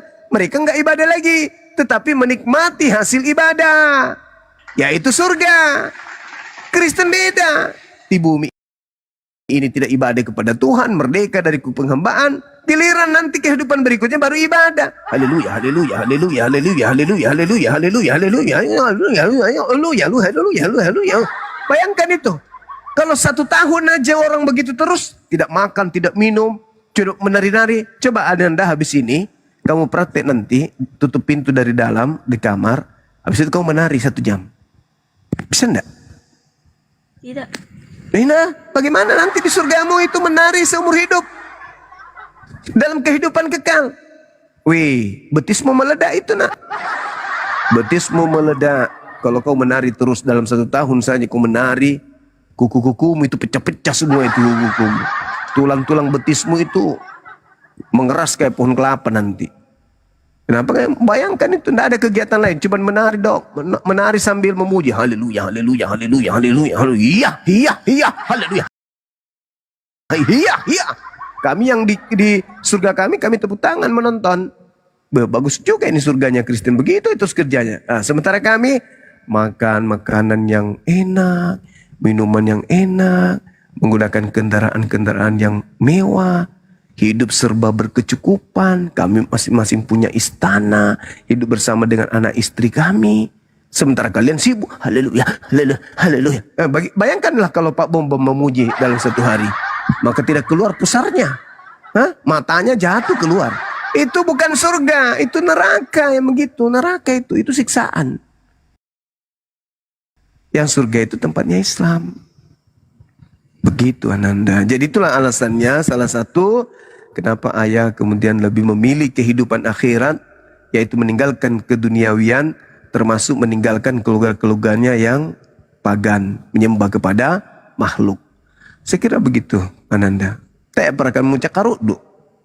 Tak apa. Ay, dika nah. Nah, anu, Tumbai. saya bingung Om. Saya Kenapa?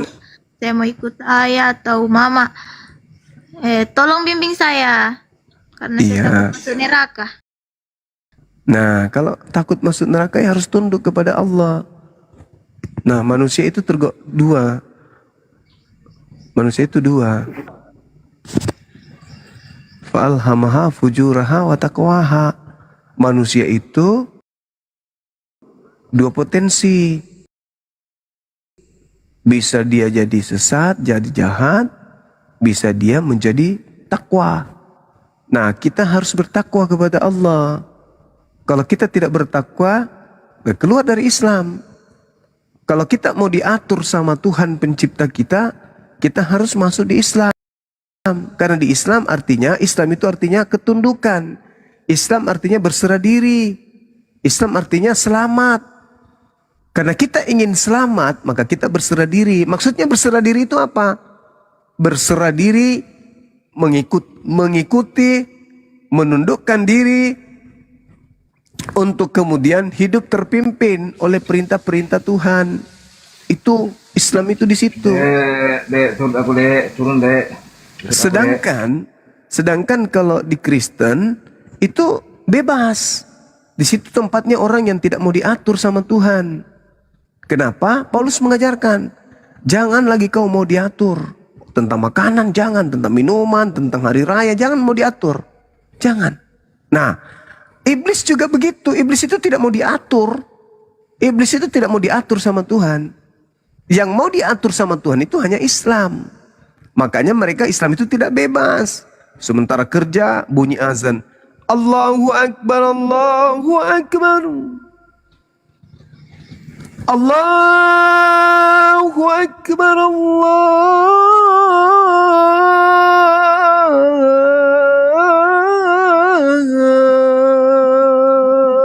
Akbar.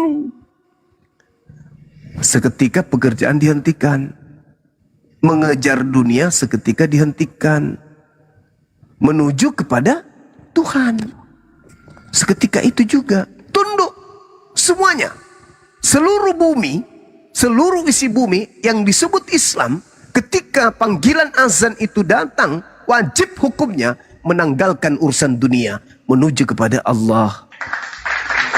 Hayya 'alas shalah. Mari kita sholat. Sholat. Nah, itu orang yang mau terpimpin hidupnya untuk kemudian menuju kepada keselamatan. Lah yang di sebelah gimana dong?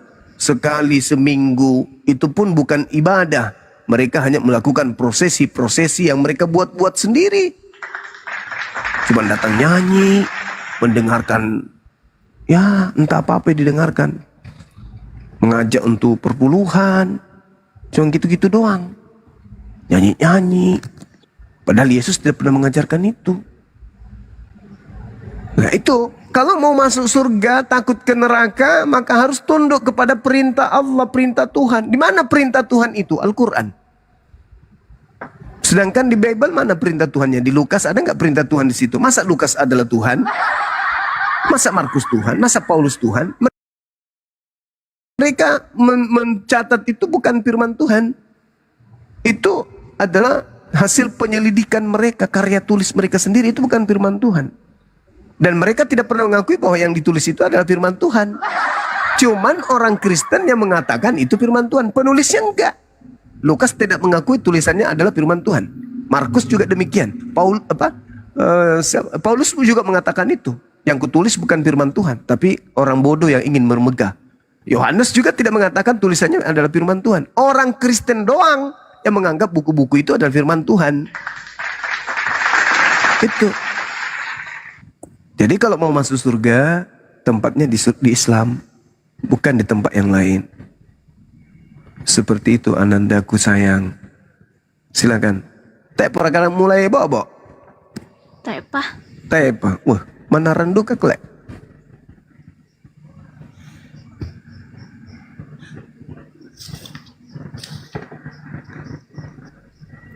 Om, Ya, kenapa Bapak saya setiap subuh pergi ke masjid? nah, karena itu ada perintahnya. As-salatu khairum minan naum. Lebih mulia sujud menyembah kepada pencipta langit dan bumi daripada tidur. Makanya ayah merasa terpanggil. Tuhannya yang memanggil, yang memberikan kehidupan sedang memanggil. Cobalah kalau kita dipanggil sama ibu, "Hei, sini." Gimana kalau kita tidak datang? Ibu marah kan? Nah, ini pencipta kita yang memanggil. Hayya 'alas salat. Mari sholat.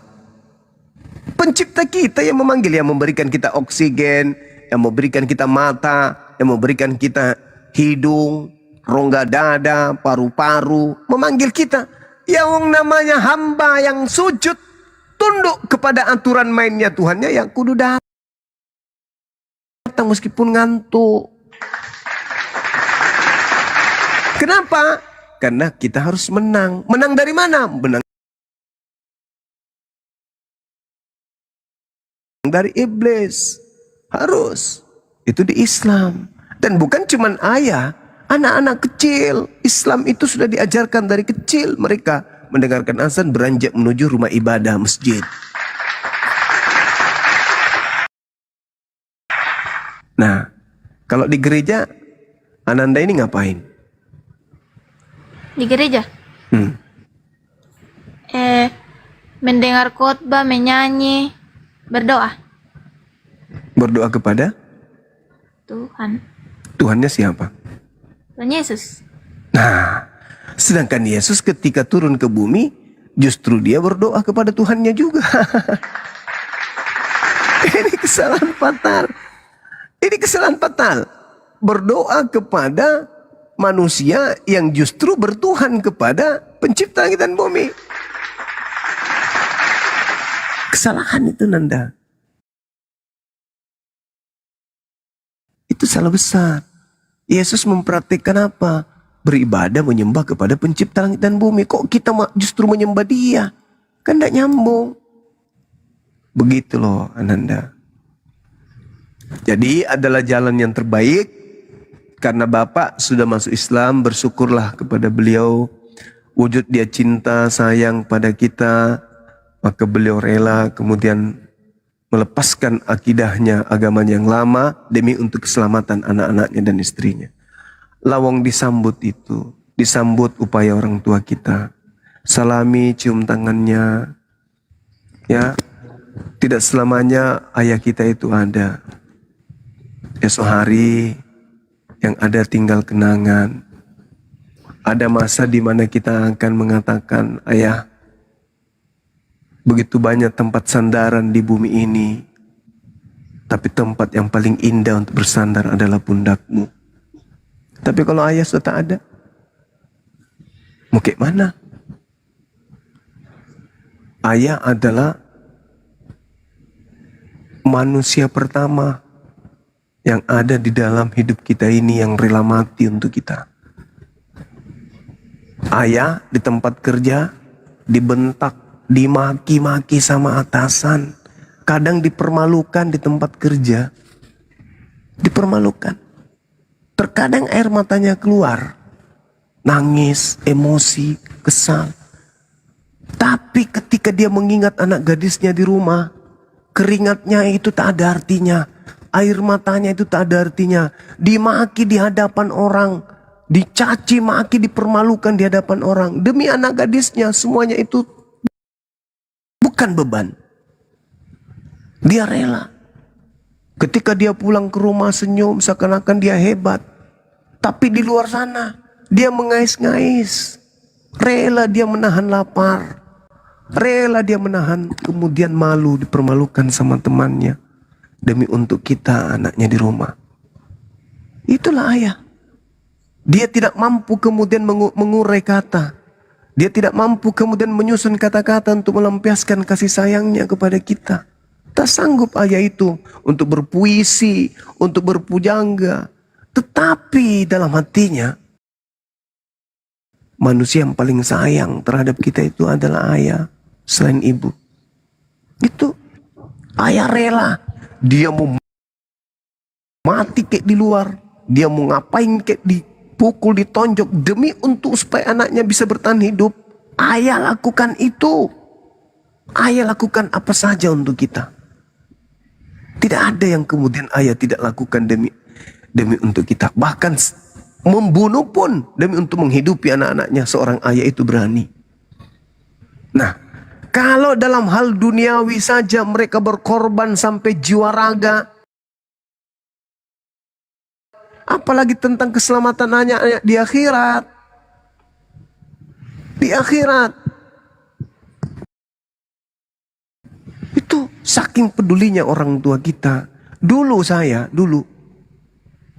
karena kebetulan saya pondok, saya pernah mondok 6 tahun. Terus saya pulang ke rumah, saya kultum di rumah, di tengah-tengah abang-abang saya dan adik-adik saya. Orang tua saya pada saat itu masih hidup. Apa kataku? Wallahi saya sambil bercucurkan air mata. Saya bilang gini sama mereka. Ayah, ibu, saya panggil papa sama mama. Papa, mama, kakak-kakak, adik-adik sekalian. Bersyukurlah karena kita masih sama-sama gitu. Masih ngumpul, masih makan bersama, masih bersenda gurau bersama. Ada saatnya nanti di antara kita pergi duluan. Ada masa nanti kita tak bisa kumpul seutuh sekarang ini. Ada abang, ada adik, ada mama, ada papa. Ada masa nanti kami akan kehilangan papa atau papa yang kehilangan kami. Begitu juga sebaliknya. Oleh karena itu kita masih utuh seperti ini. Yuk maafkan ketika ada salah kami juga sebagai anak maafkan ketika ada kesalahan ayah, mama. Mereka menangis, kami menangis, pelukan, rangkulan, sambil memohon doa supaya kita tetap bersama di dunia dan di akhirat. Tidak lama kemudian, mama tiba-tiba tahun 2000 meninggal dunia. Kembali lagi terulang. Saya katakan ke tengah-tengah keluarga saya ketika saya kultum, biasa habis maghrib atau habis subuh. Aku bilang, ayah masih ingat apa yang saya sampaikan beberapa saat yang lalu? Di antara kita akan pergi ke depan, begitu lagi. Ke depan ada lagi kita nih, satu persatu dipanggil oleh Allah untuk menghadap. Maka mumpung kita masih ada sekarang nih, yuk mari kita saling menyayangi, saling mencintai. Makanya keluarga dari bini saya itu heran, keluarga-keluarga heran, bahkan anak-anak saya sendiri heran. Ini abah kok gak pernah marah sama adiknya? Kok mereka ini bersaudara kok gak pernah saling sikut satu sama lain? Mereka kok tidak pernah saling membenci dan mereka kok saling membantu. Anak-anak saya aja iri melihat saya dengan adik saya, dengan abang-abang saya. Orang serumah di sini heran. Loh, kapan pernah ya kita bisa melihat orang ini ada ribut kah atau kles kah? Mereka bertemu kayak teman, kumpul, bersenda. Karena kenapa? Kami udah dididik dari kecil dari orang tua kami. Tak ada marah-marahan, tak ada dendam-dendaman, saling membantu satu sama yang lain. Tidak ada kemudian rasa benci dalam hati. Sesalah apapun kakak saya, sesalah apapun adik saya, tetap benar. Begitu juga beliau terhadap saya. Mereka terhadap saya. Sesalah apapun saya tetap benar. Bagaimana mau ada kebencian? Nah, itulah yang ingin saya pesankan kepada Nanda ini. Mumpung orang tua kita masih ada, yuk manfaatkan situasi, suasana untuk kemudian mengikuti, membuka diri. Jangan dulu masuk Islam kalau memang masih ragu. Tapi berikanlah ruang, bukalah hatimu, berikan ruang untuk ayah berbicara, dengarkanlah apa yang dia sampaikan. Kalau Ananda merasa itu salah, katakan salah. Kalau Ananda mengatakan itu benar, katakan benar. Lalu mengambil sikap. Kalau yang dikatakan ayah, papa itu benar, silakan lakukan. Terima, sepahit apapun. Karena kebenaran itu terkadang pahit. Tapi pahit belum tentu racun. Terkadang pahit itu obat. Dan begitu juga kepada mama. Sebenar apapun mama, kalau itu salah jangan juga diikuti, tidak boleh. Biarpun orang tua kita kalau salah jangan diikuti. Biarpun orang lain kalau benar diikuti. Apalagi ini masalah keselamatan di akhirat. Maka itu sangat-sangat kemudian sakral. Maka bagaimana caranya kita menelaah? Ingat pesan Om ini. Kristen mengatakan agamanya benar. Islam juga mengatakan agama Islam itu benar. Lalu bagaimana cara untuk memilih? Mana yang benar di antara keduanya? Yang benar-benar. Untuk menilainya, mana yang masuk akal. Itulah yang paling benar. Kristen boleh mengklaim agamanya benar. Islam juga mengatakan agamanya benar. Bagaimana menentukan sikap? Lihat, mana yang masuk akal. Kalau Kristen masuk akal, berarti Kristen yang benar. Tapi kalau Islam yang masuk akal, berarti Islam yang benar. Itu kuncinya itu di situ. Siapa yang rasional? Siapa yang masuk akal? Kenapa? Kita ini manusia disekolahkan STK, SD, SMP, SMA, kuliah dan seterusnya. Untuk apa? Untuk menjadi orang yang benar. Apa yang kita pakai? Kenapa kita sekolah? Untuk mengasah otak. Kenapa harus otak? Supaya kita berakal. Kenapa kita berakal? Supaya benar dalam hidup. Kalau begitu, dalam hal beragama, kenapa kita tidak gunakan akal? Supaya kita benar selamat dengan agama yang benar itu. Kita memilih makanan dengan akal. Memilih pakaian dengan akal. Memilih teman dengan akal. Memilih barang dengan akal. Minuman dengan akal. Tapi kenapa giliran memilih agama kita tidak menggunakan akal? Semuanya harus dengan akal. Kenapa? Karena kita bukan hewan. Kita bukan binatang. Akal kita dikasih oleh Allah agar kita sampai kepada Allah. Orang yang berakal akan sampai kepada Tuhannya. Orang yang tidak berakal akan sampai kepada neraka. Sembarang dia sembah. Biar bukan Tuhan dia sembah juga. Oh sudah dilihat. Oh jalan di atas air. Wah ini Tuhan ini. Oh dia menghidupkan orang. Oh Tuhan ini. Padahal itu hanya mujizat doang. Tuhan itu bukan menghidupkan satu manusia. Tuhan itu menghidupkan alam semesta. Itu baru Tuhan. Kalau hanya manusia menghidupkan satu manusia itu hanya mujizat. Bukan Tuhan itu. Kalau ada orang menyembuhkan orang buta, orang lumpuh, itu hanya mujizat. Kalau Tuhan bukan begitu levelnya. Tuhan itu orang yang tidak ada diadakan. Itu baru Tuhan. Yang tidak ada diadakan, diciptakan. Itu baru Tuhan. Jadi janganlah jatuh cinta kepada makhluk yang hanya karena dia bisa membangkitkan orang mati satu orang, karena dia orang lumpuh berjalan. Jangan jatuh cinta kalau dia itu Tuhan, tapi jatuh cintalah bahwa dia adalah utusan Tuhan. Sekira begitu, anandaku yang cantik jelita, yang baik hati. Mudah-mudahan kita bisa melanjutkan nanti di lain waktu. Jangan bosan-bosan hadir di sini. Saya siap menyiapkan waktu untuk memberikan materi-materi, meskipun sederhana dengan bahasa sederhana. Demikian sementara, silakan. Saya mau tanya lagi satu. Iya, silakan. Bisakah orang yang lahir di Kristen bisa masuk Islam? Karena pendeta bilang sekali Kristen tetap Kristen. Ya bisa. Justru kalau orang Kristen itu kemudian masuk Islam, Allahumma ghfirli, dari agama ahli Taurat. Supaya apa? Supaya kita masuk surga. Apakah agama Kristen lebih baik dari ahli Taurat? Tidak. Kenapa? Karena agama Yahudi tidak makan babi, Kristen makan babi. Agama Yahudi tidak makan anjing, Yahudi makan anjing. Apa? Kristen makan anjing. Agama Yahudi tidak makan monyet, tidak makan kera, tidak makan padale, pararang, popok. Tapi orang Kristen makan segala. Berarti tidak lebih baik daripada ahli Taurat. Satu-satunya agama yang lebih baik dari ahli Taurat ya hanya agama Islam. Masa ada orang dikatakan sekali Kristen tetap Kristen? Ya kalau Kristen salah, karena kita belajar sampai kita tahu salah ini, keliru ini. Masa ada Tuhan mati dibunuh manusia? Salah, keliru. Masa kita harus hancur di situ? Ya jangan, itu pembodohan. Maka kita harus keluar mencari kebenaran hakiki.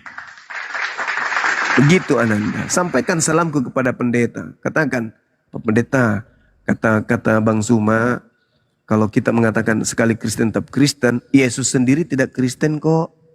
Apakah Yesus itu Kristen? Nah, kalau Kristen, kalau gimana? Agama apa itu Tuhan Yesus? Dia orang Yahudi tuh. Dia Yahudi, dia bersunat, dia puasa, dia sholat, dia bersyahadat. Dia Muslim, Yesus itu Muslim. Coba Ananda baca di Ibrani 5 nomor 7. Sebagai manusia, Yesus mempersembahkan doa yang sungguh-sungguh kepada Tuhan yang sanggup menyelamatkannya dari kematian. Dan atas kesolehannya, doanya dikabulkan. Yesus soleh. Orang soleh itu orang Kristen atau orang Islam? Orang soleh. Iya. Islam. Islam berarti Yesus adalah orang Islam. Islam. Islam. Ibrani 5 nomor 7. Ya gitulah Ananda. Jadi kalau bisa nanti Om belikan jilbab, baju muslimah, mukena, hijab. Om sendiri nih yang belikan. Nanti tinggal kirim alamatnya, Om belikan Al-Quran. Untuk belajar Quran, untuk belajar pakai hijab. Terima kasih. Iya, Ananda yang cantik. Masya Allah. Guru semangat, Lek. Ya. Menarang kau bahasa Toraja, Lek. Yolah, karena orang Toraja, Kak. Iya, tapi mana kau mempelajari? Nah, tak mau toro di Toraja. Indok mulai. Iya. Indok mesti solambe mu bicara bahasa Toraja, Lek. Iya. Oh, tapi tak siana sengke. Sengke apa? Tak ada kamu sangat sengke. Marah?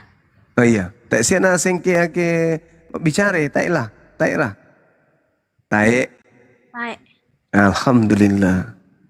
Syukurlah. Oke? Oke. Mungkin masih ambil lagi, Lek? Iya. Bongi mo. Tete siapa mite? Tete hampir mau tete mesa. 1:30. Iya, 1:30. Setengah mesa, setengah mati.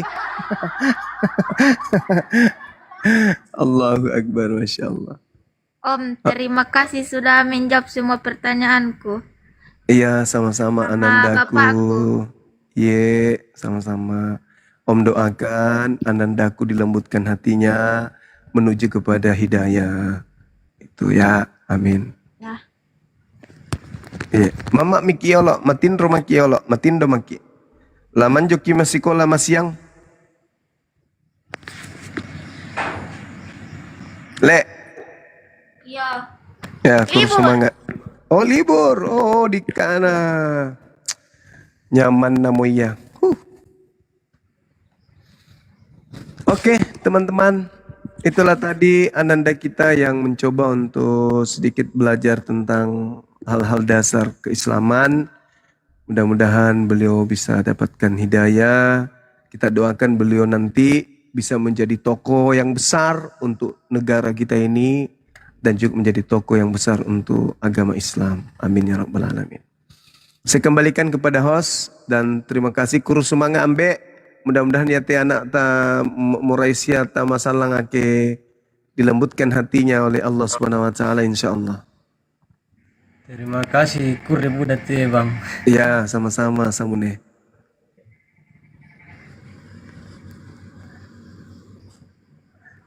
Menarandukan aku le.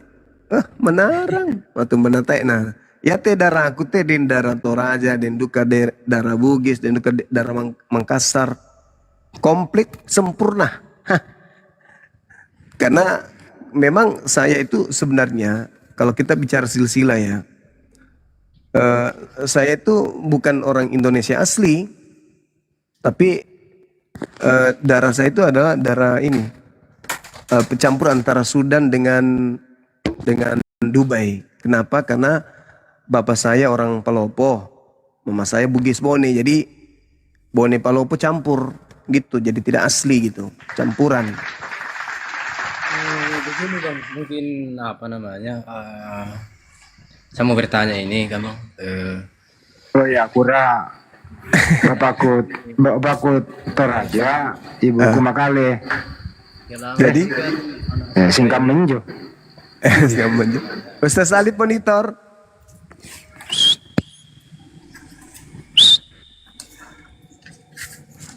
Kurus mangga matindo mau bosku. Alhamdulillah. Sudah stabil Ustaz Alif? Belum stabil Ustaz Alif sinyalnya Gerunda.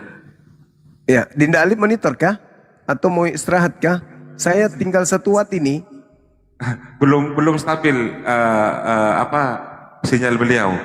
WA ke saya berputar-putar ini ya. Enggak, udah stabil itu Ustaz, udah stabil. Sudah. Udah. Oke. Lalu monitor Ustaz. Satu pertanyaan Dinda, satu pertanyaan aja Dinda. Oh adikku sayang. Satu pertanyaan keren. Bang Laode tadi mau tanya, Bang Juma. Silakan Bang Laode. Dinda Liv. Oh cakar Dinda. Iya lanjut.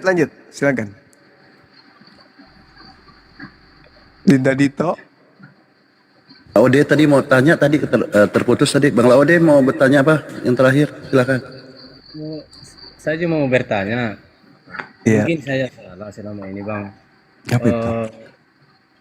Dan dalam hati saya juga bertanya, tidak mungkin saya mau menjawab pertanyaan anak saya ini apabila saya tidak memahami, ya kan? Jadi mungkin selama ini kalau misalnya saya pulang dia bertanya, tapi saya bilang minta maaf nak, saya belum bisa jawab. Kenapa? Dalam hati saya begini Pak, jangan sampai apa yang saya sampaikan sama anak saya salah, ya kan? Terus apa pertanyaannya? Pertanyaannya begini, boy banyak sekali pertanyaannya, tapi saya ukur dari diri saya masih belajar. Yang satu-satu mau dulu apa? Pertama. Yang pertanyaannya dia bilang siapa Tuhan Bapa begitu, tapi saya jawab ya pencipta langit dan bumi, itu aja saya jawab. Karena saya udah benar itu, udah betul. Pertanyaan ini, tapi takutnya nanti dia pergi ke gereja cerita-cerita sama temannya, bilang bapak saya bilang begini, bapak saya bilang begini. Itu yang saya waspadai begitu. Saya tidak bisa menyampaikan sesuatu yang saya tidak ketahui. Makanya saya menjadi diam. Gitu. Jadi saya minta arahan ke depannya ini, saya mau bagaimana apabila ada pertanyaan dari anak saya begitu. Bisa naik ke sini lagi, abangku. Iya ya. Iya. Kan sudah 1 minggu ini saya selalu ingin naik, kadang naik di apa itu Pak? Beliau juga itu Kian Santang apa? Ya. Nanti tinggal dicatat, sampaikan anakku saya status masih belajar. Islam itu luas gitu. Untuk belajar tauhid itu Nabi Muhammad kepada muridnya aja 13 tahun. Gitu. Jadi ada pertanyaan Bapak catat ya. Nanti Bapak tanya kepada teman Bapak lagi, kan gitu. Dicatat aja Bang. Habis itu nanti tanyakan kepada guru-guru kita yang ada di sini. Sempat juga sih bertanya, bilang apakah Bapak tidak larang saya pergi gereja, kan begitu. Tapi saya bilang saya tidak larang. Cuma intinya cari di agama kamu apakah Yesus memerintahkan seperti saya diperintahkan sholat, saya sholat. Ya, betul. Betul. Dinda Alif masih monitor? Aku monitor Gurunda sebenarnya, cuman suaraku hilang-hilang. Oh, udah bagus Dinda. Normal kayaknya. Kita ini sekarang. estafet. Ya, ada Bang Henry juga masih belum ada yang tidur kayaknya Gerunda. Ini Mas Eko. Ya Dinda Alif ya. Ya, Bang aman. Bang Lode kelas saya serahkan ke Dinda Alif dan Dinda Dito dan yang lain ya. Saya mau bikin kopi campur masako dulu sedikit aja. Iya, izin. Mas Eko tadi saya Waalaikumsalam. Silakan. Tadi Mas Eko di bawah saya lihat tappingannya ingin menyumbangkan kepada anaknya Bang Laude, minta kirimkan nomor rekening. Oke, insya Allah. Ya kan seperti belum belum sangat ya, tapi masih belum. Jadi gini, Abang, termasuk Iwan Villa semuanya, kami Yayasan Apologet Islam Indonesia menerima sedekah yang disalurkan kepada para mualaf di nomor rekening kami 7-nya 5 kali 51770 atas nama Yayasan Apologet Islam Indonesia. Silakan langsung distribusikan di sana saja. Insya Allah kami amanah, begitu. Perwakilan bisa diulang, Abang? Ya, 7-nya 5 kali 51770. 51770. Silakan Bang Hendy kasih catatan untuk walaf gitu ya, biar tidak salah pintu. Silakan Bang Hendy. Bang Hendy. Udah benar itu, udah benar. Terima kasih abangku. Iya, sama-sama. Sama-sama abangku.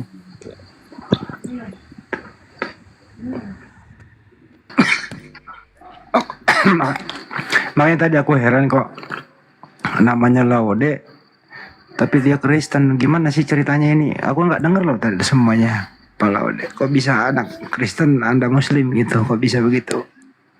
Oke, saya jawab Bang ya. Dan cuma abang yang menjawab ini, semua rekan-rekan kerja, bahkan kadang ketemu juga dengan orang baru, dia tanya orang mana, saya bilang orang Toraja. Tapi pakai orang Sulawesi Tenggara, mereka bilang gitu. Kan saya jawab gini, bapak nenek laki-laki, dia dulu sebagai guru SMA. Dia ditempatkan di Toraja, maka disitulah ketemu dengan perempuan dan menikah. Dan setelah itu mungkinlah disitulah hidayah semua, awalnya hidayah semua. Saya bertanya dengan nenek perempuan, nenek laki-laki apa agamanya, kan? Dan saya dijawab sama nenek pada saat masih hidup. Dia tanya, nenek kamu itu orangnya Islam, dia bilang. Dan kamu cucunya yang terakhir dia lihat, dia makanya dia kasih kamu pakai pamnya dia, karena nenek saya namanya Laude Bintu. Ya, jadi makanya ini muncul lagi pertanyaan ini Bang. Tidak asing. Paham-paham gini loh bahasanya teman-teman. Jadi kakeknya dia ini tinggal di Toraja, tapi pamnya memang Laude. Terus menikah sama orang Toraja. Terus dia punya cucu nih. Cucu yang terakhir ini harus pakai pam Laude, kan gitu ya ceritanya ya? Iya. Oke, terus memang ada keturunan Islam. Laude itu rata-rata memang, apalagi Sultra ya, mau Kendari sampai Kolaka itu adalah Muslim. Jadi Anda ini nggak mualaf, memang lahir sebagai Muslim gitu ya? Saya mualaf Bang. Oh mualaf tahun? 2019 kemarin. Oke. Terus istri masih Kristen? Disitulah saya memilih pisah dengan istri saya karena saya diskusi dengan dia selama 3 bulan. Mana yang kita ikuti, dia bilang saya mau tetap di agama saya. Akhirnya berpisah. Begitu, mari.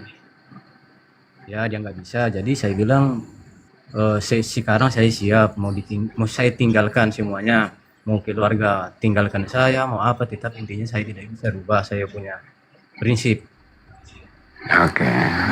Akhirnya berpisah baik-baik. Itu saya tinggalkan, saya merantau ke Merauke. Di sana saya ini, dan saya pulang, saya tanya lagi bagaimana. Dia bilang tidak, tetap akan saya di Kristen. Saya bilang kalau begitu sekarang kita buat surat sudah kalau begitu. Surat supaya kamu bebas. Mana tahu ada jodohnya kamu, biar bisa kamu menikah gitu. Dia bilang ya, disitulah saya tinggalkan semua, bahkan juga sih intinya dipersingkat Bang, artinya udah pisah baik-baik, resmi sudah cerai gitu ya. Oke. Terus anak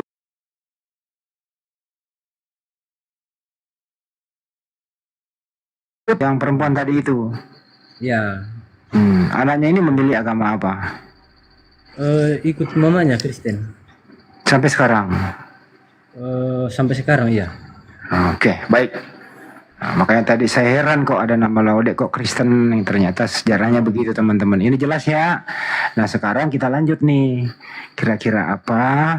Bagaimana seterusnya supaya anak Anda ini keinginan Anda seperti apa? Ya, tapi anaknya jangan dipaksa.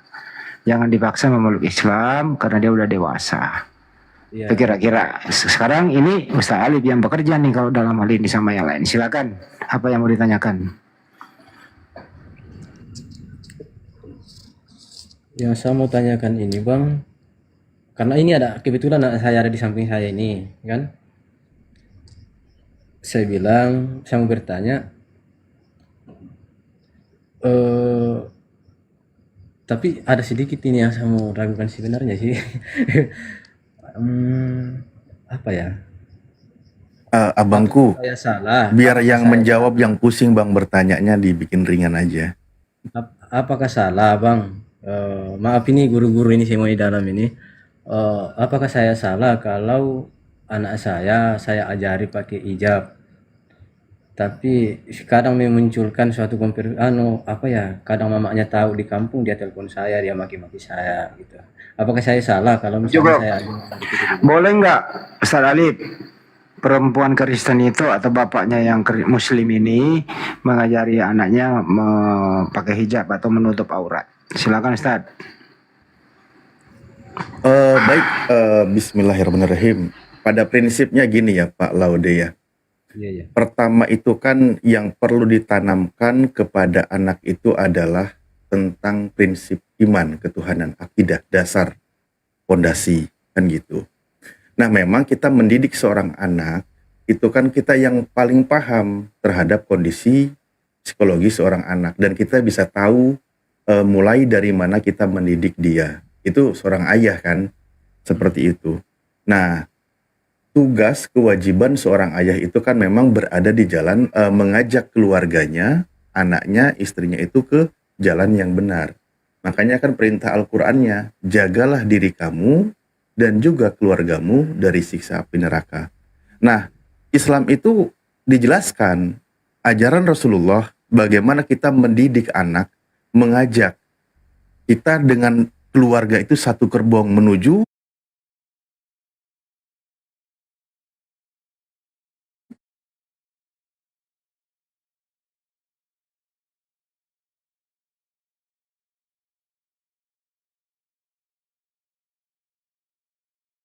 dengan cuma lisanan gitu.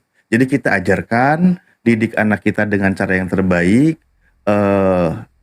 jelaskan tentang prinsip ketuhanan dan sebagainya, atau tahu Bapak bagaimana si anak ini mulai dari mana. Biasanya orang tua itu kan lebih paham kondisi si anak. Dan juga jelaskan pelan-pelan, karena memang tugas orang tua mendidik anak. Intinya adalah tanamkan keselamatan tentang akidah. Itu yang paling prinsip.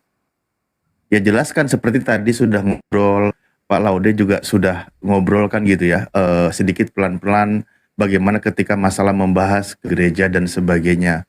Kita kembali, ada nggak Yesus mengajarkan? Nah, kan metode menjawabnya tidak menyinggung dia, tapi kita kembali kepada apa yang dia imani kan gitu. Suaranya hilang-hilang, nggak nangkap berarti ya? Aman Ustaz. Aman ya, baik. Aman. Nah seperti itu Pak, seperti itu. Jadi memang pertama kali itu adalah prinsipnya, yang paling prinsip adalah bagaimana menanamkan ilmu tauhid, ya prinsipnya. Tapi metode dakwahnya bisa Bapak terapkan dari tadi mengajak seperti itu, menutup aurat. Itu kan untuk kebaikan si anak. Nanti dia akan menemukan sebuah nilai-nilai Islami kan gitu, yang bisa diterima secara akal sehat oleh beliau. Begitu Pak Laude. Iya. Maka dari itu Ustaz, saya berpikir juga karena dia kan berteman dengan teman-temannya rata-rata pakai kerudung. Disitulah saya berinisiatif untuk bilang coba kamu belajar pakai kerudung. Dia bilang saya orang Kristen Pak. Saya bilang nggak apa-apa biar muka kamu nggak kena matahari, langsung begitu. Itu aja Kasih alasan data, saya. Tan. Kasih data 1 Korintus 11:26. Ya itu tadi sudah dibahaskan dengan Bang Zuma kan. Diperintahkan menggunakan telekung lah kalau bahasa itunya kan ya di dalam bahasa kekristenan atau tudung ya tudung dan sebagainya kan gitu. Nah maksudnya saya itu adalah ketika tadi menyampaikan ini tentang dakwahkan seorang ayah kepada anak. Prinsip tujuannya adalah menanamkan ilmu akidah. Metode caranya monggo silahkan dengan cara bapak yang bapak paling tahu keadaan anak. Seperti itu.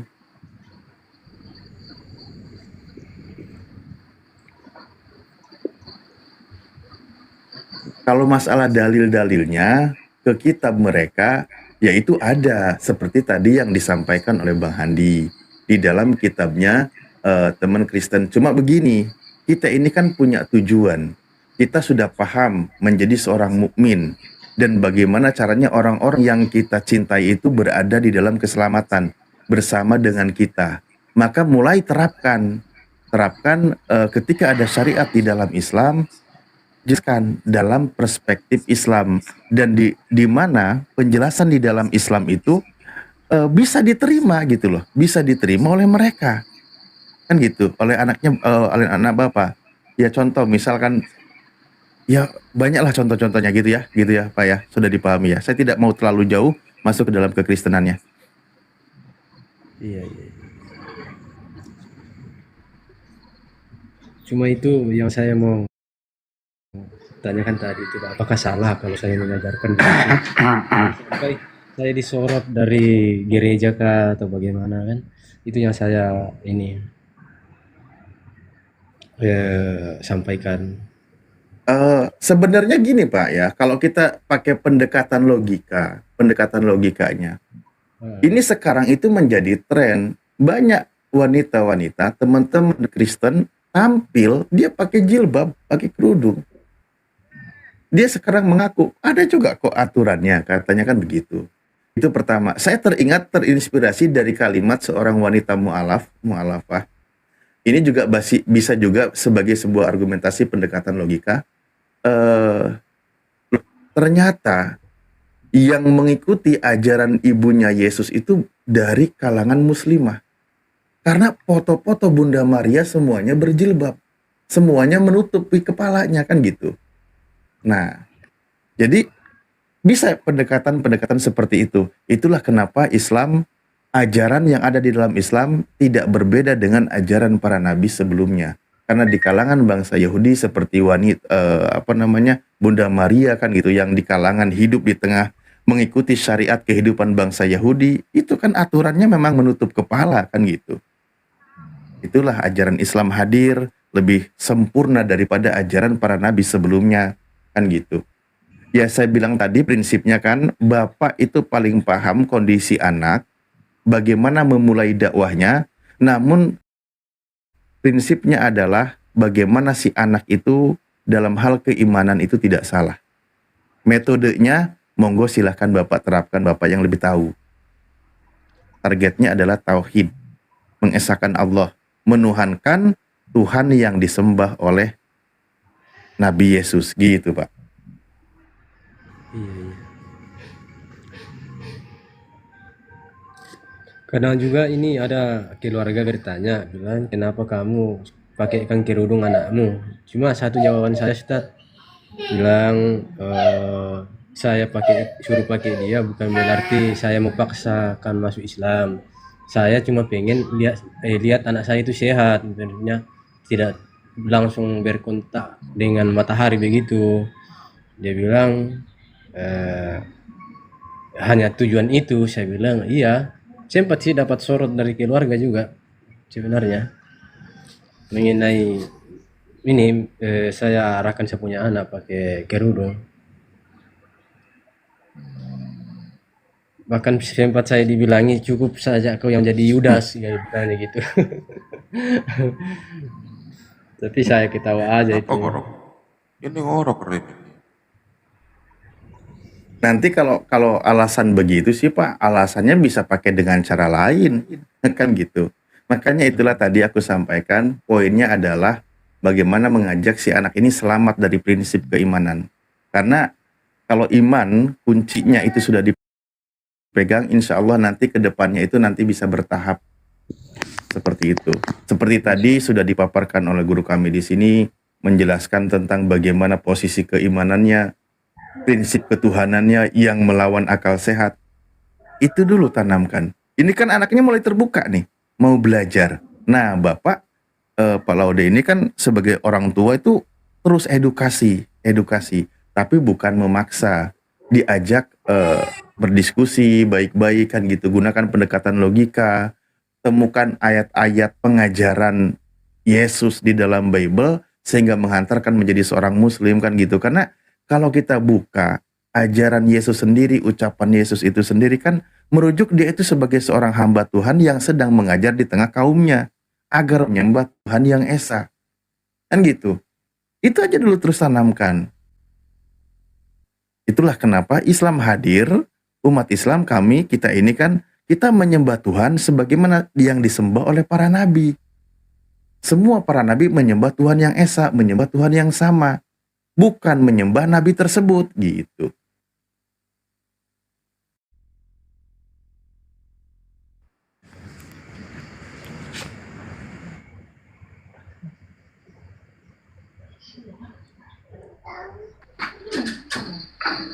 Pak Laude, Ya, anaknya masih ada di situ. masih bang. Bisa nggak anaknya yang bertanya, Pak? Katanya, kamu bertanya sama apa? Kamu mau tanya, ya tanya sama ini biar langsung dijawab. Hah?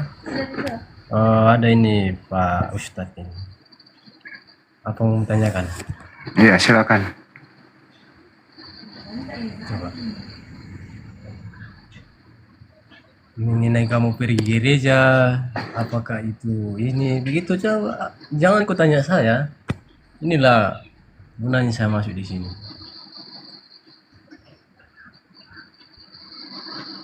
Coba apa yang mengganjal begitu?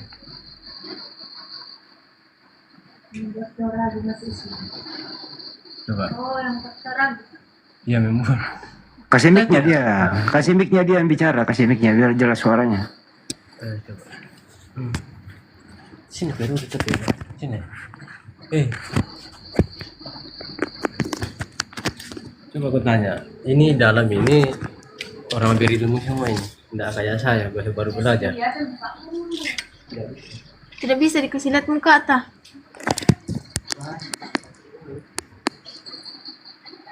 Siapa namanya, Dek? Ires, Umur 15. Oh, 15. Ya sudah. Apa yang mau ditanya tentang Islam?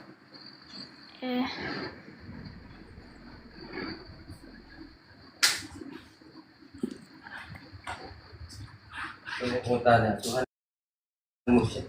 Tuhan kamu siapa? Begini kamu siapa? Mungkin itu coba tanya sudah sini.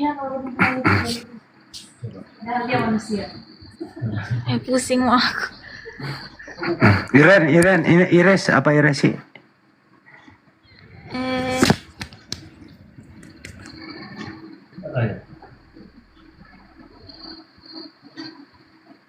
Begini bagi kirurung itu, darah sama mama gitu, coba tanya.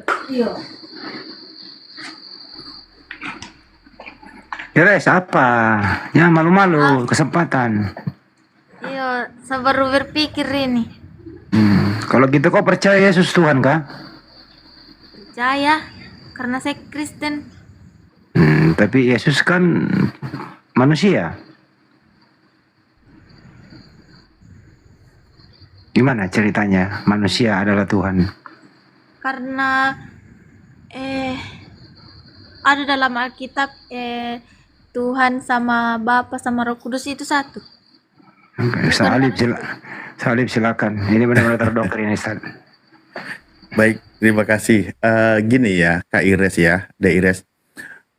Kalau Anda membaca doktrin tentang Trinitas sejauh yang kami pelajari, Ini kalau saya coba bukakan ya. Saya bukakan datanya. Tapi saya nggak mungkin lah, karena jaringanku nanti. Itu sejarah Trinitas baru hadir di abad kedua. Bukan berdasarkan ajaran Yesus. Fakta sejarah, catatan-catatan dari sekolah juga banyak mengatakan bahwa Trinitas itu bukan ajaran Alkitabiah, tapi baru lahir di abad kedua oleh Bapak Gereja yang bernama Tertullianus. Nah, ada untuk melegalkan sejarah Trinitas, ketuhanan Trinitas itu mengutip 1 Yohanes 5 nomor 7. Tapi sayang sekali kitab Anda mengkonfirmasi itu ayat sisipan alias tidak asli. Berarti ayat palsu yang dimasukkan dijadikan sebagai ayat suci. Itu fakta. Kak Ires bisa buka 1 Yohanes 5 nomor 7, lihat penjelasannya, tafsirannya dari Yerusalem. Itu bisa terbukti. Ini 1 Yohanes 5 nomor 7. Bentar ya, saya coba ganti jaringan, bisa nggak? Sebab ada 3 yang diberikan kesaksian di dalam surga, Bapa, Firman, dan Roh Kudus, dan ketiganya adalah satu. Iya, itu yang saya maksud. Ya, oke, kita buka ya. Kita buka nih. Nih, saya pakai data aja. Habis itu nanti kita lebih jauh lagi kita bahas ya. Jadi gini ya, nih, ini kan 1 Yohanes 5 nomor 7, Anda pakai dalil ini.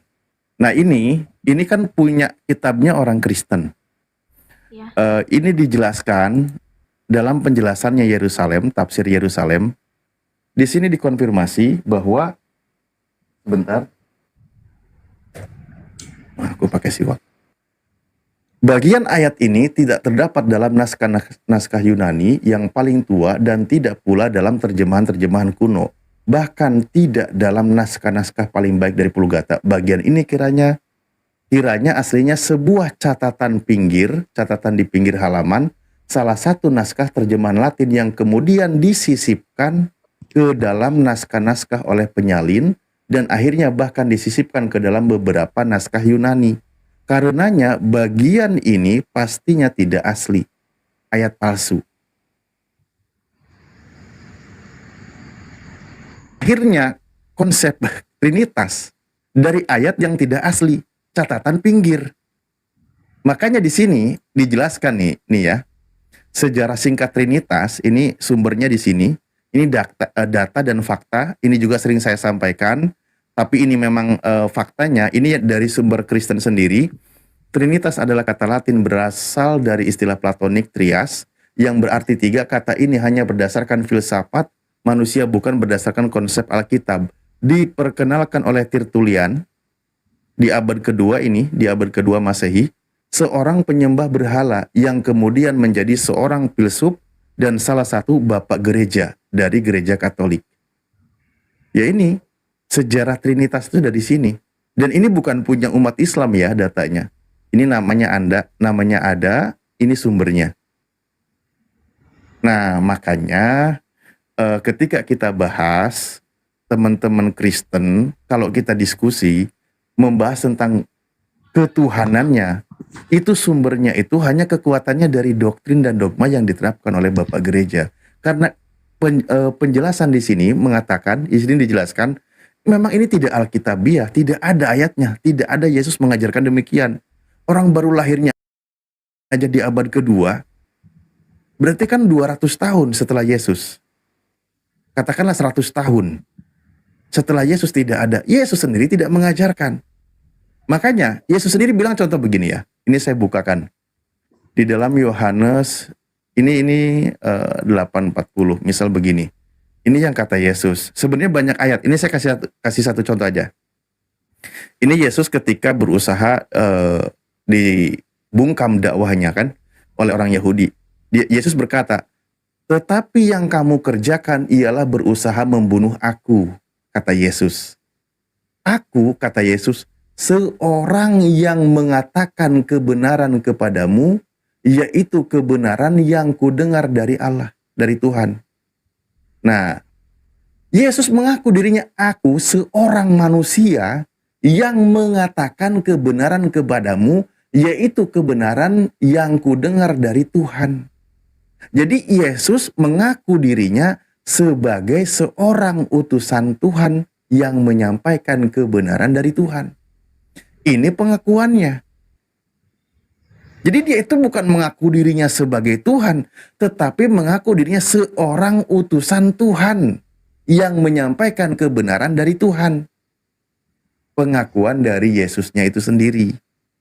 Nah, kalau dikatakan Yesus itu Tuhan, Yesus itu Tuhan yang Maha Kuasa dan sebagainya, lah pasti itu biasanya lahirnya dari doktrin, bukan dari ajaran Yesus. Begitu. Itu dari Alkitabmu, bukan dari kami. Itu. Berani nggak? Sudah pernah baca semua Bible nggak, Ires? Belum. Coba Ires buka Amsal 7, 18, 19. Amsal berapa? Jangan diam dulu. Amsal 7 nomor 18 sampai 19.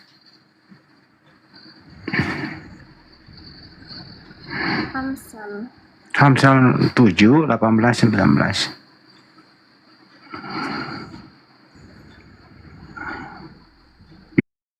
Itu aja tak suruh baca Bible aja. Ya aku ini lagi ya ke materi ketuhanan ya. Iya, habis ini nanti Tad. Perkuat lagi datanya. Ya. Amsal 7, 18, 19.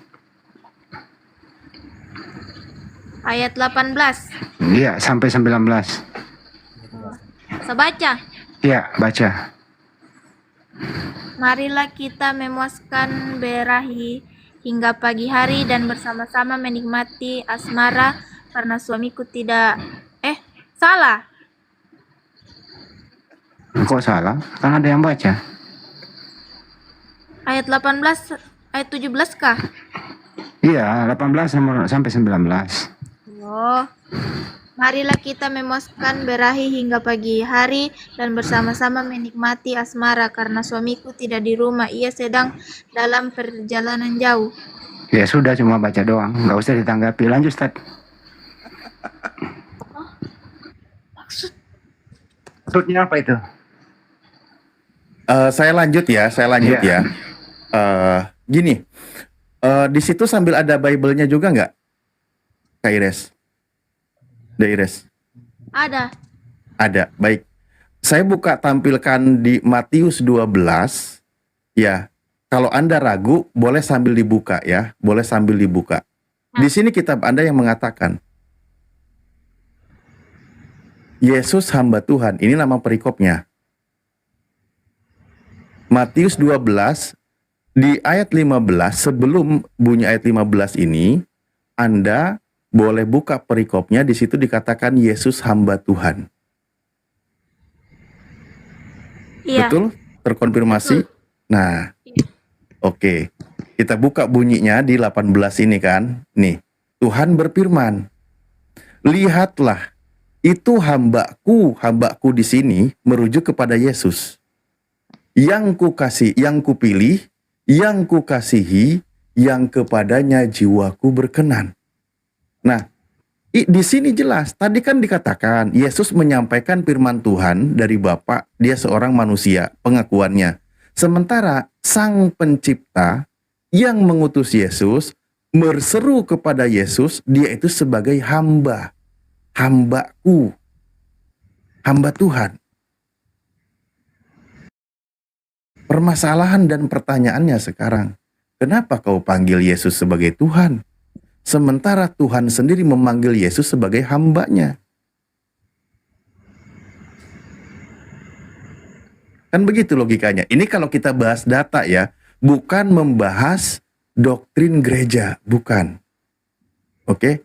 Ya nanti kalau masalah di gereja itu urusan imanmu, aku nggak ikut campur. Tapi kalau kau memang berpegang kepada Bible, kepada kitabmu, maka harus terima ini. Nah, apa yang kau imani berlawanan atau tidak dengan pengajaran dan ucapan Yesus? Kalau berlawanan dengan ajaran Yesus, dengan ucapan Yesus, berarti di situ ada yang bermasalah gitu. Nah, ketika dikatakan Yesus hamba Tuhan, pertanyaanku sederhana. Kak Iris percaya nggak sesuai dengan yang tertulis?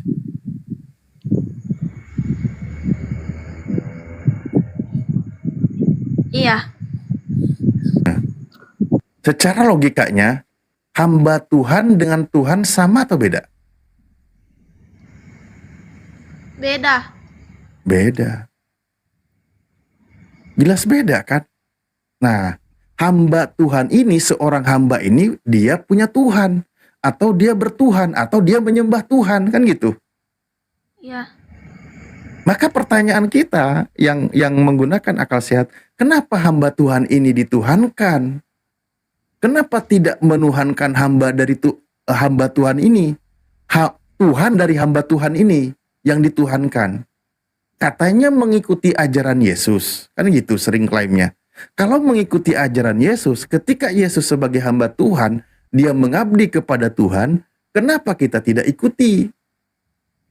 Bukan malah menuhankan hamba tersebut. Nah, begitu logikanya. Kalau kita bahas pakai data, bukan pakai doktrin dari gereja, kan gitu. Tapi kalau Kak Ires masuk ke gereja beda cerita. Pasti mengatakan Yesus Tuhan, Yesus hebat, Yesus bla bla bla dan sebagainya. Kan gitu. iya. Itu ada banyak loh, bukan cuman satu ini. Ada di Kisah 3 nomor 13 juga ada, dan ada juga banyak di ayat-ayat yang lain. Coba aku tanya itu, langsung tanya itu. Seperti yang kau tanyakan sama saya. Kristen lebih duluan atau Islam? Coba. Di situ udah kau bertanya. Kristen lebih dulu atau Islam?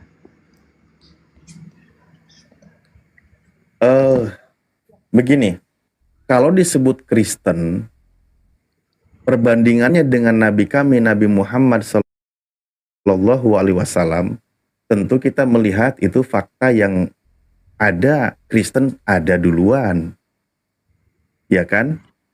Kalau merujuk kepada ajaran Kristen. Pertanyaannya sekarang, Kristen itu disebutkan sebagai pengikut Kristus. Tapi dari mana sumbernya? Di dalam kitab Anda mencatat, kan di dalam kisah 11:26 ya. Seingatku kalau salah mohon koreksi. Di situ dikatakan pertama, betul ya? Nah, kepada Paulus pertama kali disebut sebagai Kristen. Nah, sumbernya bukan dari Yesus. Bukan.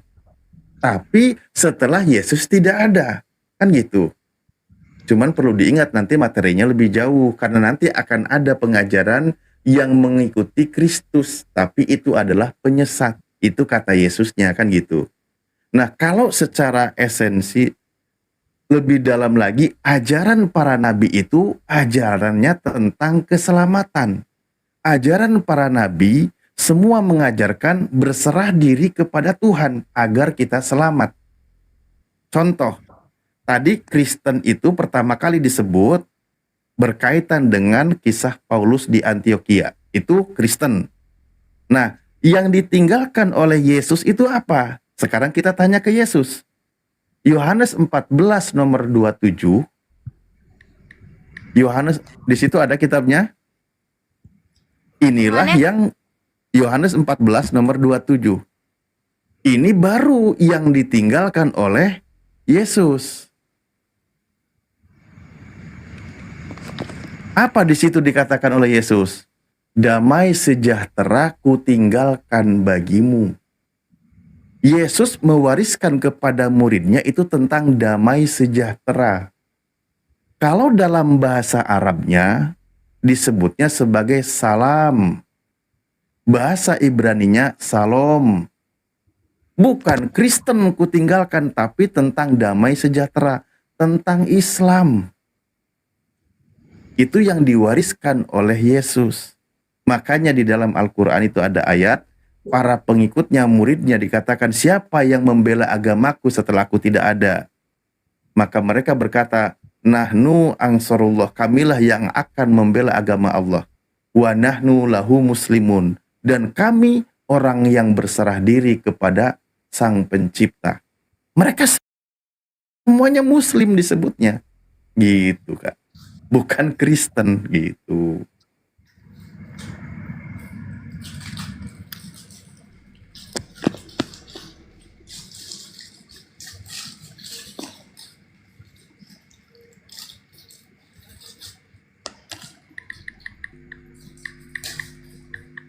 Ya, gimana? Kang Ladi?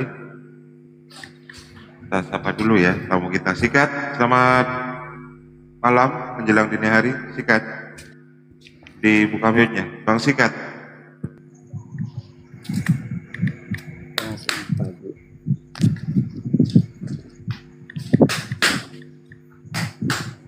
Sikat. Selamat pagi. Ya, selamat pagi Bang Sikat. Anda mau masuk?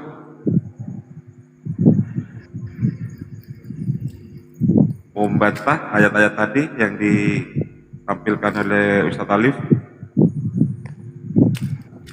Silakan. Itu maksudnya gimana?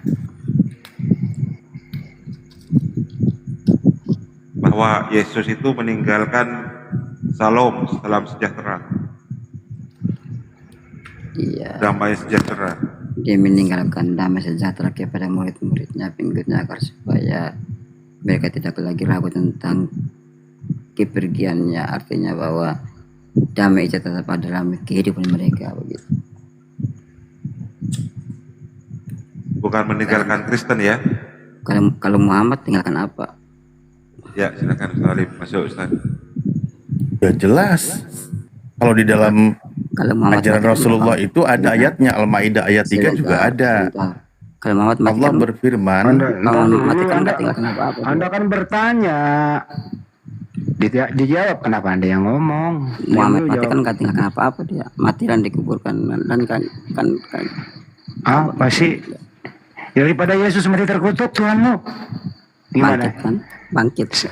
Terkutuk dia. Muhammadmu bangkit enggak? Tuhanmu bangkit di mana? Muhammadmu bangkit enggak? Tuhanmu mati terkutuk. Muhammadmu Coba bangkit Iren, enggak? Ires baca Galatia 3 nomor 13 Ires. Muhammadmu bangkit Apa? Galatia 3 nomor 13.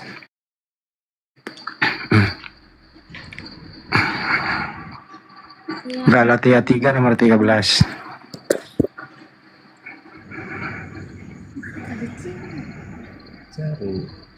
Galatia 3 nomor 13.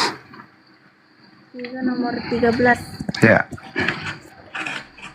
Kristus telah menebus kita dari kutuk hukum Taurat dengan jalan menjadi kutuk karena kita. Sebab ada tertulis, terkutuklah orang yang digantung pada kayu salib.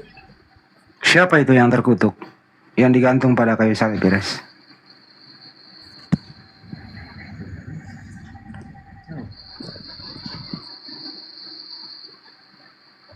Coba jawab.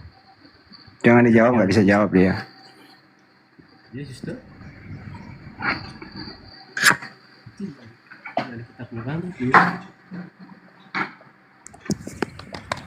Lanjut Ustaz.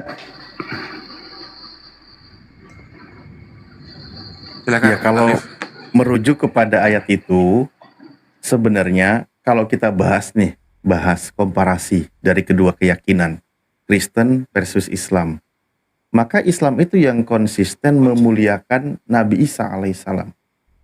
Konsisten. Jadi menjadi seorang Muslim tidak boleh mengutuk utusan Tuhan.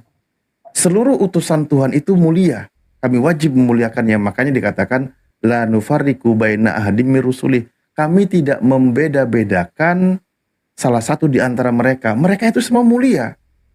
Tidak boleh mencelaknya, tidak boleh merendahkannya, tidak boleh mengutuknya. Tapi kalau masuk doktrin iman Kristen, Yesus harus mati di atas kayu salib. Cuman konsekuensinya adalah harus mengutuk dia sebagaimana yang tertulis, yang tadi dibaca. Terkutuklah orang yang digantung pada kayu salib. Waduh. Sekarang saya tanya deh. Kamu imani nggak Galatia 3 nomor 13? Atau gini deh, sebelum lebih jauh, aku ke distract loh sama yang di bawah. Ketinggian terus dibilangnya, Kak Laude lagi. Adek Ires, dipahami nggak materi yang kita bahas? Iya. Oh iya, berarti aman kita ya? Iya. Oke, baik, terima kasih. Nah, di situ tertulis, terkutuklah orang yang digantung pada kayu salib. Ade Ires, aku manggilnya kakak juga, kena protes juga. Tapi aku biasa, maksudnya tujuannya sopan kepada teman-teman ya. Mohon maaf. De Ires, imani nggak di situ ayatnya?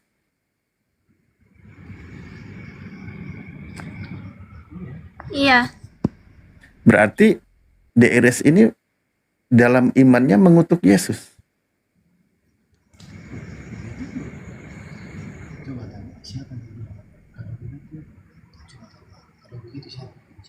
Itu tertulis loh, jelas. Cuman kadang jarang disadari.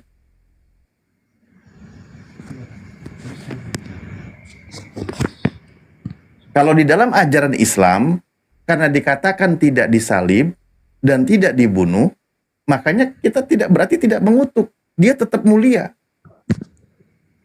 Makanya seorang ayah tadi, sang ayah, ketika dia menjadi seorang muslim, ternyata justru dia semakin cinta dan semakin memuliakan Yesus. Awalnya dia percaya dia mati terkutuk di atas kayu salib, begitu menjadi seorang muslim, no, dia tidak terkutuk. Dia tidak mati di atas kayu salib. Dia tidak dihinakan, dia tidak ditelanjangi, dia tidak ditampar, dia mulia. Tuhan selamatkan dari fitnahan mereka. Itu kalau masuk ke dalam ajaran Islam. Jadi menjadi seorang muslim bukan meninggalkan dia, bukan, tapi justru konsisten memuliakan dia gitu.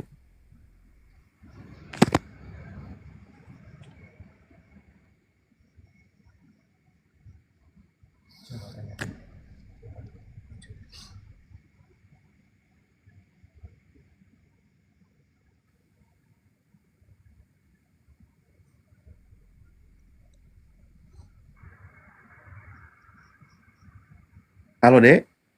Ya. Masihkah Anda mengutuk Yesus hari ini? Pusing loh aku. Enggak, masalahnya gini, kalau kau tolak berarti Anda bukan Kristen, tapi karena itu tertulis sebagai seorang Kristen ya harus diimani. Coba aku tanya di situ. Seperti pertanyaan sama saya. Terus siapa yang disalib? Tuhan. Itu yang orang berilmu semua di dalam. Orang berilmu semua di dalam. Coba tanya. Jelasin aja Ustaz, yang disalib itu orang mulia atau orang fasik? Jelasin dulu Ustaz.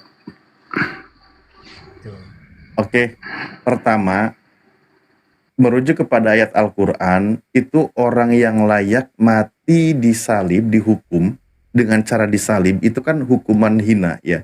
Itu adalah orang yang melawan Tuhan, maksudnya ajaran Tuhan, dan melawan utusan Tuhan. Al-Ma'idah ayat 33.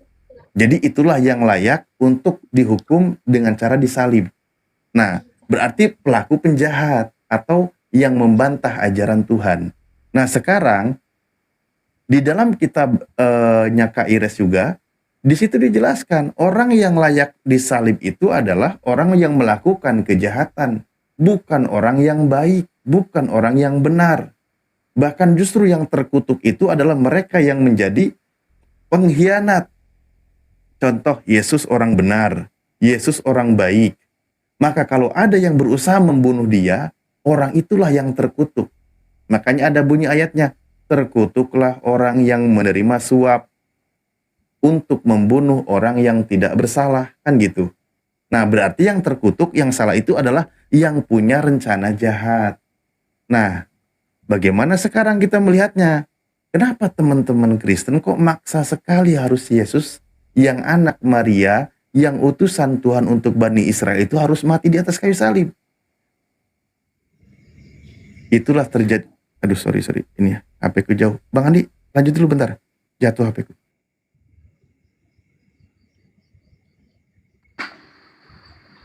Ires. Iya.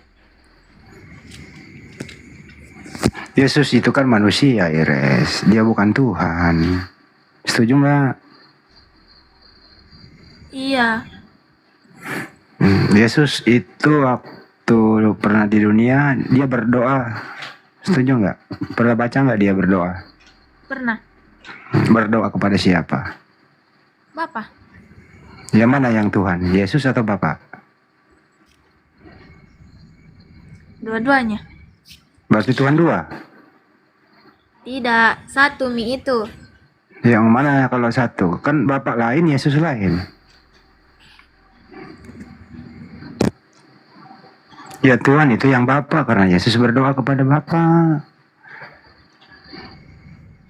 Kan Yesus memperkenalkan dirinya sebagai utusan Tuhan. Belajar lagi ya Iris ya. Ya. Oh kamu kan masih muda nih. Belajarlah yang realistis, apa sih? Yang logis, yang mudah gitu loh. Iris kan punya akal. Masa nggak bisa bedain mana manusia, mana Tuhan? Bisa nggak Iris bedain antara manusia dan Tuhan? Bisa? Bisa. Bisa nggak manusia menjadi Tuhan?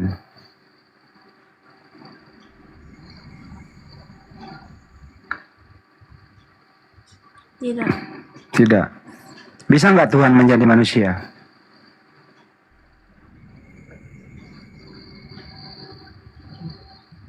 Bisa kayaknya. Ya nggak bisa lah. Kalau Tuhan menjadi manusia, ya berarti nggak ada Tuhan lagi. Habis Tuhan. Karena jadi manusia. Gimana, Res?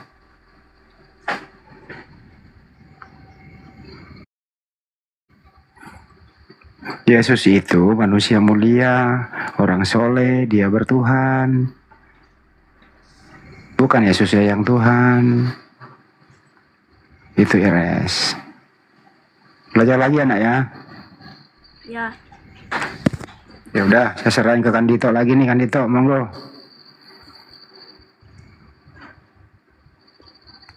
Baik. Bismillahirrahmanirrahim. Sudah diperintahkan jadi harus maju. Gini Eris, ini Kang Dito salam kenal. Kang Dito juga mungkin di usia yang sama.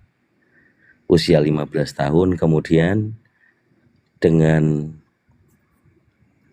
tegas untuk masuk Islam. Memang usia remaja ini harusnya kritis, tapi saya mendengarkan tadi masih nempel doktrin atau masuknya asupan-asupan doktrin yang tidak tertulis dalam Bible, sehingga ini dimulai oleh Pak Laude ayahandanya untuk benar-benar membaca Bible, sehingga tadi kaget membaca Amsal.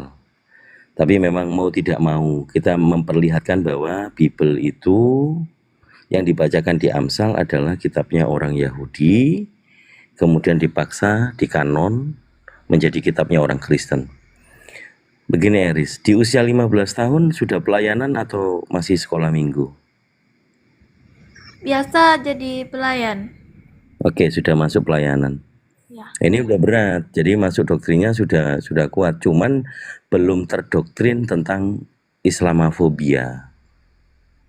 Islamofobia pernah nggak dalam sekumpulan teman-teman di gereja berbicara tentang Islam yang mengandung unsur kebencian?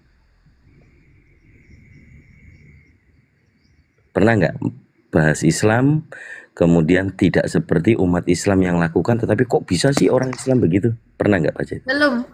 Oh belum. Nggak apa-apa deh. Ingat kata di dalam Bible, kalau meyakini Bible adalah firman Tuhan, ia katakan iya, tidak katakan tidak. Lebih dari itu adalah datangnya dari si jahat atau iblis. Kang Dito mantan Katolik yang usia 15 tahun sudah banyak baca literasi dari papa saya yang memang Katolik, banyak mendoktrin. Lebih kuat doktrin Katolik daripada Protestan. Kitab Katolik itu 73. Lebih banyak daripada kitabnya Protestan. Kemudian diaturkan tentang sejarah bahwa orang-orang Protestan adalah yang memprotes kekatolikan. Sehingga kami orang Katolik itu membenci orang Protestan. Membenci dalam artian adalah kok ada orang yang sudah meyakini Kristus itu Tuhan dalam iman rasuli, pribadi Tritunggal yang di awal mula-mula, pecah orang ini tapi tidak mengambil kitab yang sama. Ini faktual. Jadi Eris kalau usia 15 kini mau belajar nih, coba ibaratnya kayak mana sih ada orang Islam yang bisa menunjukkan bahwa Islam ini tidak seperti yang dikatakan oleh keluarga yang Kristen. Papanya tadi, ayahnya tadi disebut Yudas. Betul ya? Padahal Yudas adalah, di Bible itu Yesus mengatakan 12 murid yang kupilih di antaramu adalah salah satunya iblis. Bagaimana hukum kasih, hukum terutama yang kedua, kasihilah sesamamu. Mengatakan ayahnya Eris Yudas. Iblis kan? Apakah itu kasih? Enggak. Saya cuma memperlihatkan bahwa apakah benar-benar doktrin itu relevan dengan Bible. Maunya Eris diajari Kristen dari luar Kristen, maksudnya dari non-doktrin untuk melepaskan doktrin.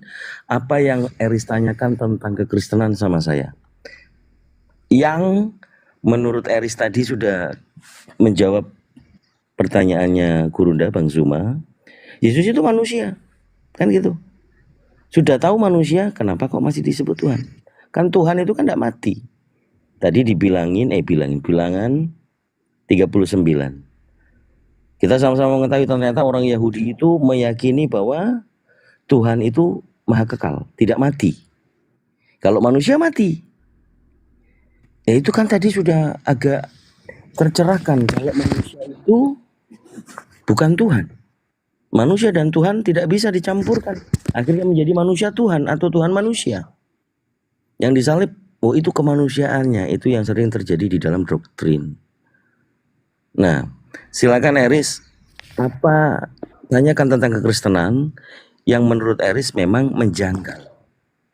Itu dulu, biar keluar doktrin dari pengajaran di gereja, pengajaran dari keluarga yang Kristen, menyebut ayahnya itu Yudas, kok bisa? Silakan, tanya aja sama saya tentang kekristenan. Saya umur 15 tahun, sadar. Saya percaya Islam. Om tolong jelaskan sama saya siapa Tuhan Yesus sebenarnya. Kenapa bukan Tuhan? Oke. Yesus yang diperkenalkan dalam Bible. Yang pertama, Yesus itu tidak pernah mengatakan dirinya sendiri bahwa akulah Tuhan, sembahlah aku. Nggak ada loh. Pernah nggak pendeta atau guru pembimbing sekolah minggu kemudian jadi pelayanan mengatakan kita harus semangat, Yesus adalah Tuhan? Itu perkataan manusia, tidak ada di dalam Bible. Betul? Ada nggak diajarkan bahwa di dalam Bible itu yang kalian sebut Injil, Yesus terang-terangan mengatakan akulah Tuhan, sembahlah aku? Nggak ada toh? Atau diajarkan yang menyimpang. Yesus mengatakan akulah Tuhan atas hari Sabat.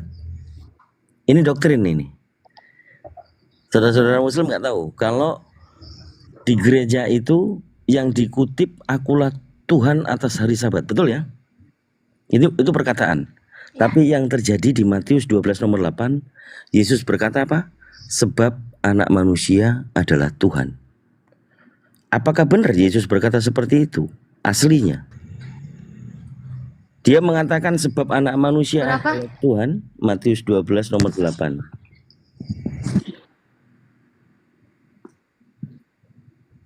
Jadi dua kodrat pemahaman doktrin 100% manusia, 100% ilahi.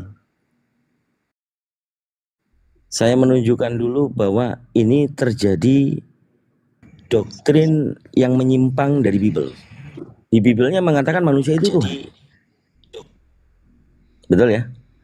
Sebab anak manusia adalah Tuhan, betul?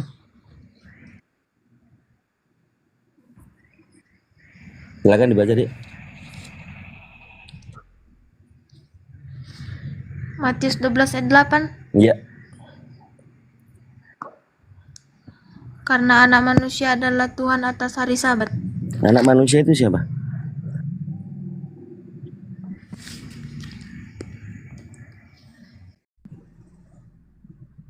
Anak manusia itu dalam doktrin adalah Yesus.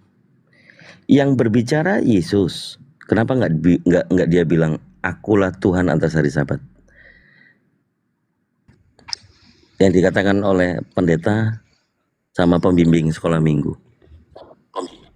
Mereka selalu bilang akulah Tuhan hari Sabat, akulah Tuhan hari Sabat. Padahal yang tertulis adalah Yesus mengatakan sebab anak manusia adalah Tuhan hari Sabat. Apakah anak manusia merujuk kepada dirinya? Ini terjemahan. Betul? Apakah betul di Bible ini dikatakan anak manusia adalah Tuhan?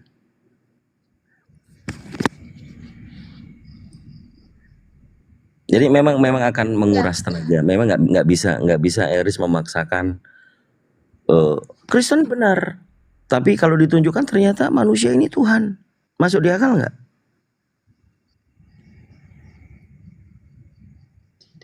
Tidak.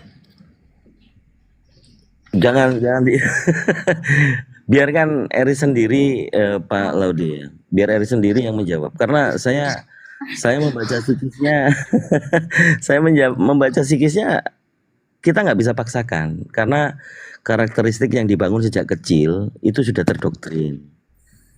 Sampai dia nggak bisa ngelihat loh. Kamu Eris kalau melihat atau mendengarkan ayah itu dipanggil Yudas, terima nggak? Tidak. Yudas di Bible dikatakan iblis atau tidak?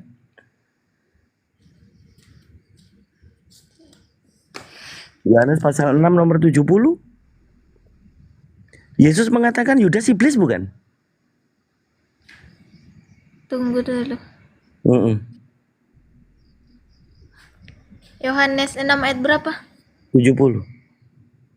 70. 8 apa? Iya, 6.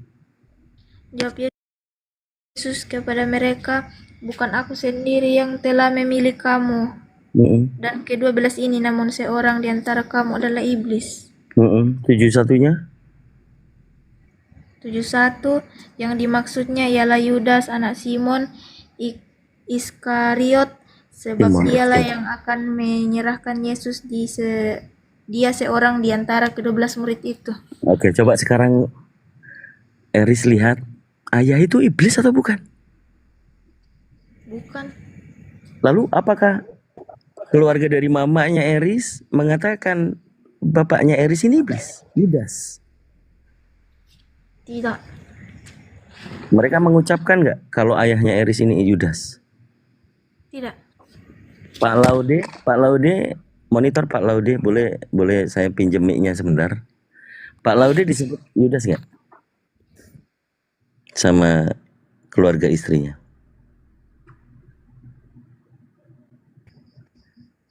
Kenapa ini? Karena tadi saya mendengar bahwa Pak Laude mengatakan saudara-saudara dari istrinya Pak Laude. Iya, gimana? Pak Laude disebut Yudas nggak sama keluarga istrinya? Mantan istri. Yang disampaikan anak saya tadi sore habis maghrib dia bilang Bapak seperti Yudas menjual Tuhan Yesus. Oh, anaknya. Maksudnya Eris yang bilang ke Pak Laude Yudas. Jadi mana sebenarnya sekarang coba kalian berdua tatap-tatapan. Pak Laude ini Yudas, iblis gitu ya. Apakah iblis yang bertanggung jawab kepada anaknya? Itu iblis. Hal ini menunjukkan bahwa ketidakmengertian yang dia ketahui adalah Yudas ini yang berkhianat kepada Yesus yang disebutkan Tuhannya dan mengatakan Yudas itu sebagai penyuap, menjual Yesus. Berarti yang berdosa kan Yudas. Sehingga Pak Laude ayahnya dikatakan Yudas, iblis. Minta maaf dulu ya. Kalau sekarang udah tahu ternyata Yesus mengatakan Yudas itu iblis. Minta maaf dulu sama ayahnya. Tapi nggak apa-apa karena awalnya tidak tahu. Sekarang tahu di Bible itu ternyata faktanya adalah banyak lebih dari 200 denom atau lebih tepatnya 65.000 denom. Satu Bible penafsirannya banyak gitu loh Eris. Saat ini Eris di Tritunggal Protestan. Gerejanya apa? Kemudian ada nggak Kristen yang lain yang tidak sama? Ada. Buktinya ada Katolik. Buktinya ada Karismatik. Buktinya masih ada satu lagi yang ekstrim. Satanik itu Kristen bukan? Satanik itu Kristen atau bukan?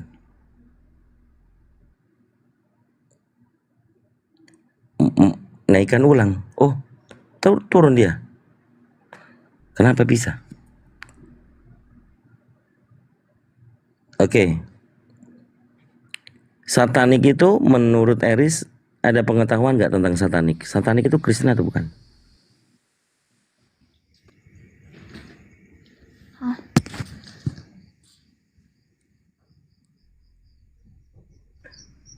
Monitor, Eris. Iya. Iya. Ya Allah. Pernah ada tahu nggak tentang satanik? Satanik. Iya. Tidak. Oh, tidak pernah tahu. Tidak pernah. Oke, enggak apa-apa. Saya nggak akan paksakan. Kalau Kristen itu banyak denominasi atau perbedaan, mengetahui nggak? Tidak tahu. Tidak tahu. Oke. Kalau kitabnya totalnya Eris pernah dikasih tahu nggak? Ada berapa? Di Bible itu Perjanjian Lama dan Perjanjian Baru. Berapa? Pernah, tapi lupa. Oke. Di Protestan itu ada 66 kitab. Kalau di Katolik ada 73. Menurut Eris, Bible yang dipegang itu kitab suci firman Tuhan yang tidak ada perubahan, tidak boleh ditambahi, tidak boleh dikurangi, tidak?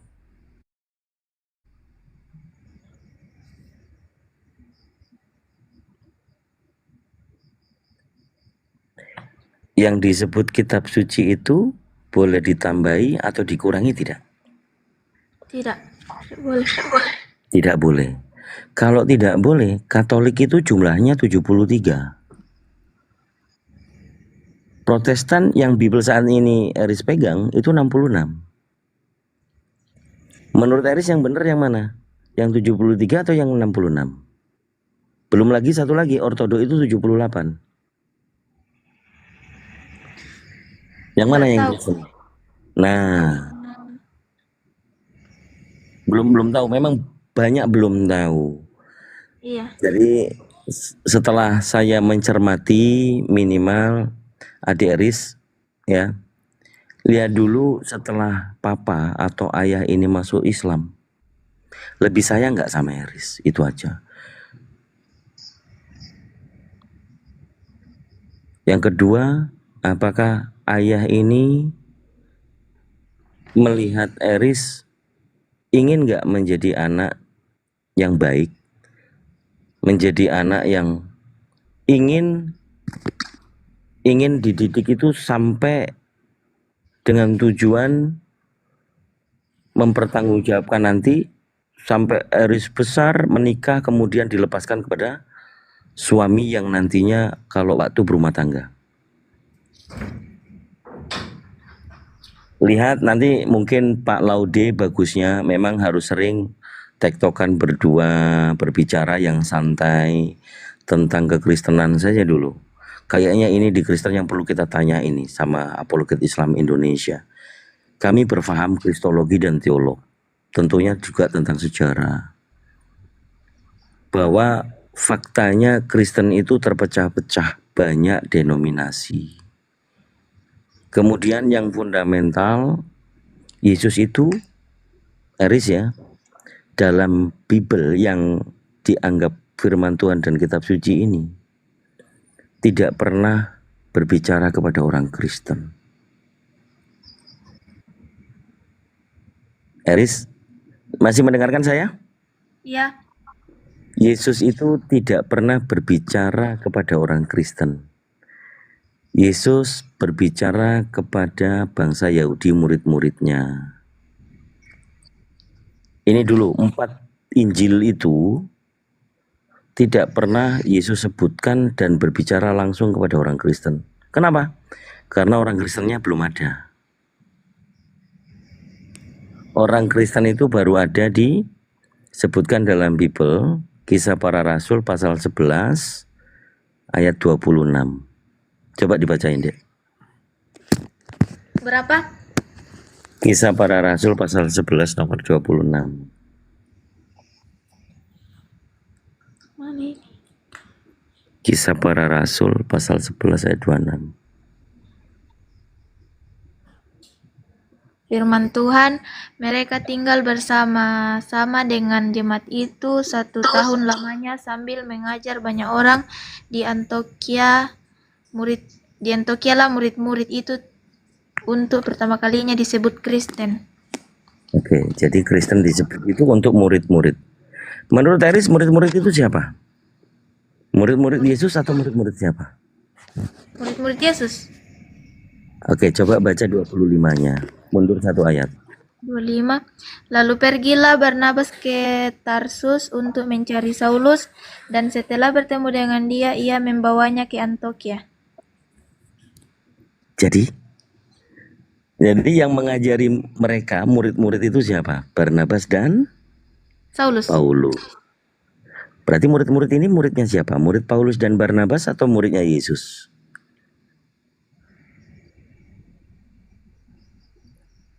Ya kan? Jadi Kristen adalah muridnya Paulus deh. Paulus dengan Yesus emang sama? Kalau sama manusia dong. Kalau beda yang satu Tuhan, yang satu manusia. Kenapa kalau sama Paulus gak dituhanin? Ya kan? Nah, boleh saya uji dulu, kasih pressing yang agak berat. Kita sepakati ya bahwa Kristen itu adalah muridnya Paulus, bukan murid Yesus. Sekarang coba baca 2 Korintus pasal 12 nomor 2. 2 Korintus Pasal 12 ayat 2. Firman Tuhan, aku tahu tentang seorang Kristen 14 tahun yang lampau, entah di dalam tubuh, aku tidak tahu, entah di luar tubuh, aku tidak tahu. Allah yang mengetahuinya. Orang itu tiba-tiba diangkat ke tingkat yang ketiga dari sorga. Tadi sebutan Kristen adalah untuk murid Paulus, betul ya? Ya. Yang tadi. Sekarang Paulus mengatakan, aku tahu tentang seorang Kristen 14 tahun yang lampau. Itu muridnya Paulus atau bukan? Nggak tahu. Oke. Lalu 14 tahun yang lampau yang kita ketahui di 4 gospel, yang naik ke surga siapa? Tuhan Yesus. Yesus. Oke. Apakah Yesus Kristen?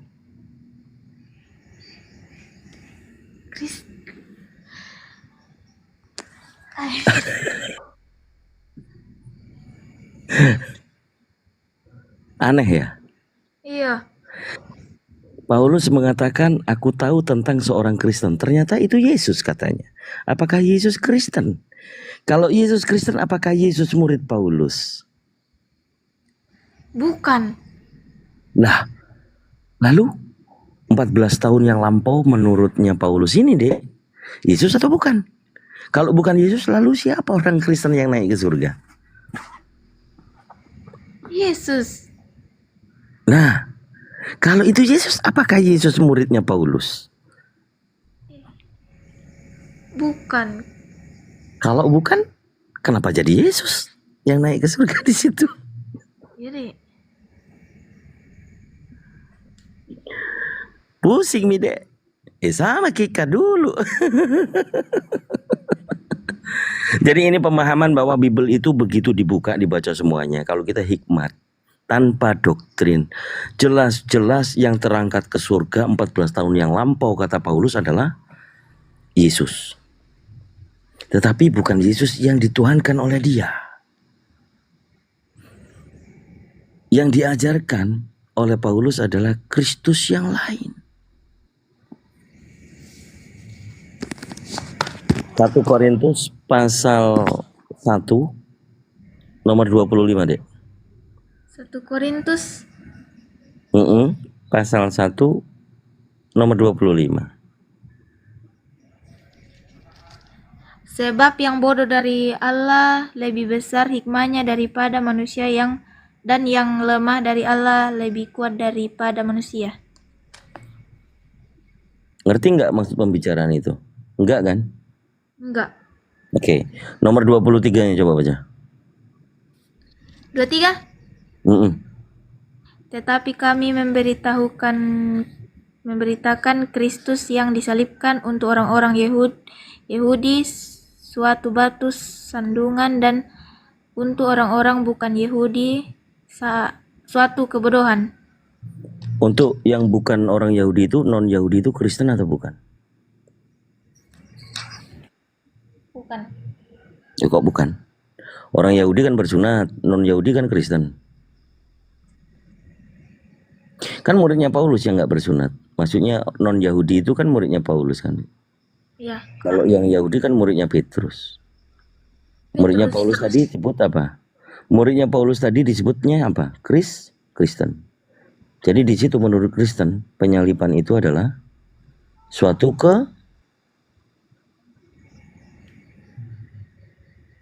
ya itulah tertulisnya begitu ya. Ya dicatat saja Pak Laude dibantu ditandai yang ini memang kalau mengobati doktrin itu harus diajak mengikuti ritmenya. Kalau ternyata ada dalil-dalil yang berbenturan dengan doktrin. Satu lagi terakhir. Yohanes pasal 4 ayat 22. Yohanes pasal 4 ayat 22 dan 23. Firman Tuhan,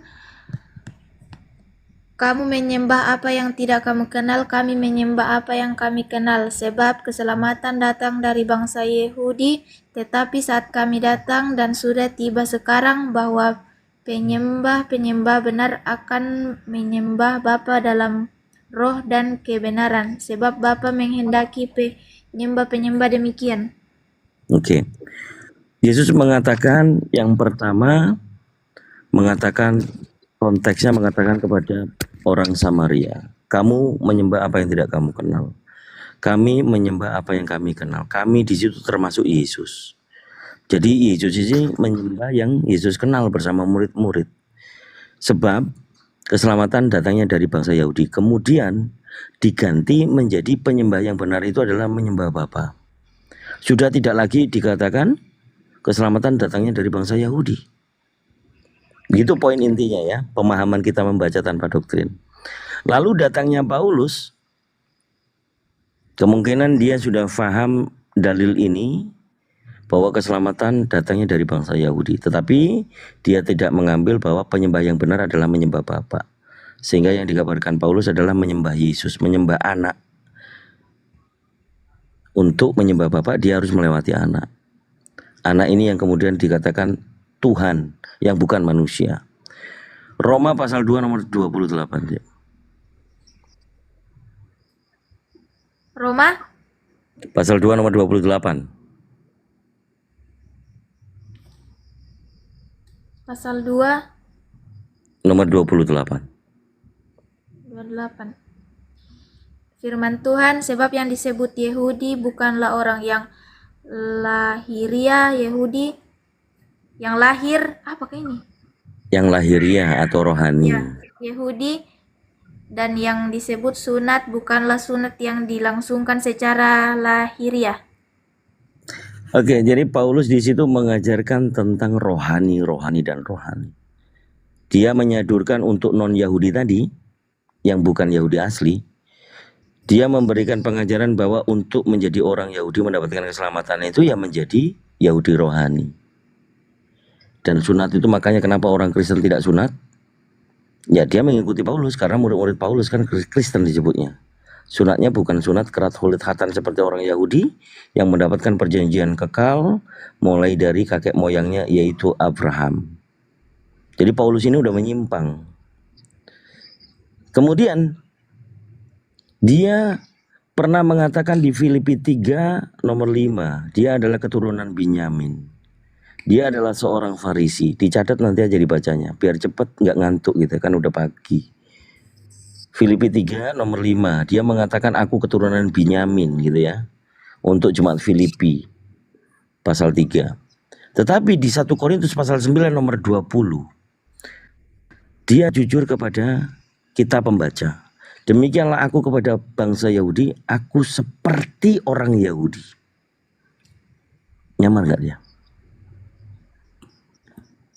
Apakah Paulus benar-benar orang Yahudi? Kalau dia mengatakan seperti Yahudi. Haris, ayo coba dicek datanya 1 Korintus pasal 9 nomor 20 itu. Apakah Paulus asli Yahudi?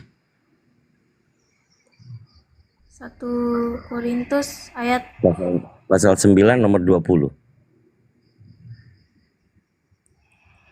demikian bagi orang Yahudi aku menjadi seperti orang Yahudi supaya aku memenangkan orang-orang Yahudi. Bagi orang-orang yang hidup di bawah hukum Taurat, aku menjadi seperti orang yang hidup di bawah hukum Taurat.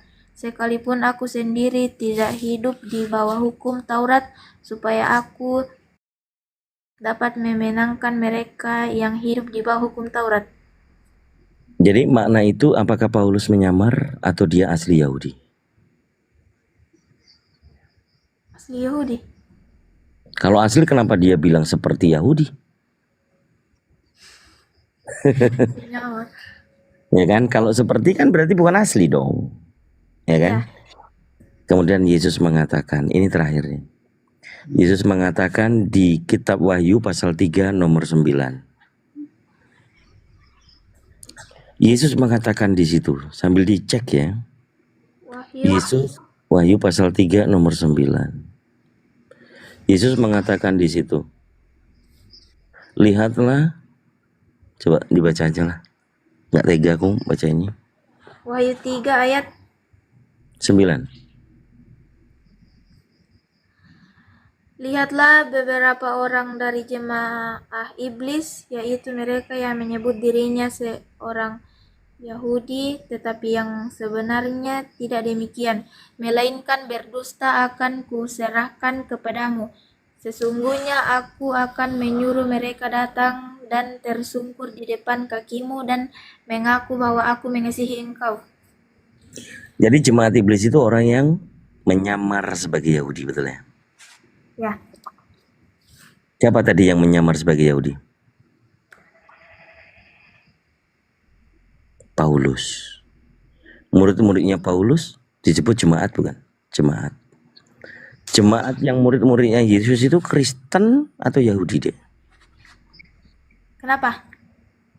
Di situ jemaat iblis yang dimaksud di situ murid-murid Paulus yang menyamar tadi kan disebut apa? Murid-murid tadi itu. Jemaat apa jadinya dia? Jemaat iblis kan? Iya. Jemaat iblis di sini orang Kristen atau orang Yahudi? Kristen. Ya sudah selesai. Jadi Kristen jemaat iblis. Oke, sekian dari saya. Mungkin Bang Handi ya tidak banyak karena adik ini kelihatan masih baru pertama kali. Mungkin agak shock. Ternyata adik Eris anaknya Pak Laude baru tahu kalau Kristen adalah jemaat iblis. Selamat datang di kebenaran. Jadi mudah-mudahan terlepas semuanya doktrin dan nanti belajar tentang Islam, Masya Allah ya. Kami umat Islam dipersatukan di Yayasan Apologet Islam Indonesia, satu komando, satu barisan, tidak saling menjatuhkan, dan kami adalah bersaudara. Semuanya adiknya Gurunda Bang Su, Masya Allah. Oke, itu dulu. Ustaz Arif, ini ada tamu juga nih. Atau mau ada pertanyaan, silakan. Jadi fundamentalnya Kristen adalah jemaat iblis, selesai. Wah.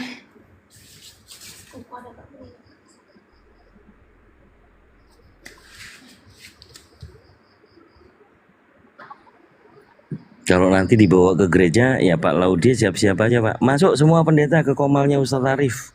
Temuin sama Kang Dito yang bilang Kristen jemaat iblis. Itu Bible loh yang ngomong. Ya gitu ya Pak Laude sama Eris, yang jelas mudah-mudahan selalu dalam lindungan Allah, diberikan kesempatan umur sampai dengan nikmat Islam itu datang. Kalau untuk mau menjadi Islam syaratnya cuma satu, kenali baginda Rasulullah Shallallahu Alaihi Wasallam, maka hidayah itu akan full. Insya Allah. Itu Pak Laude. Pak Laude puas? Ya, terima kasih Bang atas ilmu-ilmu yang sudah disampaikan kepada saya. Kenapa saya serahkan di sini? Karena saya tidak bisa mengatakan sesuatu yang saya tidak ketahui. Itulah alasan saya paling pertama itu. Jangan sampai saya menyampaikan sesuatu yang tidak benar atau yang saya tidak ketahui, maka itulah alasan saya. Sudah 1 minggu ini saya berusaha naik di komang-komang yang ditempati Bang Suma. Tapi alhamdulillah malam ini bisa naik. Dan terima kasih atas penyampaian terhadap anak saya ini. Ya, alhamdulillah. Qadarullah ya, Bang Laude ya. Mudah-mudahan sebagai awal yang bagus, yang berkesan untuk anaknya. Saya yakin usia remaja itu, apalagi 15 tahun seperti yang saya alami waktu itu, akhirnya kepantok, saya takut mati. Saya takut mati yang sangat luar biasa rasanya. Itu menjadi kesaksian saya seumur hidup bahwa saya masuk Islam karena takut mati. Saya pengen tahu setelah mati itu ngapain. Jawabannya ada di Islam. Islam menjelaskan semuanya hal tentang kita di dunia, tentang kita nanti di alam kubur, bagaimana nanti ke depannya. Kalau kita yakini Islam, kalau kita yakini Al-Quran sebagai pedoman hidup kita, maka kita akan dituntut oleh Al-Quran bahwa tidak ada keraguan di dalamnya untuk orang yang bertakwa. Maka kami bertakwa. Tidak boleh makan babi, kami tidak makan babi. Kalau masa kecil saya masih makan babi, ya karena tidak tahu toh. Tapi masih ingat-ingat rasanya. Kalau sekarang ngecium itu udah tahu, oh ini babi gitu kan.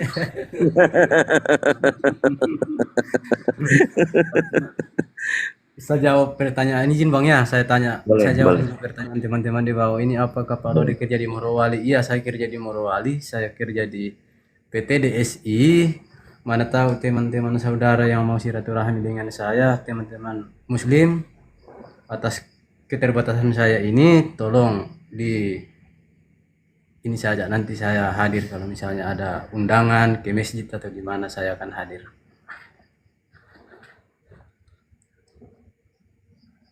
Ada yang tadi lo dibikin apa ini, bikin malu. Saya nggak bikin malu di sini, justru saya mencari kebaikan di sini. Saya tidak bisa menyampaikan apa yang saya tidak ketahui untuk anak saya. Kalau ada Bang yang di bawah ngatain Abang Laude bikin malu, ya. Kami ini sudah saudara Bang semuanya. Kita sama-sama seiman.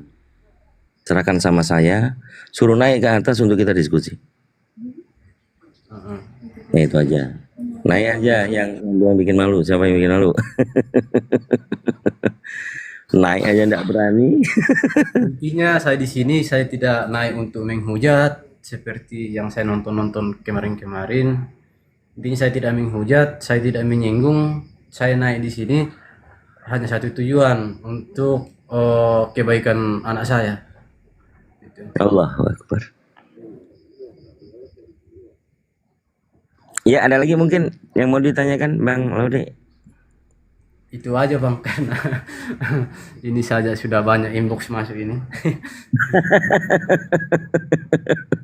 Resikonya, yang jelas Anda adalah saudara kami, ada apa-apa langsung hubungin kami saja. Ya, seperti yang saya sampaikan sama anak saya, bahwa kadang dia bertanya kenapa tinggalkan saya dengan adik saya, kenapa tinggalkan nenek, tinggalkan pindah iman. Saya bilang jawaban saya cuma satu, saya sebagai manusia mencari kebenaran. Gitu. Yep. Ya, kami yang paling keras memberitakan yang di dalam Bible itu tanpa doktrin, itu menyakiti orang-orang Kristen. Contoh tadi kita bahas sebelum Pak Laude naik, Matius 7 nomor 6.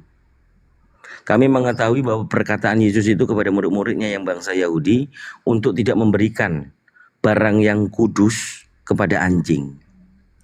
Anjing itu kalau dia mengatakan kepada bangsa Yahudi, maka anjing ini siapa yang selain Yahudi? Kristen, Bang. Kristen yang disebut anjing di situ sama Yesus. Ini saya kasih pressing karena supaya Eris mempertanyakan kepada pendetanya, kalau nggak sanggup pendetanya suruh naik ke sini, gitu loh. Saya pengen mencari pendeta dengan kami semuanya ya, Apologet Islam Indonesia. Kami menginginkan pendeta yang mengajarkan katanya kebenaran dalam Kristen untuk diskusi sama kami, bukan kroco-kroconya, bukan yang penghujat, bukan. Kami ingin ada nikmat diskusi yang, oh ini tuh pendeta, gelarnya sarjana teolog misalnya, ST. Itu yang kami inginkan, supaya terjadi dialog dan ada ilmu, gitu ya. Jadi kalau tadi yang dikatakan anjing oleh Yesus bukan Yahudi, maka itu adalah Kristen. Yang makan babi siapa, Bang? Kristen. Jadi kita nggak boleh tuh, kalau ngikutin ajaran Yesus, jangan menyebarkan mutiara kepada babi. Yang makan babi Kristen. Jadi anjing dan babi adalah Kristen. Serius. Selesai. Itu kan gitu kan dulu kan Kristen. Nah itu kan dulu. Itu suatu kebenaran. Ya, alhamdulillah kita diberikan hidayah. Untuk saudara-saudara muslim tetap kuat dalam iman Islamnya. Orang Kristen nggak akan berani udah. Percaya saya. Kalau mau diskusi di sini kami tidak menghujat, kami hanya membaca. Yesus berbicara kepada orang Yahudi. Lalu yang sok dekat dengan Yesus, yang suka minta tolong menyebut-nyebut nama Yesus dan berkata akulah Kristus, Matius 24 nomor 4 dan nomor 5, adalah orang di luar Yahudi, yaitu Kristen, disebut anjing sama Yesus. Selesai. Gitu ya Bang Laude, mohon maaf ya kalau misalnya anaknya kok kayak gini ya Bang Dito, tadi waktu ngajarin saya lembut, kok sekarang tiba-tiba beringas. Enggak, dia pusing dia. Kan sering gini Bang, kalau saya misalnya saya pergi sholat, misalnya sholat subuh, dia sering bertanya, Pak dari mana? Saya bilang dari masjid. Kenapa pergi ibadah subuh-subuh begini? Saya bilang itulah perintah Tuhan saya. Terus saya tanya, begitu juga kalau dia pergi, misalnya dia mau pergi gereja kan dia, saya bilang, dia bilang boleh nggak Pak pergi gereja? Saya bilang boleh.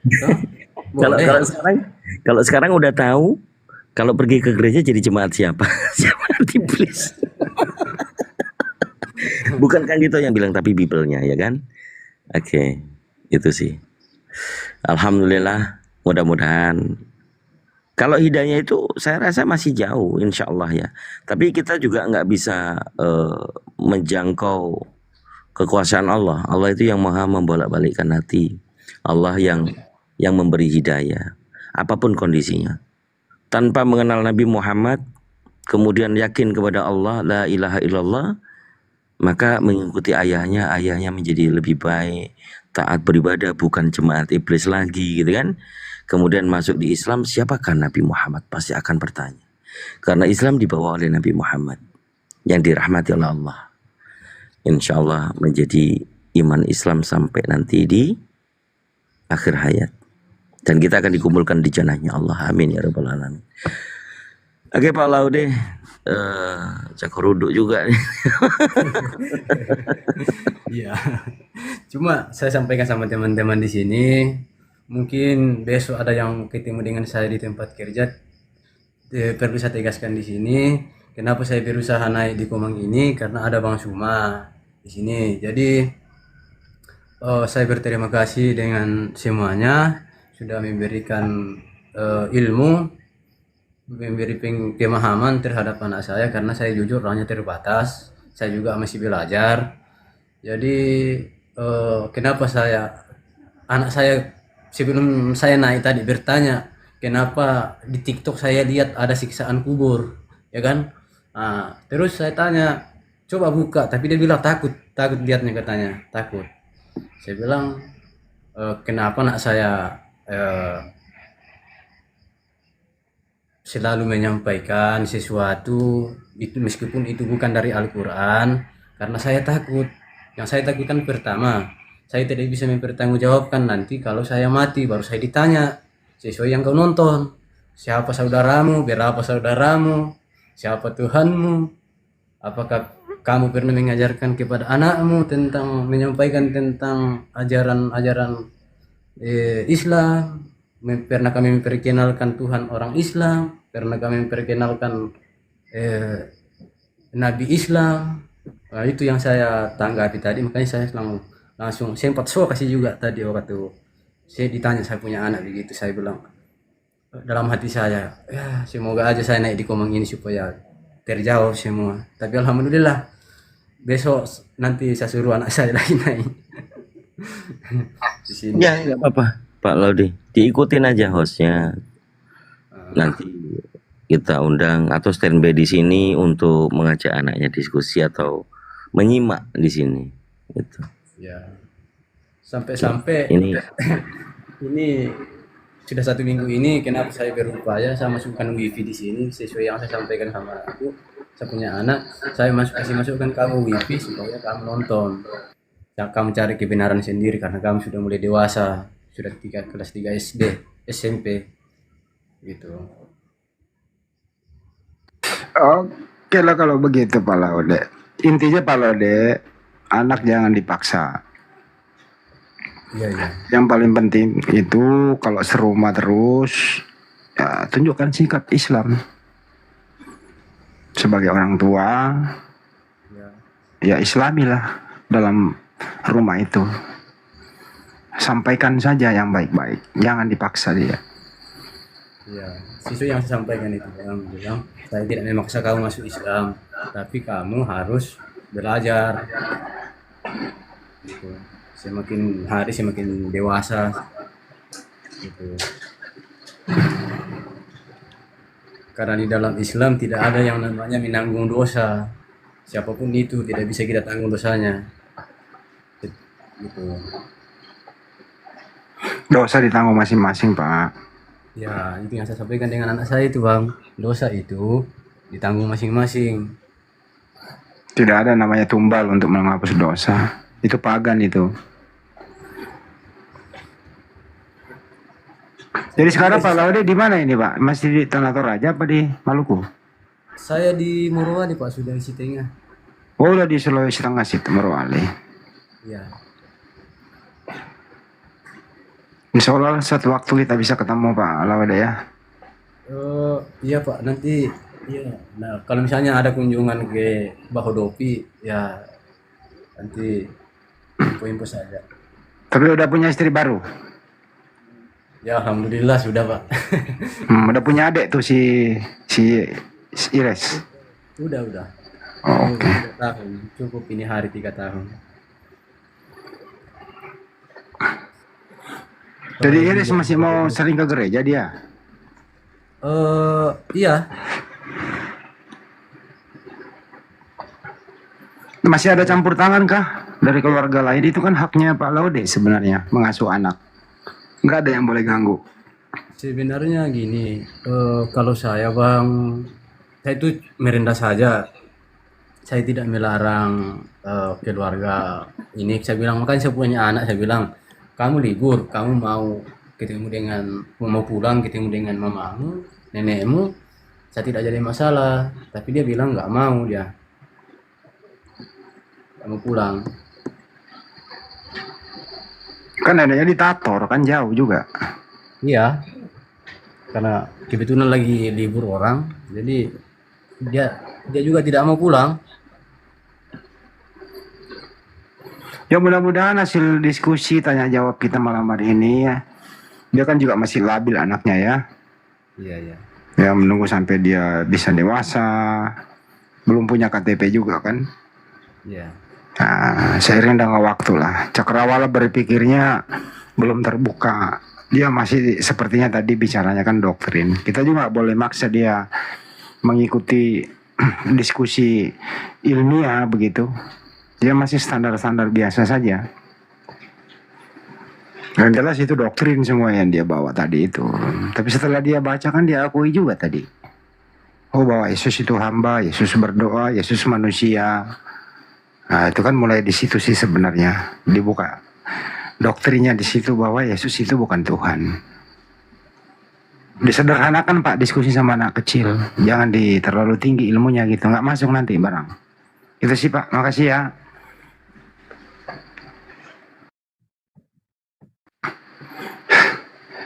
Aku juga udah ngantuk nih, besok aktivitas. Gimana Bang Arif, kita tutup? Ya, kita istirahat dulu Bang Andi. Ya, ya silakan akan kita ditutup dengan doa kafaratul majelis. Baik teman-teman Iwan Villa semuanya, mohon pamit undur diri, kerabat kerja yang bertugas. Kita tutup dengan kafaratul majelis. Bismillahirrahmanirrahim. Subhanakallahumma wa bihamdika asyhadu an la ilaha illa anta astaghfiruka wa atubu ilaik. Wassalamualaikum warahmatullahi wabarakatuh. Waalaikumsalam warahmatullahi wabarakatuh. Saya turunkan satu persatu. Aku terlempar ke kepalanya Pak Bom turun.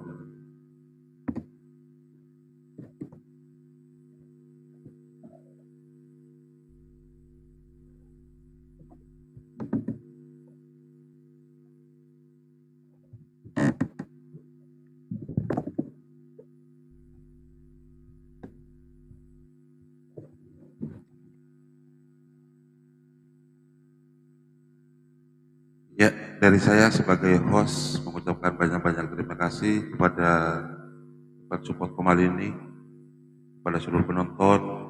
Mudah-mudahan diskusi mulai dari tadi sampai pagi hari ini membawa edukasi yang baik dan kemudian menambah keimanan kita terhadap dakwah Islam dan ajaran Islam. Salam satu Tuhan. Ihdinas siratal mustaqim. Assalamualaikum warahmatullahi wabarakatuh.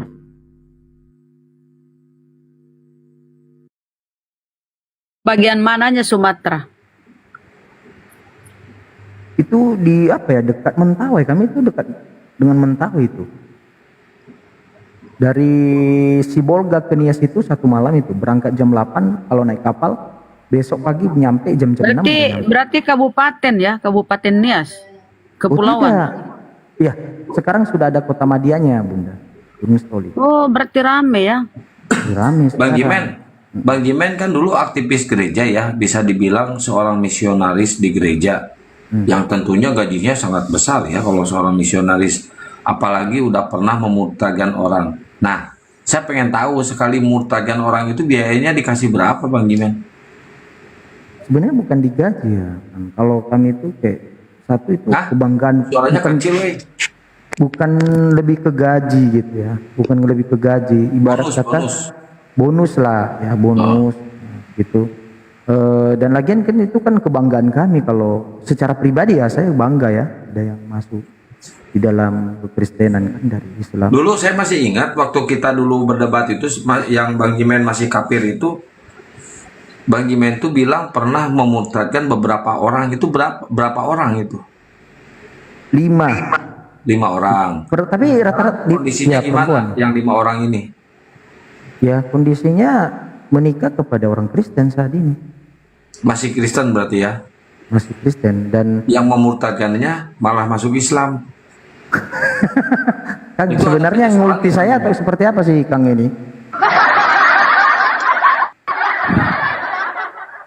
Ya itu kan dulu kan kita ada juga, namanya kan kita pendeta kan mengatakan sama kita, ajaklah mereka, ya kabarkan mereka kabar gembira. Kami dulu kan didoktrin seperti itu. Jadi pemuda-pemuda kita debat tuh tahun berapa ya? Lupa saya. Gimana? Dulu kita debat tuh tahun berapa ya? 2024 ya kalau nggak salah ya? 24. Oh iya. Apa Mel? Bang Jimen setelah masuk Islam nih, terus Bang Jimen ketemu sama orang yang kelima orang itu yang mu'alafin, malu nggak Bang Jimen atau nyesel nggak pernah ketemu nggak pernah ketemu lagi karena di daerah Nias gitu. Ada 3 orang di daerah Nias, satu di Batam, satu daerah Bandung tinggal di sana. Katakan caranya misionarisnya, coba caranya gimana, bujuk-bujuknya gimana coba? Ya kalau dulu saya kan pakai jalur cuma tampang doang kan. Jalur tampang, ngerti lah Bunda kan, ya kan? Kita dulu pacarin, pacar. Iya deh, makanya saya tahu seperti apa sistemnya. Sekarang udah bergeser, tidak ada namanya outdoor itu. Kalau untuk di Sumatera itu jarang kali, jarang. Sekarang generasi itu berpencar itu seperti itu, gitu. Tapi dengan senyap, gitu. Karena salah satu pelaku, berarti ya. iya, salah satu pelakunya saya dulu, gitu. Saya jujur ya Bunda ya, mohon maaf ya Bunda. Ada dari Solo, dia itu seorang anak pesantren ya, jujur ya, di Solo. Ada tahu Islam Center Solo ya? Ada yang tahu tempat Islam Center Solo? Gitu. Yang dulu, aku nggak tahu tepat spesifik namanya ya. Nanti kalau ya bulan Ramadan banyak kali yang jual baju apa di situ, baju koko, gamis-gamis gitu, ya kan? Nah, di dekat daerah situ. Aku nggak tahu lebih tepatnya daerah. Dia tinggal di situ. Ya kuat agamanya kuat. Tetapi kekurangannya apa? Akidah tentang kekristenan itu yang kurangnya dia. Ya. Itu kurangnya dia, makanya dia bisa. Iya, mualaf. Iya, makanya bukan mualaf, murtad. Enggak, ini saya jawab yang di bawah, Kiki. Iya. Jadi jalur dulu kan mohon maaf ya, Bun. Pikir ya begini ya, karena kurangnya pengetahuan tentang Kristen, mungkin dia pikir semua agama sama, mengajarkan kebaikan. Iya. Kalau saya dulu Bunda, gini ngomong, semua agama itu sama, Tuhan kita satu. Lah apa bedanya kalau saya masuk Islam? Ya tetap Tuhan juga yang saya sembah. Apa bedanya kalau kau ngikut saya juga? Ya. Apa bedanya? Ya, kita sama-sama bertuhan, hanya cara kita berbeda. Sama ceritanya kalau saya pergi ke Medan, ke Mall Indonesia kan, MOI kan, atau iya daerah Mall Indonesia, datang ke sana, kamu lewat jalan dari apa ya, jalan Jakarta Utara, saya dari Jakarta Selatan. Oh nanti jumpa kita di tengah. Apa bedanya? Nah begitu cara-caranya. Gitu. Kita agak kasarnya seperti itulah dulu. Bunda. Ya, izin sapa tamu baru Bang Jimen, Bang Kiki, selamat pagi.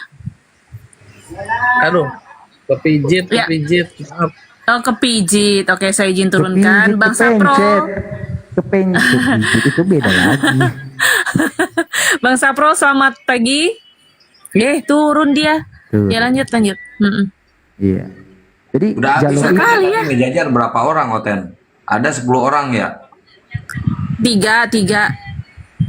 Bagaimana dicari Pak Dehe? Bunda Karyana. Oh, nggak tahu. Iya. Tapi Pak Dehe lagi PK itu. Lagi PK Pak Dehe. Mana ada dicari. Nanti kan dia DM saya gitu. Dijambak lagi, Otennya jambak lagi aja. Ini lagi dijambak-jambakin. Susah kali ya, nggak ada yang mau naik. Makanya begitu Bunda, ya kita harus juga menjaga generasi saya nanti. Jujur ya, saya bukan tidak toleransi atau rasis, bukan. Demi kelancaran akidahnya anak saya kelak, saya tidak mau tempatkan anak saya di lingkungan yang banyak kafir. Nah, nanti saya ajari tuh anak saya, dengar baik-baik anakku, bapakmu ini dulu kafir juga ya. Jadi bapak lebih tahu seperti apa otak-otak orang itu. Nah, ya pokoknya saya tidak peduli kalau ada anak perempuanku mau dia itu miskin. Tapi begini, ya, coba begini. Pak Haji Dedi, assalamualaikum Pak Haji, sehat Pak Haji? Pak Haji, assalamualaikum. Tapi begini loh, dia kan udah tahu di Bible itu begini dan begitu. Tapi kenapa masih dia enggak bergeming gitu loh? Siapa yang udah tahu Bunda? Misalnya kan di Biblenya Yesus itu utusan, satu-satunya itu adalah Allah yang benar. Misalnya Yohanes 17. Apa mereka nggak baca? Oke, saya posisikan jawaban saya, posisi saya seperti Oten ya Bunda. Saya jawab sama Bunda. Ya memang begitu. Tuhan kami itu ketika dia jadi manusia, dia itu adalah manusia biasa, utusan. Ya, utusan, dia juga utusan, dia adalah nabi, dia juga adalah Tuhan bagi kita semua. Nah, Bunda mau jawab apa coba? Berarti memang itu yang diajarkan di gereja ya, itu yang ditanamkan. Ya itu ilmu ngeles Bunda. Ilmu ngeles. Iya, ilmu ngeles maksudnya berarti mereka ini memang apa ya, cuma imani doang ya, nggak mau pinter. Nah kan tadi yang debat sama Bunda gitu, nggak perlu data. Nggak perlu data, ngapain ditampilkan data, yang penting imani aja. Tadi kan gitu yang terakhir. Kemungkinan karena dia terlanjur nyaman di Kristen yang nggak ada aturan. Bukan terlanjur nyaman juga, Bunda. Bukan Tidak masalah masa nyaman. bodoh gitu. Bukan masalah nyamannya, Bunda ya. Menurut saya itu 80% karena tidak mencari tahu dan tidak mengetahui setiap kosakata yang ada di dalam Bible. Masa bodoh kan? Nggak mau belajar. Betul. Coba satu, Bunda ya. Perkataan yang mengatakan bahwa setiap yang keluar itu, yang masuk dan keluar tidak menajiskan. Mereka mengasumsikan najis itu dengan haram itu sama. Itulah botolnya. Dalam teologi Kristen, najis itu adalah soal kebersihan. Makanya ada konteks sebelum Yesus berkata seperti itu, ya. Lihatlah manusia ini. Benarlah nubuatan Yesaya. Coba dibaca di ayat tersebut perikopnya. Nubuatan Yesaya. Mereka mengikuti aturan manusia, tidak mengikuti aturan Bapa di surga. Apa aturan manusia itu? Kebiasaan aturan orang Yahudi pada saat itu selalu makan membasuh tangan. Itu kan soal membasuh tangan. Iya, kebersihan. Ya, mereka tidak bisa memetik sari-sari pati apa yang mau disampaikan di sana. Bahkan perbedaan najis dan haram mereka tidak paham, Bunda. Najis haram kan itu bahasa Arab, bukan bahasa Yunani. Ya itu. Paham. Ya itu. Ya, mereka menyamakan najis itu soal kebersihan. Kalau makanan itu tidak bersih, kotor, contohnya jatuh di lantai ataupun kena kotoran hewan yang lainnya, itu najis, bukan haram. Haram itu hakikatnya hukum dari objek tersebut. Dan ada konsekuensinya yang wajib. Sementara najis itu tidak ada yang konsekuensi wajib atau dosa karena bisa dibersihkan. Kalau di dalam Islam najis itu terbagi beberapa macam lagi. Ya. Nah, mereka tidak paham itu. Itu yang menjadi problem dan pendeta juga tidak mampu menjelaskan. Adapun yang mengetahui dan tidak mau menjelaskan. Memang di Kristen tidak diajarkan sedetail Islam kan, nggak ada apa ya syariat-syariatnya, nggak ada masalah puru'iyahnya. Cara ibadahnya aja amburadul toh, joget-joget, lompat-lompat. Iya, tidak ada itu. Nah, makanya kan Bunda, mereka tidak paham. Jadi mereka menganggap itu. Coba kalau perikopnya, judul ceritanya itu ketika Yesus berkata. Bunda, maaf di WA dong, Gurunda, ini saya HP-nya dipakai lab. Itu labnya keputus gitu di YouTube. Oh, dia live dari mana? Dia live siapa? Di Komal sebelumnya. Takut ketiduran. Iya, udah jam 2 di sini loh.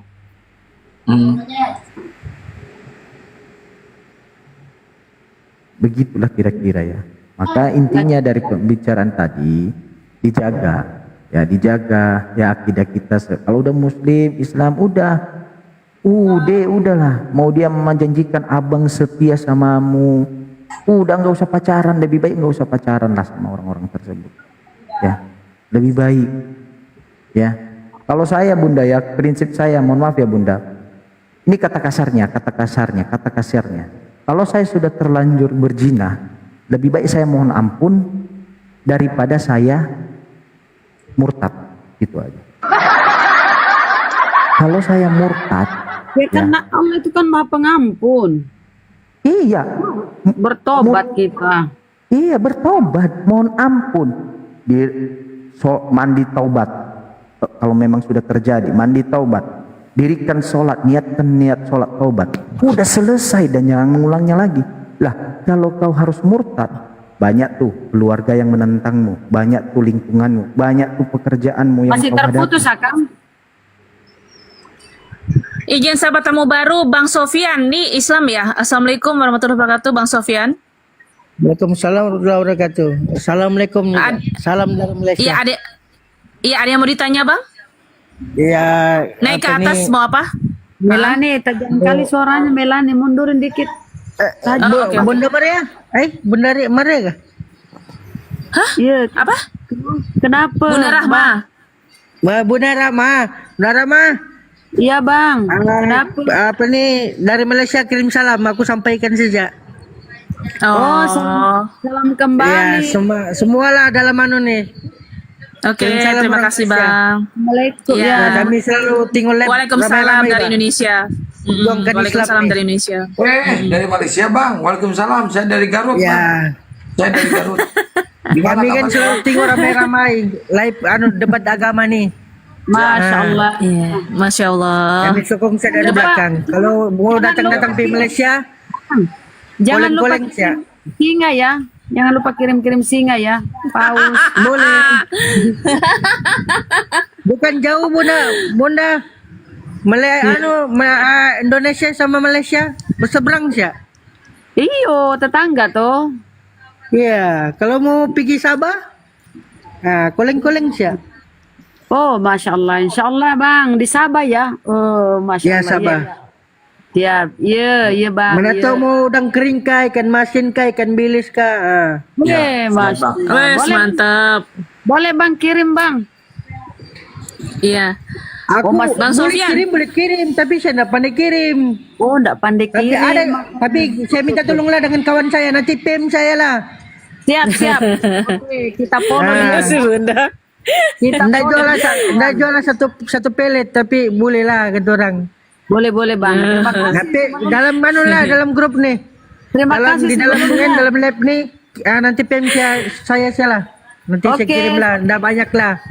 Boleh bang. Biar Terima sedikit kasih bang. jadi Terima semua rasa. kasih. Oke, terima Sama-sama. kasih. Iya, terima kasih. Terima kasih Bang terima kasih Sofyan. Naik. Assalamualaikum warahmatullahi wabarakatuh. Aku follow ya.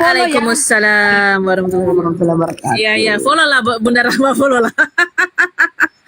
Oke, saya izin turunkan Bang Sofyan. Makasih. Bang Jimen. Apa itu Bang? Bang Jimen kira-kira ada rasa penyesalan nggak telah memurtadkan 5 orang? Akang, itu udah mati live-nya Gurunda. Udah. Belum. Aku telepon aja ya. Nanti dia ketiduran. Itu mati sendiri kali ya, otomatis. Enggak lah, mana ada otomatis.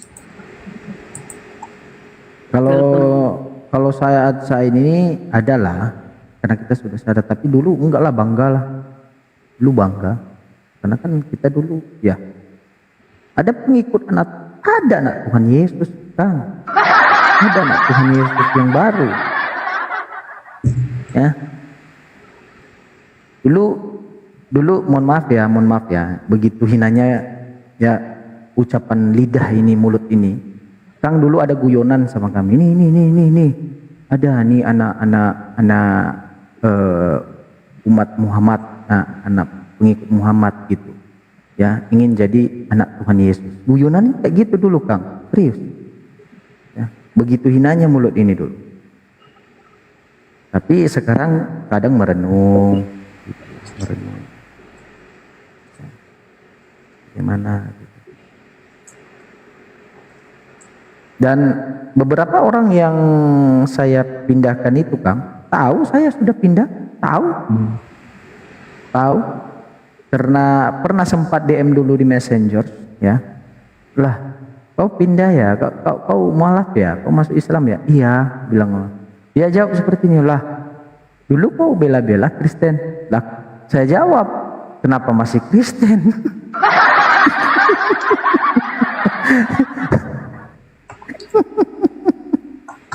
Ya karena suaminya lah Kang.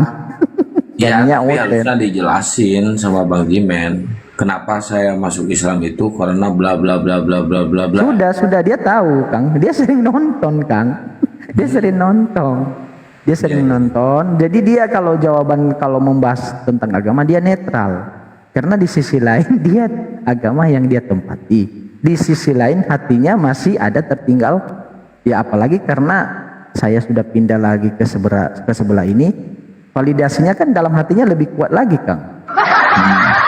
Bahwa Islam itu benar gitu.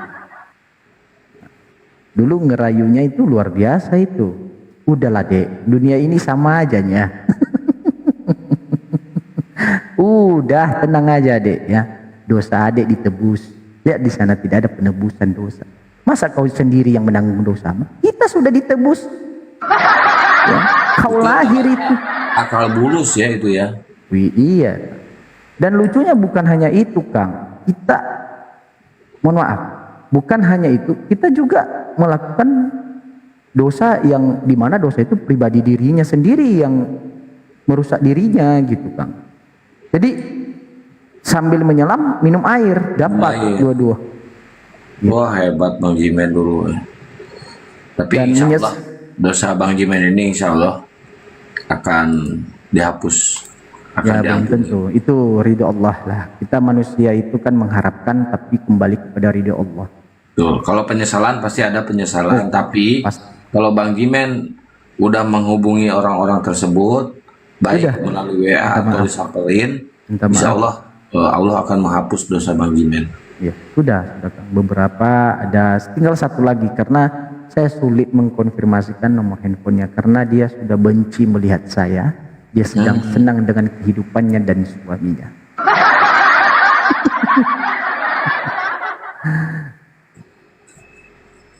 Jimen ganteng kali ya? Tidak, kita tidak ganteng. Sudah dibilang samamu, percayalah, yang fuckboy itu di dunia yang mukanya memang kayak burik. Bukan soal ganteng, saudara. Yang ganteng aja melengkung, ya.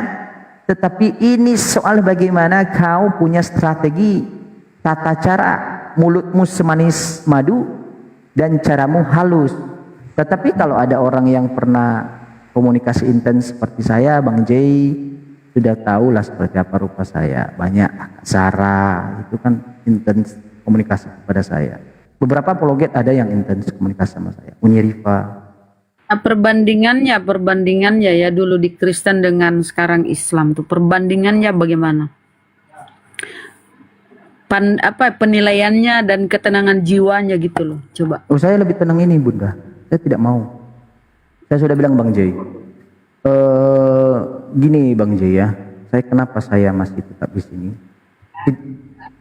Gini aja lah simpelnya Bunda. Bunda tidak ada yang ingin hidup seseorang itu dirinya sendiri susah. Benar nggak Bunda? Bunda pun tidak mau hidupnya susah. Ya. Tetapi yang saya jalani sekarang itu susah. Susah sekali. Saya bukan ingin dikasihani, tidak. Saya tidak butuh dikasihani.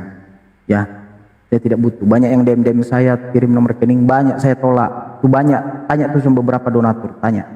Saya tolak. Saya bisa kok hidup di diri saya sendiri, bukannya sombong. Begitu juga Bang Jay, saya tekankan kepada dia. Karena kenapa? Justru kesusahan ini ada hikmat yang tidak pernah saya dapat ketika saya masih kafir, Bunda. Apa itu hikmatnya? Hikmat sesuatu hal yang dulu saya takuti, sekarang saya lewati, saya petik pelajaran, tetapi sebagai pelajaran itu kembali kepada rahmatnya Allah. Apa itu? Ridhonya Allah. Contoh, dulu cari duit itu mudah. Uang saya modal 10 juta, saya pinjamkan kepada anak orang, saya pinjamkan kepada orang, itu bunga 25%, 20%. Gampang kok cari duit. Bunganya saya pakai untuk di klub. Sudah saya kasih duit sama dia, saya potong di awal. Mudah kan cari duit? Sekarang saya cari duit, saya harus ngesot. Saya lebih baik hari sebelumnya, yang dimana saya harus cari duit sendiri tanpa melalui jalan-jalan yang haram. Yaitu kerja keras sendiri. Sekarang Bunda, mohon maaf, uang yang 10.000 saya hargai sekali Bunda. Ya. 10.000 saya hargai dulu. Iya dulu 100.000 saya tidak peduli itu. Nanti kita dapat. Jadi memang dulu nggak ada aturan ya, nggak ada. Lah, kenapa? Coba gini, kenapa orang-orang yang non Muslim itu banyak kan mereka dapat duit itu mudah. Satu, ada sulfur dari Tuhan. Ya, ada sulfur dari Tuhan. Apa itu sulfurnya Bunda? Tuhan sangat benci doa-doa orang kafir, maka dikabulkan di dunia. Itu janji Allah, itu perkataan Allah. Ya, bahkan diterangkan di beberapa hadis.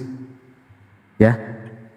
Kedua, orang kafir tidak mencari uang, tidak ada aturan. Kalau Islam contohnya, saya kalau riba, nanti jadi darah dan daging kepada anak saya. Orang kafir tidak. Lah saya nolong dia. Saya nolong dia kok. Saya kasih bantuan sama dia walaupun bunga 20%, dan itu adalah jasa dari menolong dia. Wajar dong. Ya dia butuh saya butuh dia. Ya kan? Jadi nah, kalau dulu berdoanya pasti bingung ya. Pasti bingung berdoanya, di kepalanya itu pasti Bapa, Putra, ya, Bapa, Yesus, Roh Kudus, putar-putar kan, putar-putar kayak orang jatuh kejedotkan, bahasa ada bintang-bintang kan. Ada yang mana nih doaku kemana ini ya? Tapi Putar-putar. enggak Bunda, dulu kalau dulu saya percaya kok bahwa Bapa di surga itu adalah Tuhan itu sendiri. Ya, itu kan Oh, pribadi berarti dia. oneness dulu. Sempat jadi wanes, sempat jadi wanes, ya. Kan pribadi kan beda lagi kan. Kalau tiga pribadi itu kan kalau dikaji lebih dalam kan nampak garis benang merahnya kan. Kalau lebih dikaji lebih dalamnya, gitu. Jadi kalau dulu berdoa kepada Yesus karena sehakikat. Nah, saya berdoa kepada Bapa Jadi di ketika surga. Yesus berdoa kepada dirinya sendiri di Lukas 6:12 dia berdoa di semalam-malaman, pemikiran Jimen dulu apa? Kalau Ya, itu Yesus kan enggak- adalah Bapa itu sendiri. Itu kan pribadi dia, Bunda. Itu pribadinya loh, Bunda. Saya posisikan jawaban saya seperti Oten ya. Berarti rohnya bukan rohnya, pribadinya. Pribadinya ketika menjadi manusia, merendahkan, Ketika menjadi mengambil rupa. menjadi manusia, pemikiran Kristen ketika menjadi manusia, Tuhan ini menjadi manusia, enggak ada lagi Tuhan di atas. Kan sudah menjadi manusia. Iya, ketika dia menjadi manusia kan dia mengosongkan dirinya. Rohnya itu kan ada di surga. Itu jawaban saya dulu, Bunda. Oh, rohnya masih ada di atas. Ada di sana kan mengosongkan Jadi dirinya, mengambil rupa. yang jalan kemana-mana ini, yang jadi manusia ini nggak ada roh. Ada, tetapi rohnya itu bukan seutuhnya Tuhan. Kan sudah mengosongkan dirinya. Ada kalimatnya, mengosongkan dirinya. Beginilah Kalau jawaban saya kalau mengosongkan dari dirinya Oten. berarti dia bukan lagi Tuhan.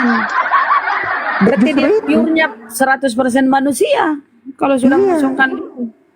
Iya, memang justru itu. Tetapi ketika dia bermujizat, dia menyembuhkan ya orang buta, orang sakit, ya disitulah mujizat itu, kuasanya itu timbul, ya.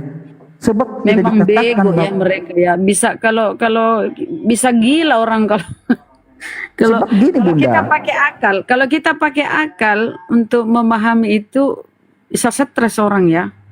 Makanya gini, mereka Bunda. bilang nggak usah pakai akal. Memang nggak bisa Iya. diterima dengan akal. Kata Pak ada Pendeta dalilnya, Martin, Bunda. Ada nggak dalilnya, bisa Bunda. pakai akal. Harus Sebab diimani dulu. kuasa telah diberikan kepadaku di langit dan di bumi. Jadi kuasa itu bisa saya ambil dan bisa saya kembalikan ketika saya menghambakan diri, mengambil rupa manusia, saya kembalikan dulu. Berarti memang landasannya ya ajaran Paulus ya, paganisme. Iya.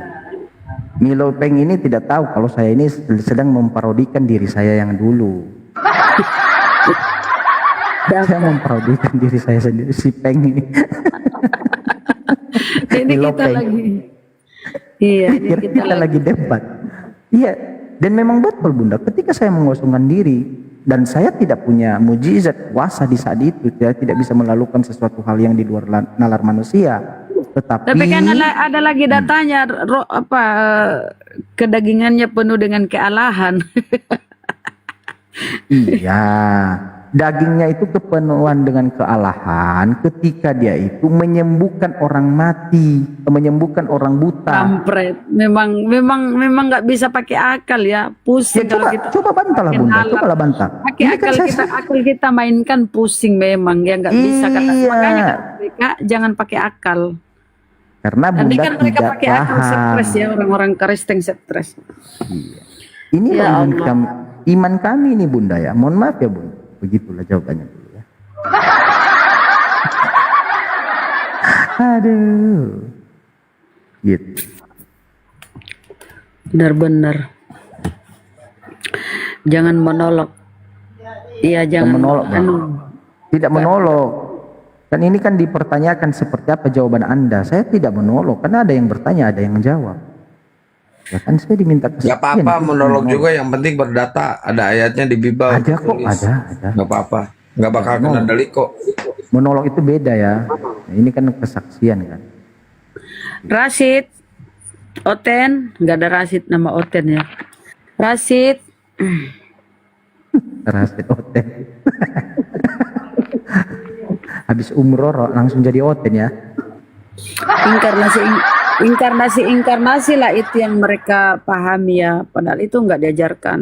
Nggak ada ceritanya Tuhan inkarnasi jadi manusia, nggak ada. Bunda ini kan tidak paham. Yang menemui Musa itu kan malaikat. Yang menemui Musa yang berfirman kepada Musa itu malaikat. Iya. Karena Bunda tidak paham. Supaya bisa paham harus Kristen dulu. Iya dong. Kampret. Julius. Benar-benar ya. Konsep ketuhanan membagongkan, masuk ke penyaliban tambah membagongkan. Oh, betul-betul nggak pakai akal mereka. Kalau saya dulu ditanya itu, jadi ketika Tuhan itu disalib, apakah Tuhan yang disalib? Lah, namanya Tuhan itu tadi sudah memasuki dagingnya Yesus. Ya. Jadi ada berdiam dingin. Yang menebus dosa itu daging ya, bukan Tuhan ya.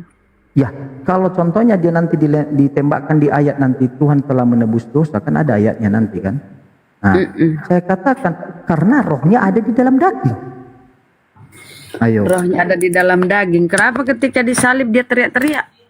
Tuhanku, Tuhanku, kenapa kau meninggalkan aku? Ketika dia disalib itu kan mencontohkan bagaimana dia menghambakan diri, siksanya yang dia kasih di dunia untuk menebus dosa manusia. Orang kesakitan, ketakutan mencontohkan. Ya mencontohkan lah Bunda. Namanya ketika kan di taman rupa. Ketika di taman Getsemani dia sujud berdoa. Apa itu dia buat? Ya itu mencontohkan bahwa dia itu ya ketika dia mengosongkan diri, dia mencontohkan bagaimana ketika dia sujud jadi tidak hamba. ada. Dia contoh kepada siapa ketika dia sujud? Nggak ada orang di sekitarnya. Kepada rohnya. Kepada rohnya. Roh kuasanya kepada rohnya. Roh dan kuasanya itu Bunda. Ya kan buktinya sekarang Bunda kan di dalam ayat kan sekarang ditiru berdoa. Berdoa kepada Bapa di surga. Contohnya data. Bapa yang kami yang di surga dikuduskan nama. Kalau Yesus berkata, aku bersyukur kepadamu Bapa Tuhan langit dan bumi. Masa dia Tuhan juga? Apa nggak kepikir dulu Jimen kalau gitu? Ya namanya sudah mengosongkan Bunda. Mengosongkan itu berarti mengambil rupa manusia. Berarti ketika dia mengambil rupa manusia, karakter dan sifatnya itu manusia. Tetapi yang harus kita tidak lupa bahwa ada kuasa rohnya, roh Tuhan di dalam tubuhnya, yang mana dia bisa kembalikan dan dia bisa ambil. Contoh konsili Kalsedon itu nggak ada dia manusia sekaligus Tuhan, nggak ada bilang hanya sedikit lah ya. Itu kan konsili Bunda. Tapi konsili sempurna secara Tuhan, sempurna secara manusia. Berarti kalau dia berdoa, dia sujud kepada dirinya sendiri. Karena dia sempurna sebagai manusia, 100% sebagai manusia, 100% sebagai Tuhan, ilahi. Itu ya, konsili kan Kalsedon. Itu kan pemahaman Bunda kan. Kalau pemahaman kami dalam doktrin iman Kristen berbeda Bunda. Mohon maaf Bunda. Ya. Itu beda-beda pemahaman. Berarti menyalahi lagi konsili Kalsedon ya, konsep ketuhanan mereka. Ya itu kan pemahaman mereka lah di situ. Yang kami tahu, kami tetap memberitakan firman Tuhan. Katakan amin bagi yang percaya. Amin.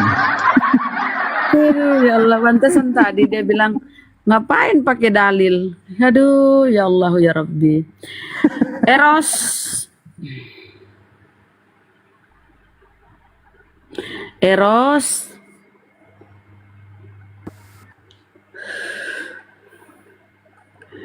Ya begitulah ya.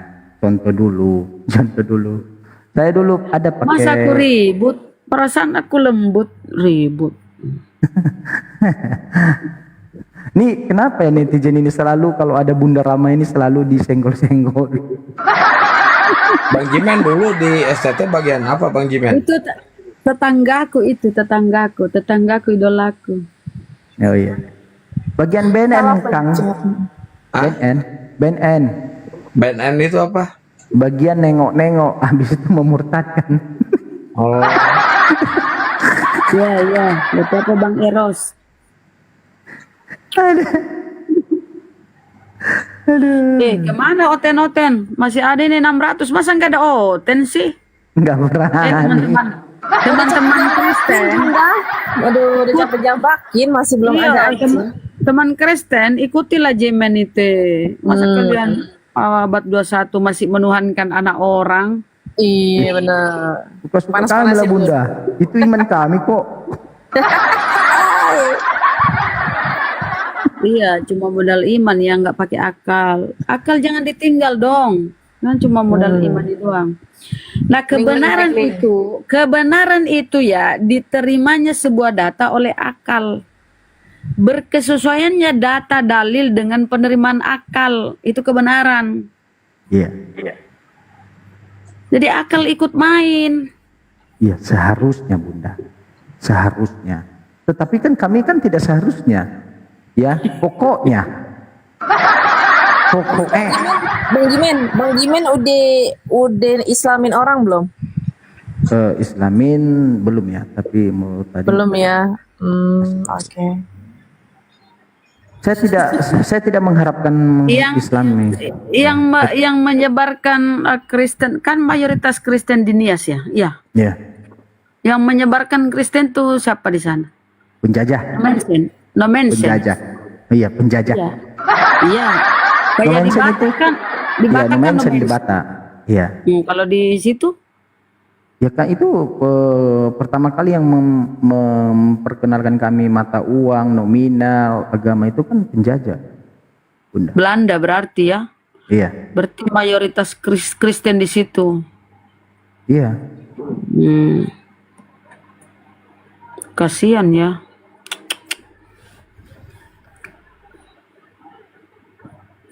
Apanya bunda kasihan di sana? Jelas-jelas Nias kalau itu dulunya bukan Islam, dulunya Nias itu. iya agama nenek moyang ya Kang ya. Iya. Kami dulu menyembah roh, bunda. Begu Contohnya Ganjang. kami percaya roh nenek moyang kami. Apa? Ibu Ganjang. Apa Kang? Itu Begu Ganjang. Ah itu Batak Roh Batak atau Karo ya lupa. Begu Ganjang. Kok Ibu Ganjang? Iya. Begu. Permalin lah, dia betul permalin. Bego ganja apa sih namanya? Tuhannya itu namanya, nama Tuhan. Bukan hantu. Nama Tuhannya. Bu Ganjang. Makhluk halus. Formalin, saya pikir formalin itu yang dipakai mengawetkan itu. Itu formalin bunda. Bunda ini cari masalah nih bunda. Oh formalin. Kalau formalin tinggal dirubah itu huruf A nya dirubah formalin. Tinggal A diganti O. Parmalin artinya apa tuh parmalin, Bang Jimen? apa? Parmalin. Itu agama leluhur orang Batak itu ya. Yang artinya? Itu kalau di Jawa itu kejawen. Oh, kejawen. Kejawen. Yang mana nama tuh? Yang nama percaya roh-roh ya. Ya, yang nama Tuhannya itu Debata, Mulajadi, Nabolon. Ya, seperti itulah. Ada ritual adatnya sama kok sebenarnya sama kami juga. Kami seperti itu juga kok. Ya dulu sebelum negara api menyerang. Negara api menyerang, kami diperkenalkan mata uang. Sunggokong. Ya, mohon maaf Bunda, mohon maaf. Kami dulu itu, kami tahu itu namanya, tidak pernah tahu namanya tukar nilai uang. Kami tidak tahu.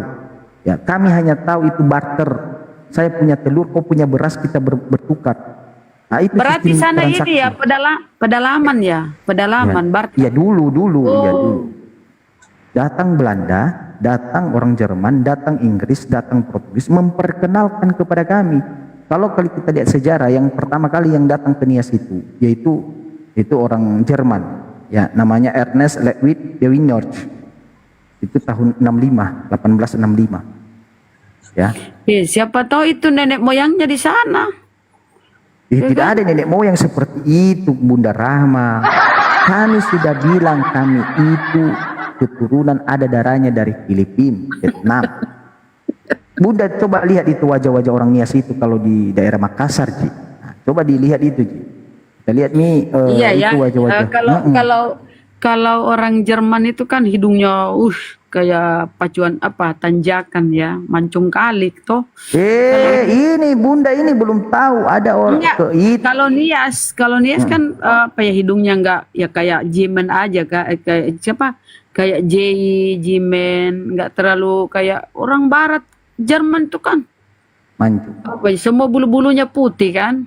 Iya. Terus hidungnya itu ku tengok mancungnya kayak apa ya burung kakatua hidung kayak ininya kakatua, paruhnya apanya lah kakatua ya. Jadi berarti bukan ya keturunannya ya. Iya, izin Bunda, ada tamu baru, Bang Bolu. Selamat pagi. Bang Bolu, selamat pagi.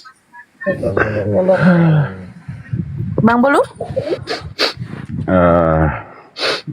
Ya, selamat pagi. Iya. Bolu ini mualaf juga kah? Hah? Masa ya? Bolu mualaf. Bang Bolu? Kalau di tempatku bolu itu ini ikan bandeng. Ini kayaknya ikan ya. Kalau bolu di tempat aku ya kue bolu. Kue bolu ya. Tapi ikan bandeng juga. Bang Bolu, terdengar tadi suaramu. Selamat pagi Bang Bolu. Tuh, ingus-ingusnya tuh. Bang Bolu. Ih, joroknya ini ingusnya dia. Apa itu? Dia tadi cuma amam doang kayak menkong. Bolu itu kalau di saya itu singkatan. Apaan? Bodoh lugu.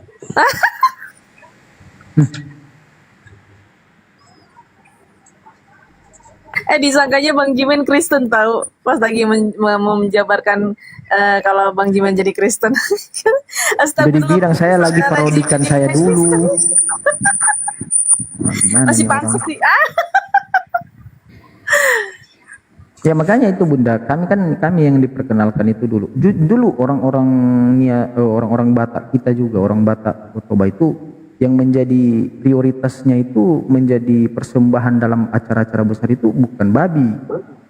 Itu dulu kerbau. Ya. Kerbau, sapi, tapi bergeser setelah ada agama kan. Geser. Kalau di Makassar ini ya, Sulawesi Selatan, Sulawesi di Makassar atau Makassar di tempatku ini ya, Belanda itu gagal mengkristenkan. Tapi ada satu daerah ya, namanya Tator Tanah Toraja ya. Satu di situ apa ya, kabupaten kalau nggak salah ya. Di situ mayoritas. Tapi belakangan ini ya udah remaja-remajanya itu udah pada belajar. Udah banyak yang ini mu'alaf. Tapi sama itu dulu ya, nenek moyang kayak formalin tadi toh. Di sana juga nenek moyang tuh berhasil dikristenkan. Sampai sekarang itu Kristennya di sana itu beda dengan Kristen pada umumnya. Ya. Cara ininya beda. Mereka masih kuat kepada nenek moyang. Cuma itu makan babi, jadi ya karena Kristen di situ Belanda berhasil di situ. Di tempatku ya alhamdulillah kakek nenek kita pejuang, jadi nggak bisa dia kristenkan. Ini ada yang naik Bunda, namanya Kakak Nurlina. Selamat pagi. Nurlina bukan Kristen? Kakak Nurlina. Kakak Nurlina, pagi. Nurlina, geleng kepala. Kakak Nur. Ya, assalamualaikum. Waalaikumsalam. Oh, kedengeran suara kami ya? Ada yang mau disampaikan? Tidak ada, cuma lihat tadi. Oh, lihat. Cuma lihat Akang, tertarik sama Akang. Lihat Bang Jimen. Oh, Jimen. Ini dua-duanya lah, yang di atas kan cowok. Kenapa lihat-lihat mau pilih yang mana, Kakak Nur? Bang Kian apa Kang Jimen? Salah pencet, Mbak. Oh, salah pencet. Nggak dipilah-pilih dulu. Oke ya, maaf ya. Saya suka sama Bunda Rahma. Bunda Rahma. Tuh, suka sama Wih, Bunda Rahma ada juga tuh, penggemarku. Terima mantap. kasih, Mbak Nurlina. Penggemarku, Bunda Rahma. Ada juga penggemarku. Berarti selama ini gak ada penggemar Bunda Rahma. Baru ada, baru ada yang nyapa aku. Oh, 2 tadi sama yang mau kasihkan kering toh. Iya, yes, mantap. Terima kasih, Bun, Mbak. Iya, ada Nurlina. lagi Kakak Nur mungkin nasihat buat kami. Tak ada? Selagi di atas? Tak ada, Mbak. Tak ada. Oke, saya izin turunkan ya. Assalamualaikum warahmatullahi wabarakatuh. Waalaikumsalam warahmatullahi wabarakatuh. Saya suka itu lihat itu Bunda Rama, orang-orang Makassar kalau ngomong pakai logat Makassar. Ada kata-kata miji. Itu apa maksudnya itu, Bunda? Mi itu apa? Sebagai dialek ya, dialek sebagai apa ya dialeknya ya, kayak Sunda ya teh, ya kan, ya teh, ya apa ya logat sebagai dialek. Penambahlah kalimatnya lebih. Jadi sini kita makan, kita apa? Kita yang makan, kita itu kita. Padahal kita cuma ngomong ke satu orang. Kita yang makan dulu. Kata kita itu tunggal. Tapi sebagai penghormatan. Kita yang makan dulu. Makan maki apa ya? Dialek tata krama gitu loh. Tata krama. Luar biasa. Saya lucu-lucu kalau ketawa lihat bahasanya. Cepat-cepat itu perempuan. Coba bahasa Nias. Silakan makan coba. Gimana? Milau manga. Wih, milau manga. Manga. Itu mirip-mirip bahasa apa itu sana? Mangan, makan, mangan, Oh iya, ya, manga. kayak bahasa Iya. Jawa, mangan. Iya, hanya sedikit aja, manga. Milo. Milau Bahasa manga. Sunda sih Milo makan. Begitu. Itu kalau di Betawi itu artis itu nganga.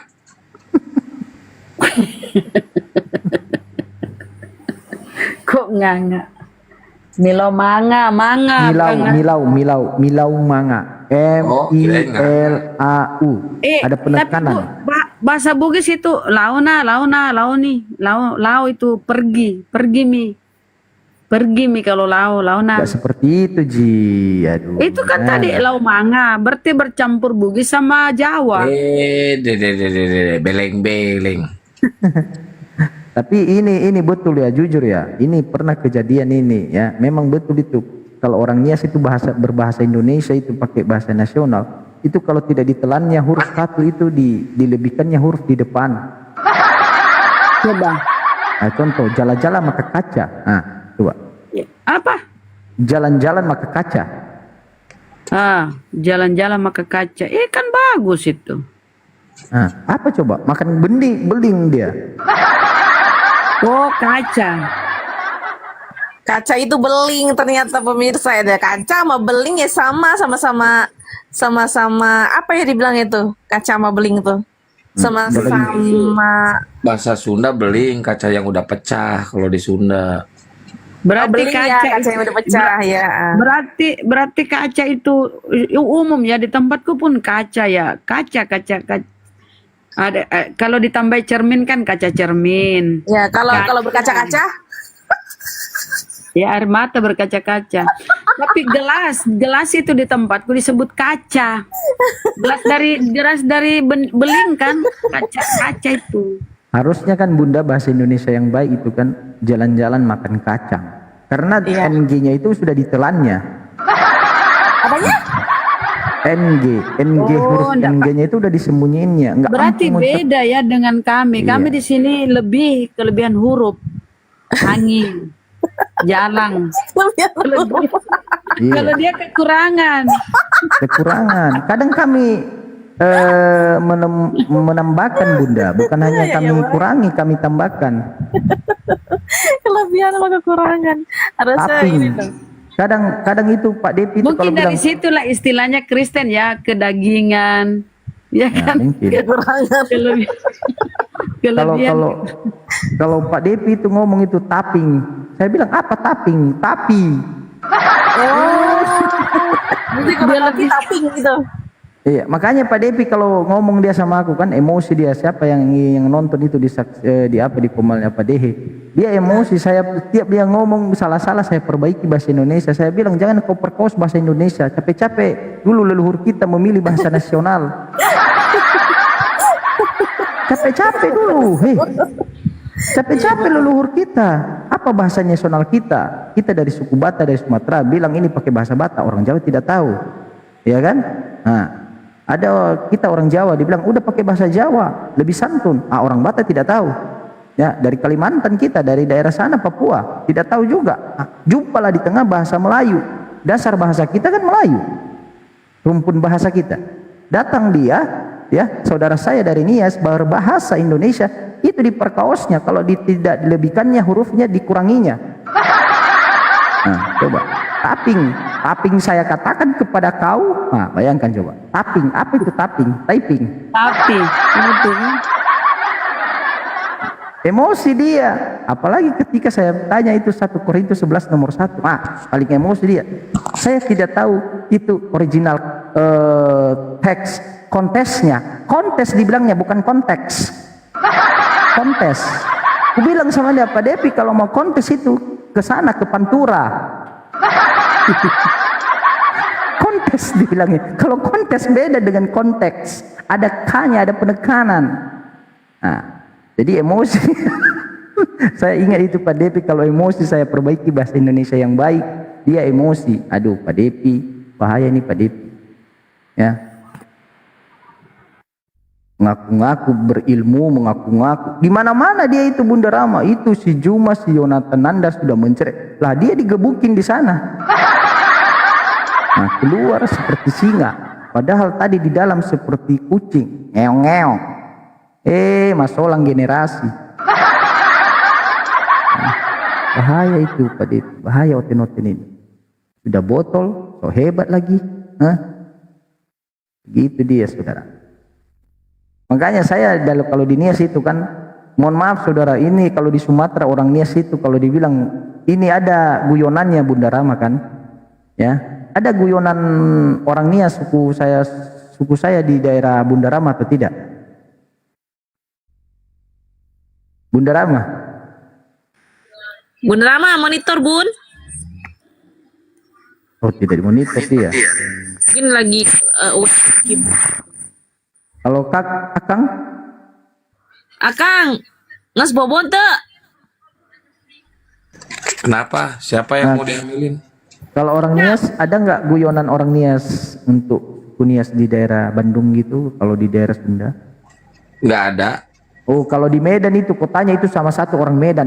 Kalau sok keras kau itu dibilang tukang pangkas. Tanya itu di bawah typing siapa orang Medan ini. Kalau dibilang kalau ada orangnya situ sok keras itu tukang pangkas. Itu kalau di Medan, di Sumatera. Ya, makanya jangan sok keras. Kalau udah dibilang sok keras itu tukang pangkas ini ya, pasti itu. Karena mayoritas di Medan itu tukang pangkas itu diduduki oleh kami ini. Ya. Pangkas apa itu? Pangkas rambut lah. Masa pangkas rambut Tuhan? Iya, kalau tukang pangkas di Sunda banyak, di Garut. Iya. Makanya kami itu kan dulu dari Nias, kami itu hanya diwariskan kepada kami, ya. Iya, potong rambut, ya kalau pangkas artinya. Kalau itu Tuhan di Yesaya 7 itu mencukur rambut. Nah, kalau sekarang umatnya jadi tukang pangkas.